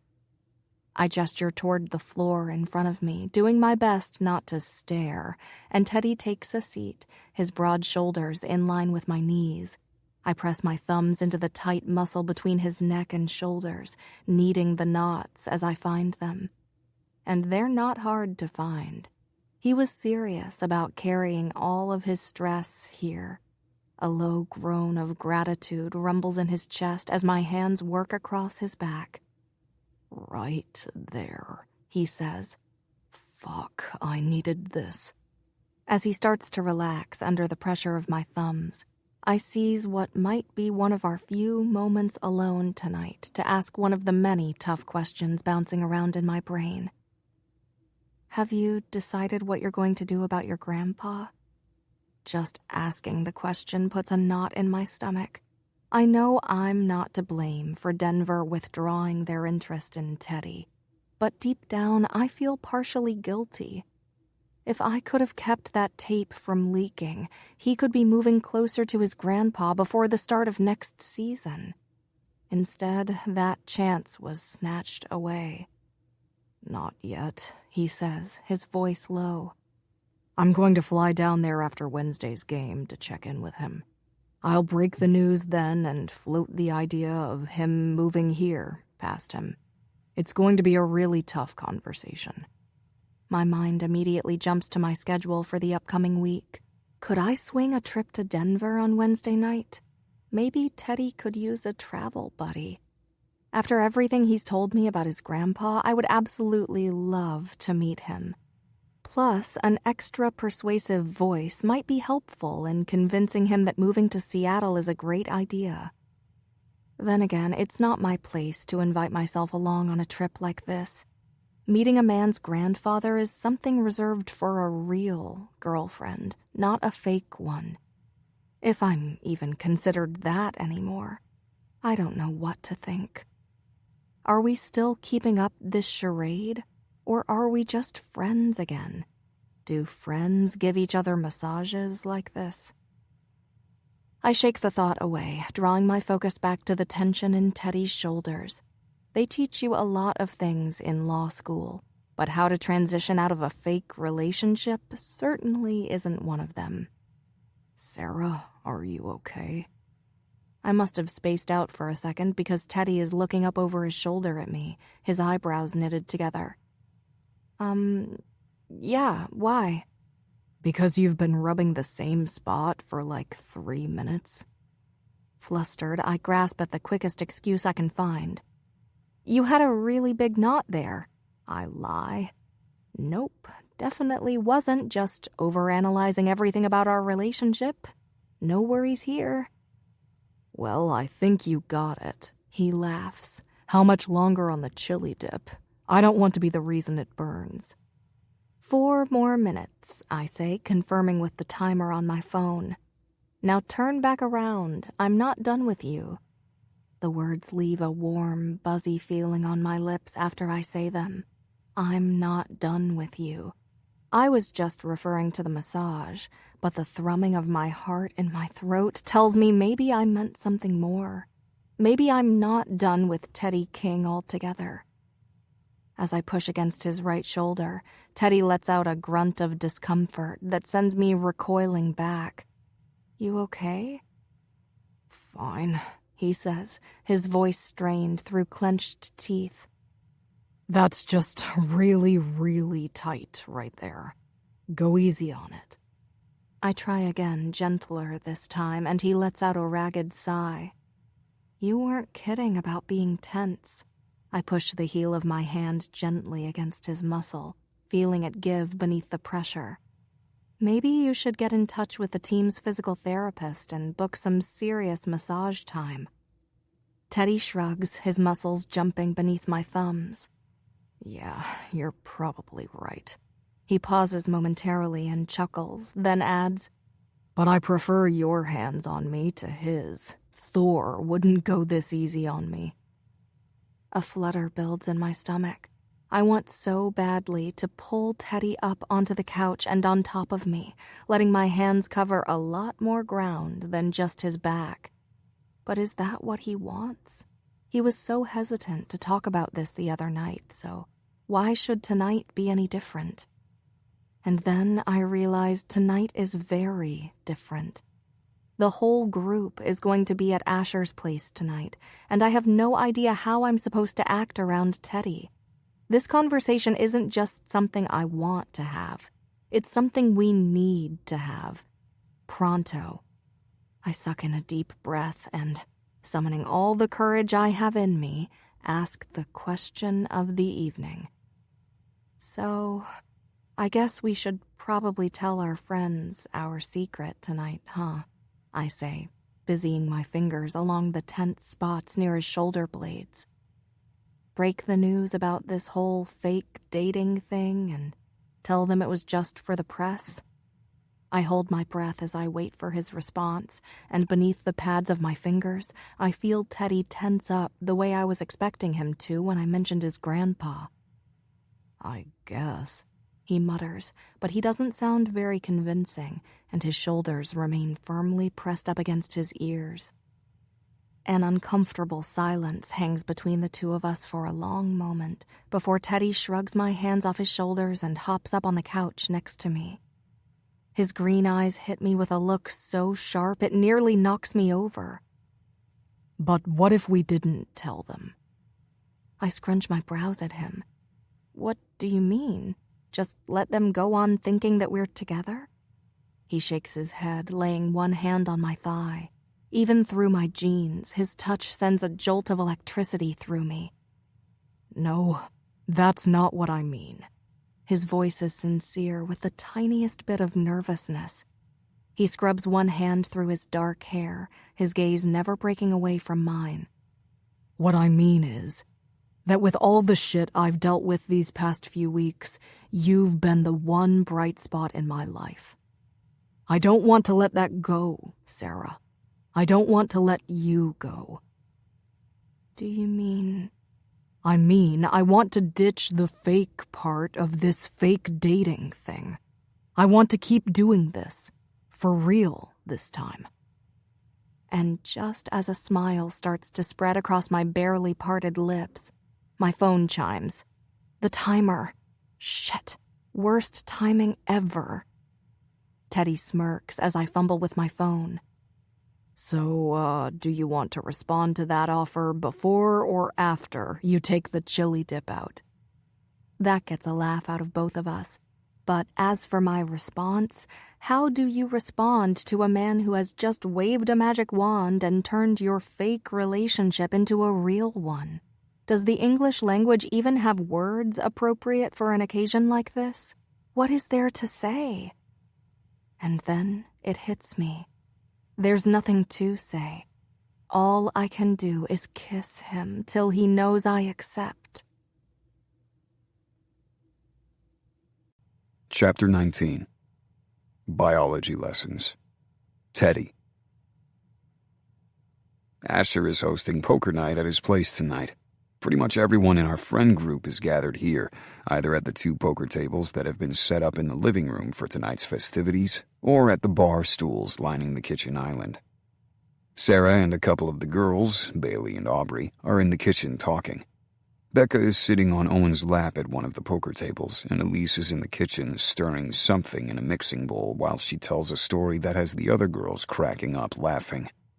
A catering service has delivered various appetizers that are warming in aluminum chafing trays, and coolers of ice-cold beer are filled to the brim. But I'm not interested in spicy chicken wings or chilled beverages right now, mostly because I haven't been able to pull my attention off Sarah for long enough to focus on anything other than what a lucky bastard I am. The guys are mostly seated at the poker tables, and we've just traded our cash for chips, ready for the night ahead of us. I'm at a table with Asher, Owen, and Becca, Justin, and our rookie backup goalie, Morgan. Our team captain, Grant, and another rookie center named Landon sit at the other table, not quite ready to play yet, and they're discussing something in low tones.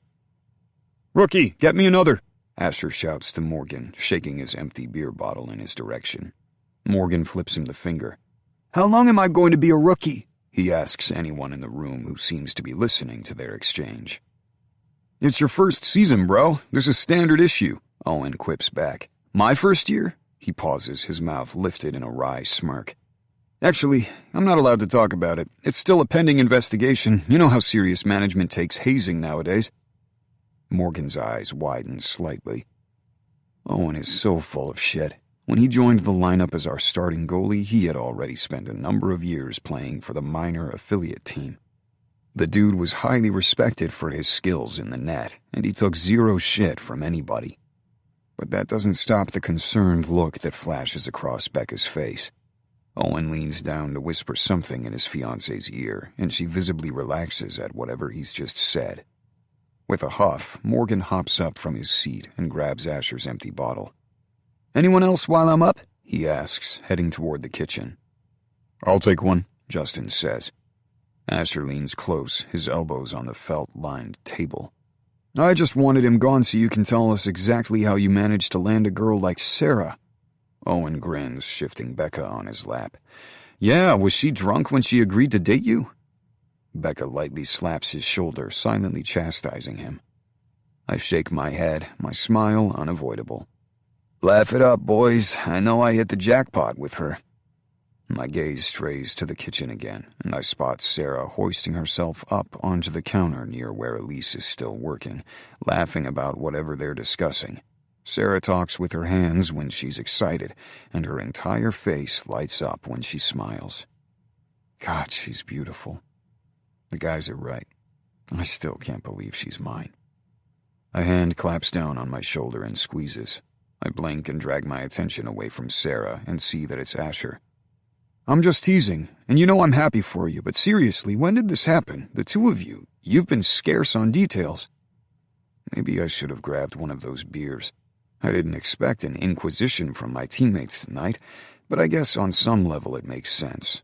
I haven't dated anyone in a couple of years now. The only meaningful relationship I've had is with my right hand, and trust me, I plowed my way through lots of groupie attention. My teammates don't know there was always a part of me yearning for more.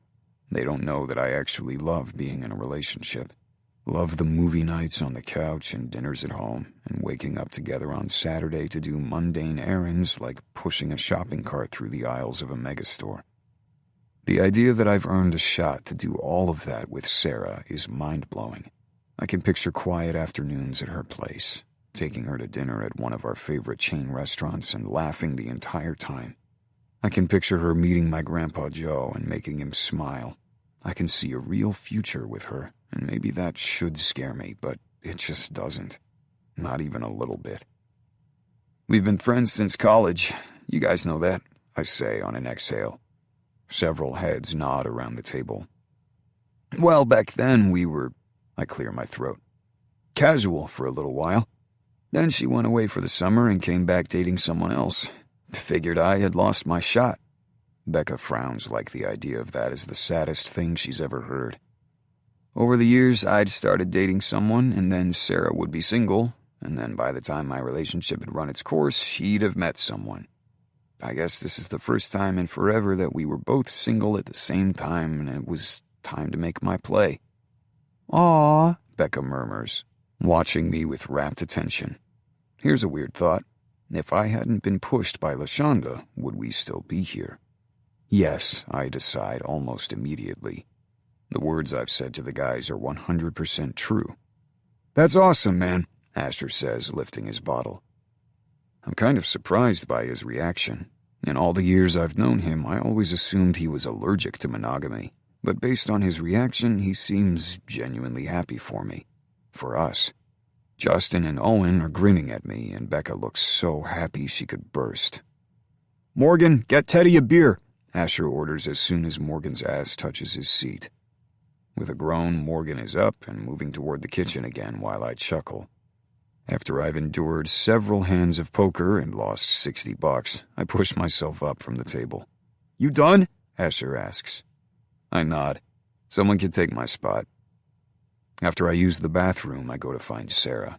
She's seated at the other poker table, deep into a game herself, and I stand behind her, placing one hand on her shoulder. She lifts her head, smiling up at me. "Hey." "Hey, cutie." There's a large stack of chips in front of her, and her hand is flush with face cards. The only players left in the game at this table are Sarah and Grant. I'm starting to wonder if there's anything she's not good at, because so far keeping her calm under pressure, showing resilience in the face of a scandal, and kicking ass at poker seem like the tip of the iceberg. Although we've known each other for years, we've only been dating for real for a couple of hours, and I love the fact that there's so much more I've yet to discover about her. When Grant calls and they both reveal their hands, Sarah lets out a little shout of happiness. She's just won. Sliding all the chips from the center of the table toward her, she grins. Grant mumbles, "Good game," and then pushes back from the table. I chuckle, watching her count her winnings. "Nicely done, babe." She gazes up at me, her blue eyes sparkling. That was fun. "Glad you enjoyed yourself." I lean down and place my lips at her temple. Is Grant, going to be mad at me now? "'Cause you just kicked his ass? No. He's normally a grumpy bastard. Don't let it bother you." I heard that. Grant calls from across the room, and I only chuckle. "You ready to get out of here?" I ask. Sarah nods and slides up from the table, grabbing her stacks of chips. She casses out with Asher, turning in the chips for some real green, and then we say our goodbyes. I can't help but notice the curious glances our friends are casting in our direction as we head out, hand in hand. I open the car door for Sarah and watch her slide in. "Were the girls firing off questions about us while you were in the kitchen?" Not really. Why? I can hear the surprised smile in her voice. I shrug. The guys were. They wanted to know how a loser like me managed to snag a girl like you. She turns to face me in the dimly lit interior of my car, her expression curious. What did you say? That I'd knocked you up and so you were stuck with me. TK! She slaps my thigh playfully. Kidding, babe. I take her hand from my thigh and bring it to my lips where I kiss the back of it. Maybe someday, though. Her gaze flashes to mine, and even though it's dark outside, I can see the heat in her eyes. I didn't think I'd be ready for kids anytime soon, but it's not a mental image I'm hating. To be perfectly honest, Sarah and me chasing after a little tyke, sharing warm looks and soft laughter, Sarah and me making a home together, a family together. What did you really say? She asks, pulling me out of my happy daydream. I actually told them that we'd dated casually back in college. Hope that was okay? She nods. Yeah, I never really meant to hide it. I don't know, I guess I just thought it was no one's business but our own. It wasn't, but now that we're together... They kind of thought it came out of left field. Exactly. I nod. But it didn't, not for me anyway. We reach my building, and after scanning into the underground parking garage, I park in my designated parking spot and jog around to open Sarah's door. Thank you, she murmurs. Once inside, I waste no time in lifting her into my arms on the way to my bedroom. You know you're staying the night, right? The words are whispered into the side of her neck. She lets out a breathless little sigh, her fingers sliding into the hair at my nape. Are you asking me or telling me? Overnights in my bed are reserved for girlfriends. No way I'm letting you go now that you're mine. Tonight or forever? Let's start with tonight. But that other word doesn't scare me, just so you know. She exhales, and her mouth finds mine. It doesn't scare me either. Maybe it's because I've known her for years. Maybe it's because being friends first allowed us to build a strong foundation that couldn't easily be torn down, or a level of trust that doesn't normally exist in new relationships. But either way, I'm going for it, because my teammates were right. Sarah is a catch, and I'm the luckiest dude in Seattle. Once she's stripped off her jeans and sweatshirt, my mouth is hot on hers as I guide her into the center of my bed. Sarah works her hand into the front of my pants, and I let out a monstrous groan when the warmth of her palm closes around me. "Sweetheart," I moan. "Need to be inside you." Yes, she says on an exhale as she begins clumsily trying to shove my jeans down over my hips. With a chuckle, I decide to help her out, as entertaining as it is watching her efforts to de-pants me. Once I'm as bare as she is, Sarah lets out a happy noise, running her palms along the expanse of my chest and abs, lingering over the flat discs of my nipples until I jolt with sensation. "That better?" I ask. So much, she murmurs, her mouth pressing to mine. We spend time on foreplay, but not much, because it seems she's just as eager for the main event as I am. But then something changes. Between the time it takes me to get her wet and ready for me, my fingers move from between her legs to give myself a stroke. I feel it. The air has shifted around us. I gaze down at Sarah, and even though it's mostly dark, I don't like what I see. Her eyes are filled with an emotion that's not easy for me to read. Anticipation, but also concern. Something is causing her to worry. I pause, my mouth halfway to hers. Tell me. Tell you what? She says softly against my lips. What's going on inside that brilliant head of yours? She smiles and shakes her head. Were you always this perceptive? About certain things, yes. Hockey, for one. I can read the game like it's written in stone. The girl I'm falling hard for? Absolutely. Other things, not so much. She shifts, lifting onto one elbow beside me and meets my eyes. How will all this work? Well, first I'm going to put my penis inside your... Oh my God! She stops me with a laugh, holding up one hand. I don't need a 9th grade biology lesson. I meant us, your travel schedule. My hours that are only going to get more insane now that I've made partner. Your grandpa, all of it. We're going to make it work, babe. I know, but how? I need specifics. I clear my throat, more than a little surprised to be having this conversation while we're both naked and seconds away from lots of happy fun. But then again, I'm also not surprised, because this woman is thoughtful and articulate and likes to process information. Well, as for my grandpa, I'm planning to float the idea of him moving here the next time I see him. I don't know what he'll say, but I'd like him close by. Sarah nods once, watching me closely.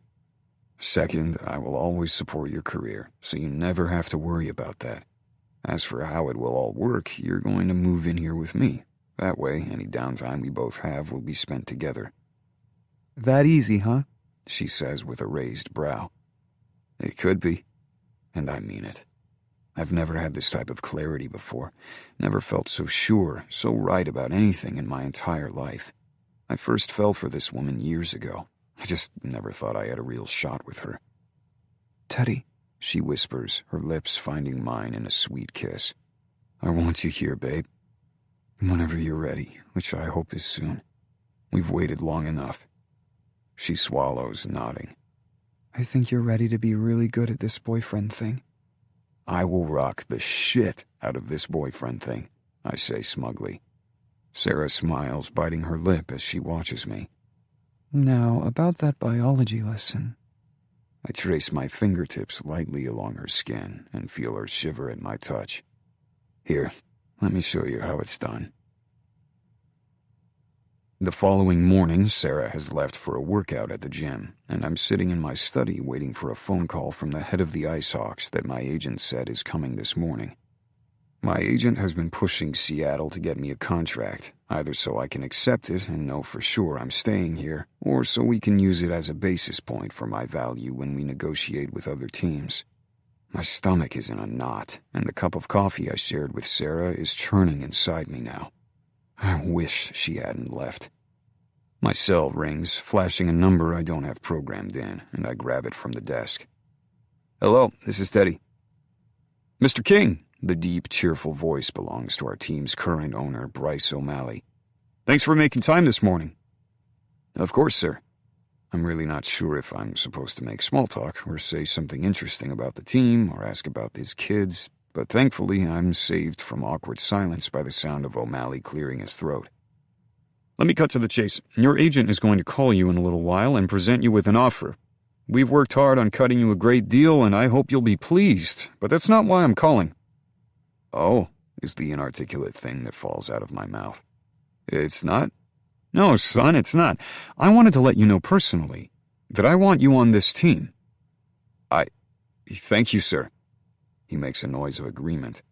I could tell you a bunch of fancy things about your leadership on the ice, your puck management skills, the stats you've racked up that the sports analysts are happy about, but the truth is, I like you, Teddy. I like how you conduct yourself, and thought how you handled that whole fiasco recently was pretty admirable. LaShonda and PR had a lot of positive things to say about you. I think you set a good example for the younger guys. I think you're just hitting your prime, and I want you to be in Seattle when that happens. I hope you'll accept our offer. It would help if I knew what the heck the offer is, but my agent let it slip that they were talking in the tens of millions over the course of a 4-year contract. Thank you, sir. I appreciate that. And I want to formally apologize for any negative press I brought down on the team. Ah, he makes a noise like he's waving off my apology. Shit happens, son. I almost choke on a laugh, but manage to restrain myself. True, I guess it does. Well, we'll talk soon, he says before ending the call. After I hang up, I stare down at my phone, my emotions running all over the place. It feels like my future is in Seattle. But what about my past? Chapter 20. Date Night. Sarah. The last week of my life has been an absolute whirlwind, to say the least. Between Teddy and me becoming an official couple, my case overload at work, and the uncertainty of his next career move, I've been feeling on edge.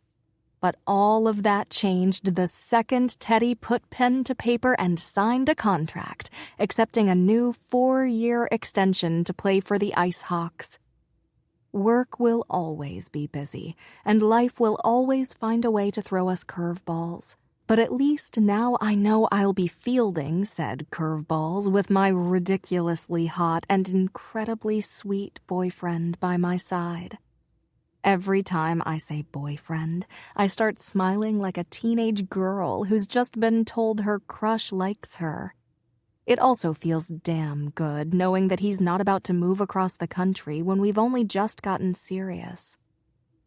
And while all of Seattle is buzzing about the Ice Hawks hanging on to the strongest forward they've had in decades, I'm busy daydreaming about our future together here in Seattle. I don't want to take things too quickly, but that hasn't stopped my imagination from conjuring up images of coming home to Teddy's swanky apartment every night, the two of us cooking dinner and snuggling up with peanut butter ice cream and a movie on the weekends. During hockey season, when he's traveling from city to city for away games, I can picture myself curled up on the couch with a book and a glass of wine when he walks in the door, drops his duffel on the floor, and scoops me into his arms. I want to be what he comes home to. It all seems so simple, boring, and domestic, but it makes my heart beat faster. Maybe because I've lived alone for so long, and I'm finally ready to have someone to share my life with. These are the daydreams that have been helping me pass the time at my desk while I wait for Teddy to get home from his Denver trip. Immediately following the press conference announcing his contract extension, where I turned every shade of pink as he thanked his girlfriend for supporting him along the way, Teddy and I hopped in the back of a town car to drop him at the airport. And so began the longest 3 days of my life.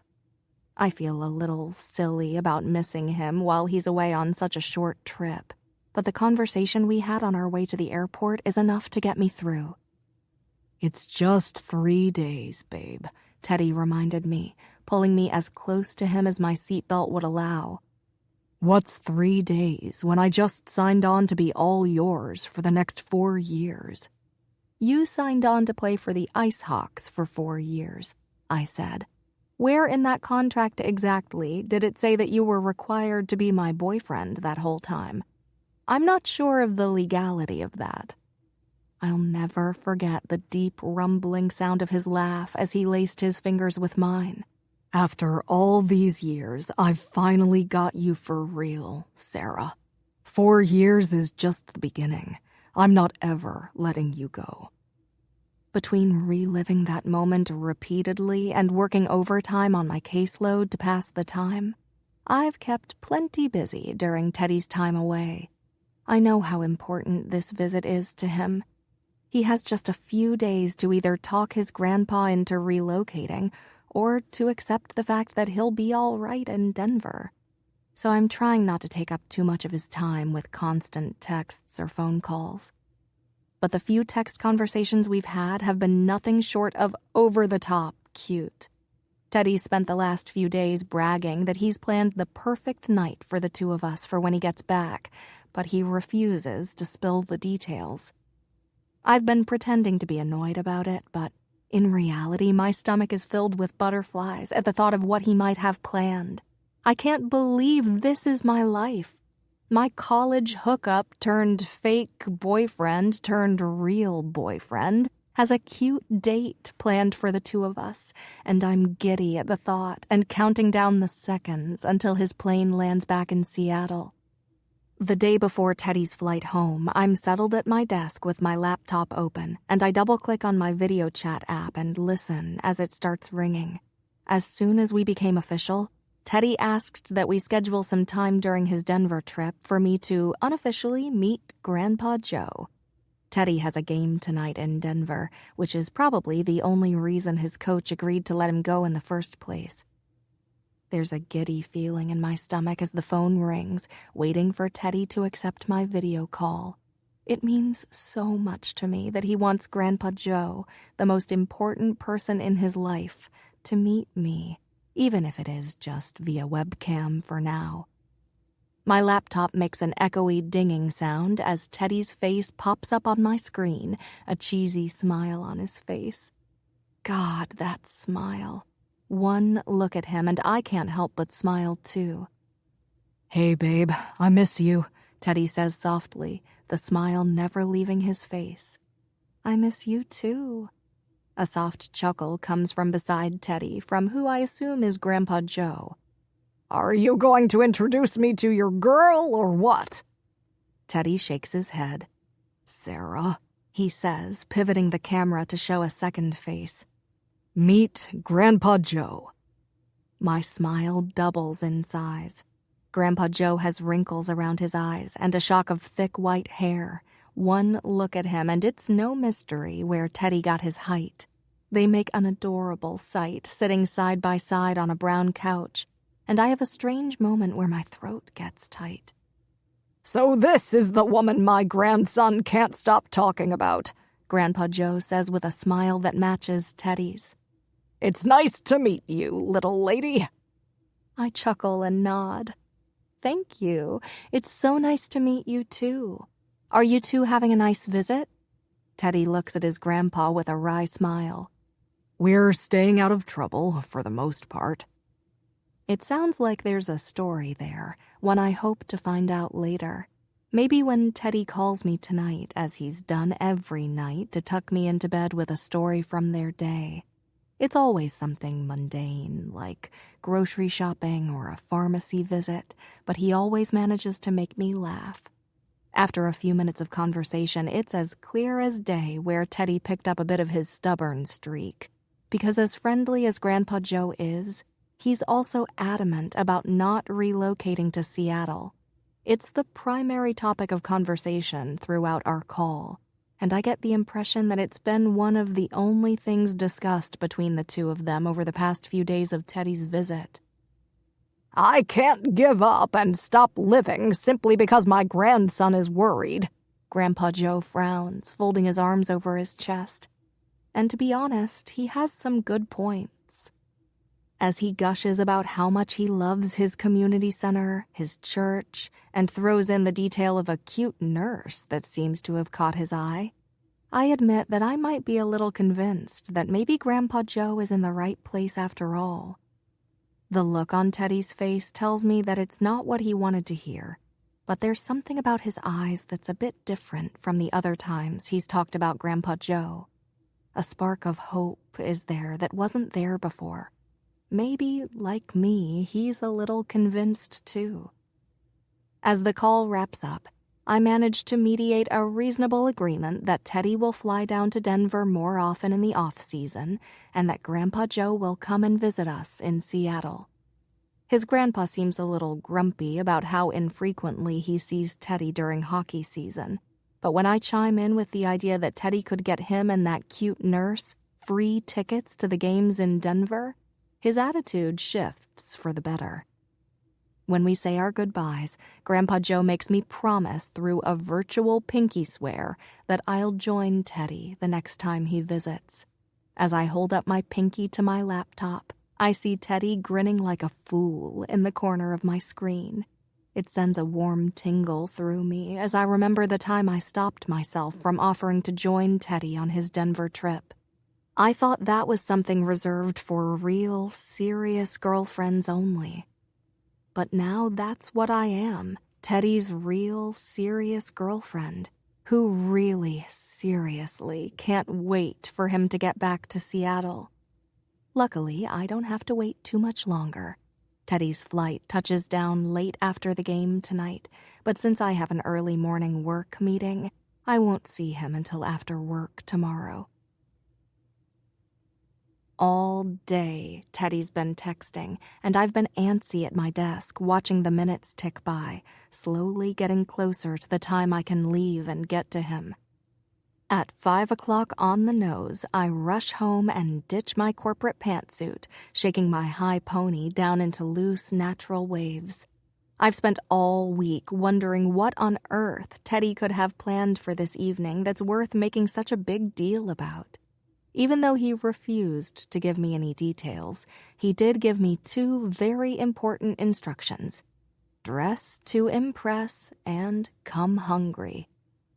My flirty pink strappy dress and black stilettos fit the bill nicely, and since I worked through lunch, I'm absolutely starving. Now, all I need is the 3rd crucial component of this date night, my date.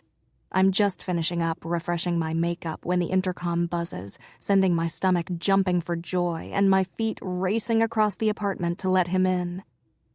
I swing open the door and am greeted by a man who could have practically invented the term drop-dead gorgeous. Because for a moment, I just stand there like I've forgotten how to breathe, bowled over by how handsome he is. Teddy is rocking a fitted charcoal gray suit and a navy tie, his hair neatly combed back, and has a dozen red roses in his hand. My lips part and a tiny gasp escapes me, which makes him chuckle. Honey, I'm home. He jokes, then moves to hand the roses to me. But it isn't the roses that catch my eye. Screw the flowers. I'll take the man who's holding them.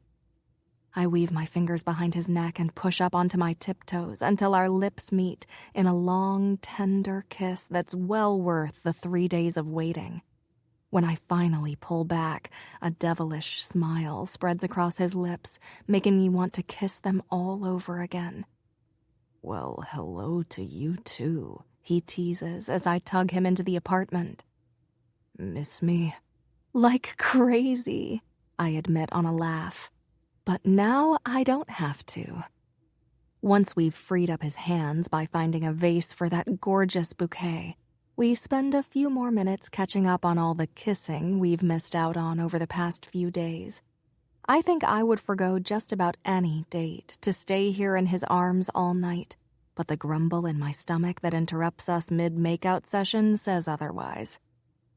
Isn't it normally my job to interrupt our sexy time by being too hungry? He says with a laugh. I shrug, placing one hand on my stomach as if it will silence the grumbling. I skipped lunch because you told me to come hungry. I also told you to dress to impress.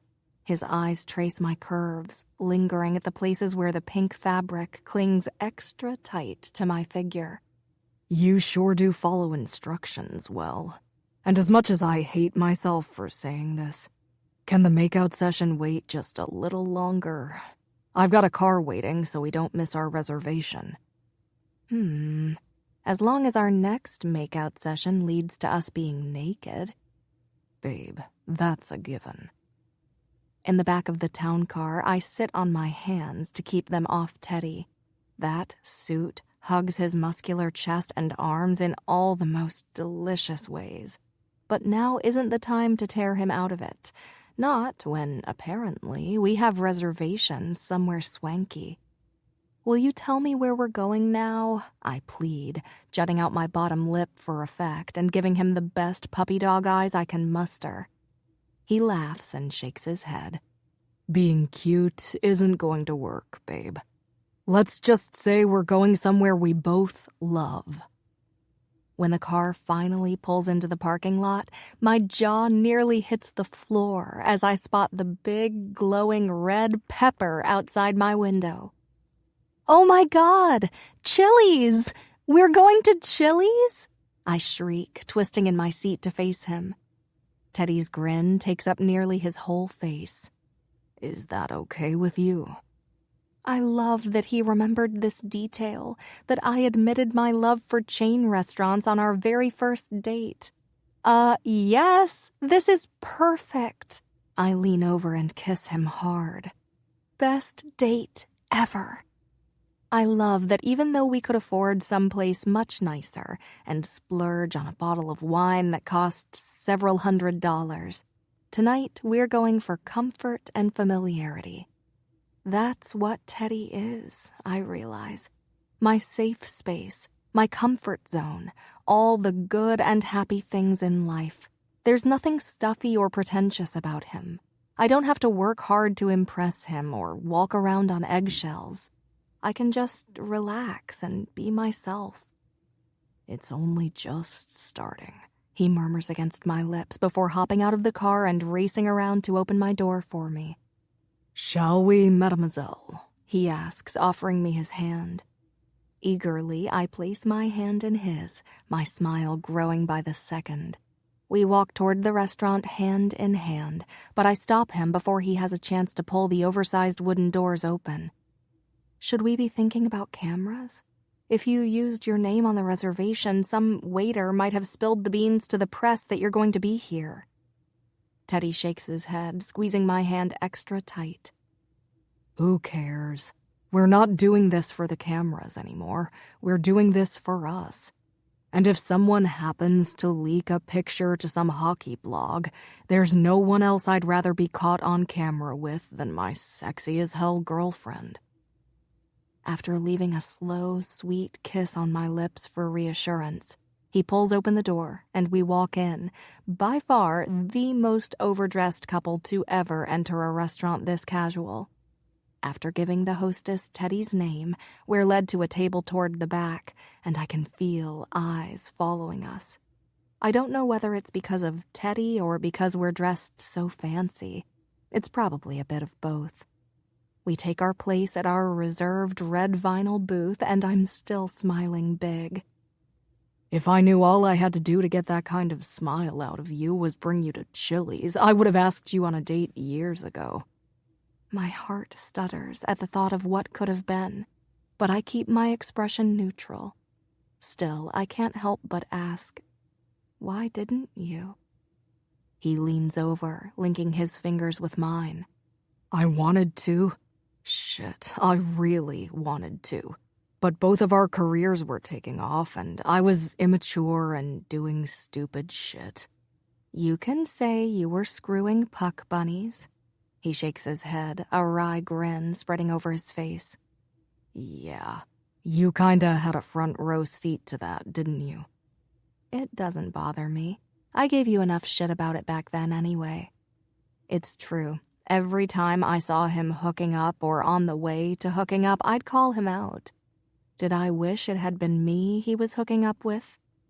Yeah, but he was a hot, young, professional hockey player. Women threw themselves at him, literally.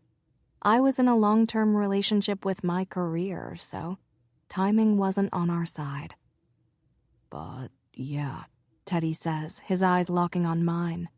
I wanted you, but I didn't just want you for a night or a week or a month. Every time I looked at you, I saw forever. And I didn't want to fuck that up by pursuing you when I knew we both weren't there yet. And just so you know, I was planning on making my move, long before the tape scandal hit, so don't think that's the only reason we're sitting here now. I look at our fingers as heat hits my cheeks. What moves would you have made? Whatever I did to win you over in college, I would have done all of that times 1,000. I would make you laugh, because I know you love to laugh. I would have sent your favorite ice cream to the office when I knew you were working late. I would have put myself in front of you as much as I could have. I wouldn't have stopped until I'd won your heart, and I wouldn't have been happy until you were in my arms. A waitress wanting to take our drink orders interrupts us, and after she leaves, I meet Teddy's eyes and smile, loving that he's giving me the same fond look. I could literally stare at him forever and never get enough. He's so incredibly handsome, and I love that he just bared his soul to me. The idea of moving in with him hasn't left my mind since he told me that us living together was what he wanted. The truth is, I want that too. The idea of waking up next to him and falling asleep wrapped around his body is one of the many things I want. I want us to cook together, to snuggle on the couch, to do mundane tasks like grocery shopping, paying bills, having friends over for dinner parties, and being lazy together on Sundays. I want every part of my life to mesh with his. The exciting, the boring, the normal, and the extraordinary. We're going to need a freezer fully stocked with ice cream at all times, I tell him in my lawyer voice. Sharing the remote is non-negotiable, and you can't complain when I want to watch back-to-back chick flicks. Oh, and sleeping naked is a must. No compromise on that one. I think I can agree to your terms. I have a few of my own, though. His eyes flash with mischief, and I brace myself. Naked breakfasts every Sunday, filthy phone sex when I'm on the road. And I'm going to need you to give me regular massages because, babe, that massage was freaking perfection. Oh, one more. Date nights every chance we get, even when we're old and have a bunch of kids. He locks his eyes with mine when he mentions kids. We're new in this relationship, but it feels like we've been moving toward this exact moment for years. I wait for fear and anxiety to set in, to start freaking out. But none of it hits me. All I feel is warmth, love, and excitement. I imagine Teddy with a little girl curled up against his chest and a little boy following him around everywhere. I visualize Christmas mornings, the first day of school, and the two of us negotiating over baby names. I want every single thing he's offering. You with kids is an entertaining thought, I finally say. Our little girl is going to have you wrapped around her little finger. Imagine what you'll be like when she starts dating. His response is immediate. She won't be allowed to date. I giggle and lean over the table to kiss him softly. Your baby girl is going to have a mom who's a lawyer, so she'll know how to talk her way out of anything, and she'll probably inherit your stubborn streak. So, TK, you've got no chance. Fuck, he groans. Boys. We're only having boys. I sit back in my seat and watch as his expression softens. So, do you agree to my terms? He asks before he lifts his iced tea to his lips after the waitress places our drinks between us. Being naked with you, hearing your voice be all husky when you're horny, having my hands on you, and seeing you become a DILF. They are tough terms to agree to. I lick my lips and his eyes zone in. Throw in eating Chili's in bed, and you've got yourself a deal. His gorgeous lips lift into a smile that reaches his eyes and takes over his entire face. We're doing this? You're moving in, and we're making my place our home. I nod, excitement bubbling within me. Yeah, we're doing this. We're starting right now. He lifts his hand and signals for the waitress to come over. I have no clue exactly what we're starting, but when the waitress reaches our booth, I find out exactly what he means. Can we place our order to go? We won't need our table any longer. I bite my lip to stop myself from laughing. Teddy looks at me expectantly from across the table and raises his eyebrows as he nods down at the menu in front of me. After I order wings and a burger and fries, and Teddy orders what seems like half of the menu, the waitress rushes back to the kitchen. I feel like I'm going to fall in love with you a little more tonight. Get ready, Dawson, because I plan on making you fall in love with me a little more every single day. He finishes the rest of his iced tea and pushes the empty glass to the edge of the table. After finishing my soda, I put my glass next to his. You're playing your cards right, King. So Chili's and my cock is all it takes? He pretends to write something on an imaginary piece of paper. Noted. I snort, shaking my head. Don't forget the ice cream waiting for us in the freezer. Chilies, ice cream, and your cock, in that order. He scoffs. You are such a liar. After our food arrives, packaged neatly in some to-go containers, Teddy slides out from his side of the booth and grabs my hand. I smile as he pulls me out of the restaurant and into the waiting town car. On the way back to his place. No, wait. Our place. I can't resist opening the appetizer container and eating a chicken wing. When I moan, I feel Teddy's eyes lock on me. I make a point to moan a little longer, and I smirk when he shifts beside me. He leans in, his warm breath curling around my ear. Clothes off as soon as we get home. Tonight keeps getting better and better. I lift my fingers to his lips. He licks the sauce off slowly, and instantly heat flashes between my thighs. We're barely inside the doorway before Teddy sets down the bags of takeout, and his mouth is on mine, leaving hot, urgent kisses. Get over here. He hauls me closer with a breathy murmur, and I move willingly into his arms. Did I tell you how much I missed you?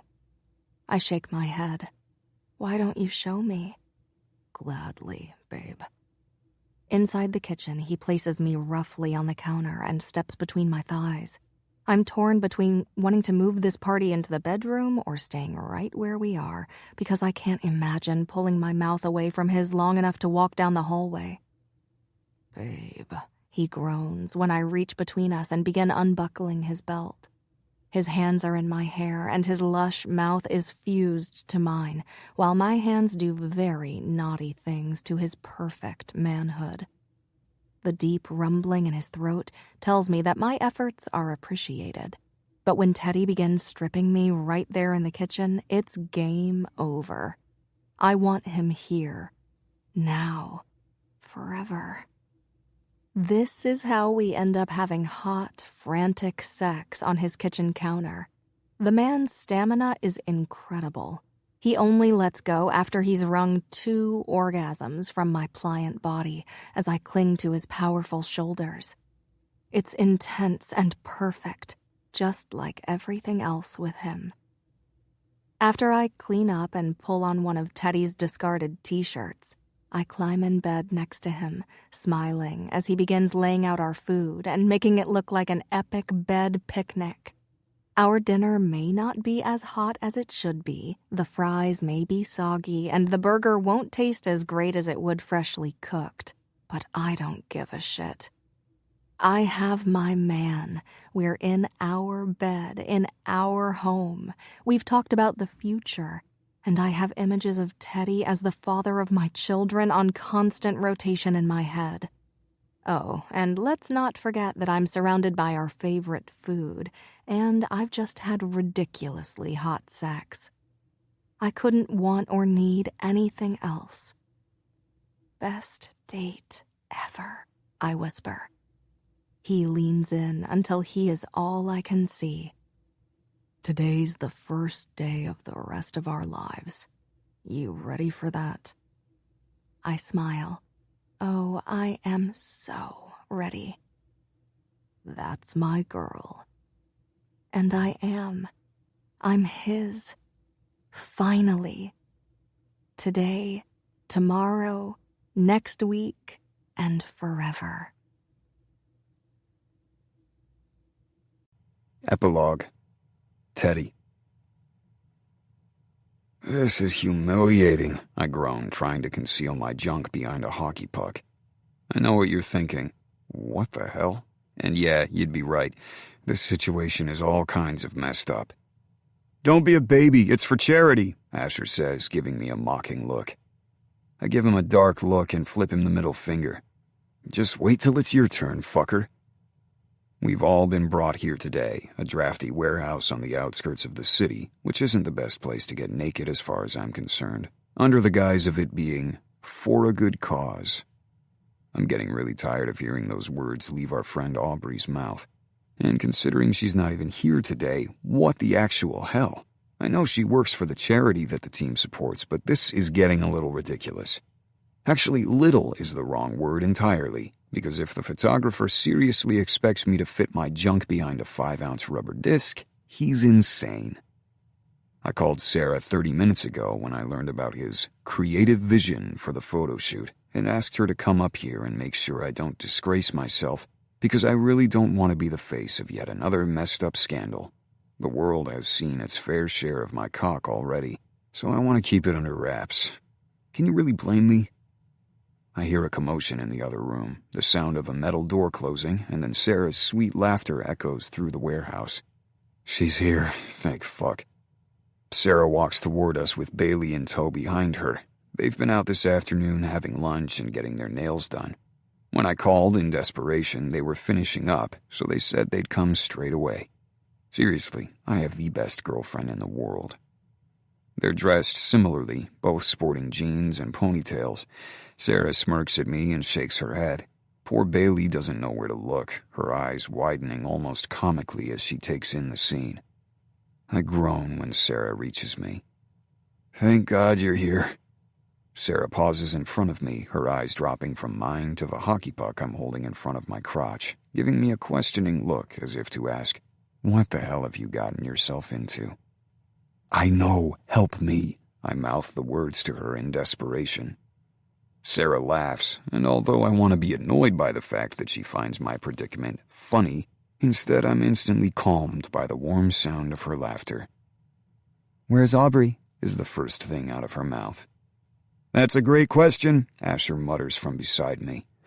And one we don't have the answer to, I say helpfully.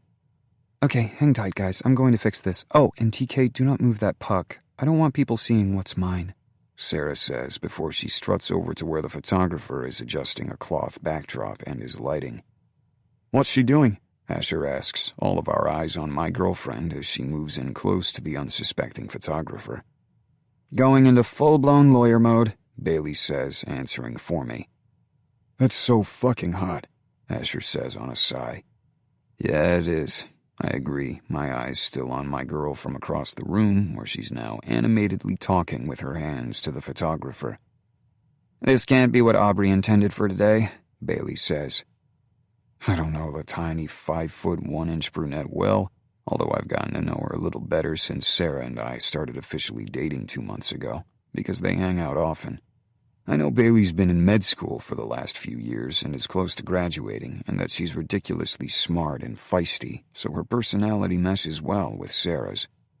Before either Asher or I can answer, Bailey whips out her phone. You can get dressed if you want. She motions toward us with a dismissive wave. This might take a few minutes to get sorted, but Sarah will get it done. Nodding, I turn my back to her, drop the puck, and tug on my discarded athletic shorts. Roger that. Asher is dressed only in a pair of padded hockey pants, which are, of course, shorts with the laces in front undone. Morgan and Landon are here too, awaiting their turns across the room in some metal folding chairs. They're passing the time by playing on their phones, oblivious to the drama unfolding. I find it interesting that Owen and Justin got out of coming today, and I can't help but think maybe their women sensed this would be a clusterfuck and called a penalty. It's not outside the realm of possibility. On the phone beside us, Bailey recounts the situation to Aubrey. This can't be what you intended. Her eyes widen as she listens, and then a second later she disconnects the call, just as Sarah is strolling back from her lively talk with the photographer. Okay, I guess it is what she intended. Apparently photos of naked athletes are guaranteed to sell a lot of calendars for charity, Bailey says, glancing at Asher. Sarah's expression is stern. Well, I think the public has seen enough of my man's private business. His abs will sell calendars just fine as far as I'm concerned. Relief washes through me. She's totally right, as usual. But Sarah's not done. I spoke with the photographer, and you guys are free to pose in whatever you're most comfortable wearing. If that's your birthday suit, so be it, but if it's not, the choice is yours, gentlemen. Asher grins. Yo, rookies, he calls out, and Morgan and Landon both lift their heads from their phones. This applies to you, too. For a second, I think maybe they're about to ask us what's going on, but Landon salutes us with a thumbs up. Awesome, because my manscaping is nowhere near as on point as TK's. Morgan only smirks before going back to whatever has him so entertained on his phone. An easy peal of laughter slips from Bailey's lips. Then she widens her eyes and mouths toward me. Sorry. Apology accepted. Seriously, dude, Asher says, gesturing toward my crotch. 10 points for having excellent manscaping. Seriously, would you fuck off? I grumble as I tug Sarah toward me and wrap my arm around her waist. That's fair. Your lawyer girlfriend just got us off the front page news, which I appreciate wholeheartedly, he says with a nod. So yes, I will kindly fuck off, for now. Damn straight, my hot lawyer girlfriend, I mentally add. Are you going to stick around while I get this done? I ask Sarah softly. She looks up at me and nods. Of course. Go and show them how hot my boyfriend is. Fuck, I love hearing her call me her boyfriend. I lean down and kiss her quickly before heading toward the photographer to get this done so we can get out of here. After I'm photographed in nothing but a pair of black athletic shorts, it's Asher's turn. And when Bailey volunteers to rub oil all over his abs, her face goes as red as a tomato. Gone is the normally confident girl with an easy comeback for any situation. Sarah and I exchange a curious look as I tug my Ice Hawks sweatshirt back over my head. You think something could be going on with Bailey and Asher? I ask, still watching them. No, Sarah says too quickly. Bailey would never date a hockey player. Never? I ask. And if I sound skeptical, it's because I am. Hockey players are awesome. Duh. Never, she says again. Kinda sounds like someone I once knew. I give Sarah a smirk, and she laughs. Thanks for coming to my rescue today, I say, lifting her chin. Anytime, handsome. I lower my lips to hers, kissing her softly, briefly before retreating. You're the best. My hands drift from her waist down to her ass, where I give it a firm squeeze. Behave, she says, her eyes flashing with her desire. I might have told the photographer I was the team's attorney and you were totally going to blow my cover. I chuckle.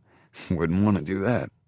Exactly, she says, her eyes lifting to mine with a mischievous look. We are interrupted by the sound of Bailey gasping for air as her laughter floats through the air. Asher is cracking up next to her and she's clutching his bicep while doubled over. Okay, what the hell is going on with these two? You sure she's not interested in him? I ask, cocking a brow at Sarah. Positive, she says without hesitation. Care to place a bet on that? She grins, raising her eyebrows. How much are we talking, Mr. $12 million contract? For a moment, I'm stunned into silence because Sarah and I never talk about money. I guess we don't need to. We both make plenty of it. As my lawyer, you know I can't comment on that. She laughs, a deep, throaty sound that makes my entire body ache for her. Leaning down, I whisper near her ear, That lawyer act you pulled earlier was totally sexy, by the way. All I'm thinking about now is bending you over that chair and plowing into you until you're moaning my name and coming around my cock. Promises, promises, she murmurs, staring at me with lust-filled eyes. It's game time when we get home, babe, you and me. Sarah smiles at me, her expression softening, and my entire body relaxes. God, I love this girl. I scored big time when Sarah agreed to be mine. I could score 1,000 goals on the ice, but none of them will ever compare to scoring the biggest goal of my life. My sexy as hell, fierce partner in crime. I've said it once and I'll continue saying it. I'm the luckiest bastard in the world.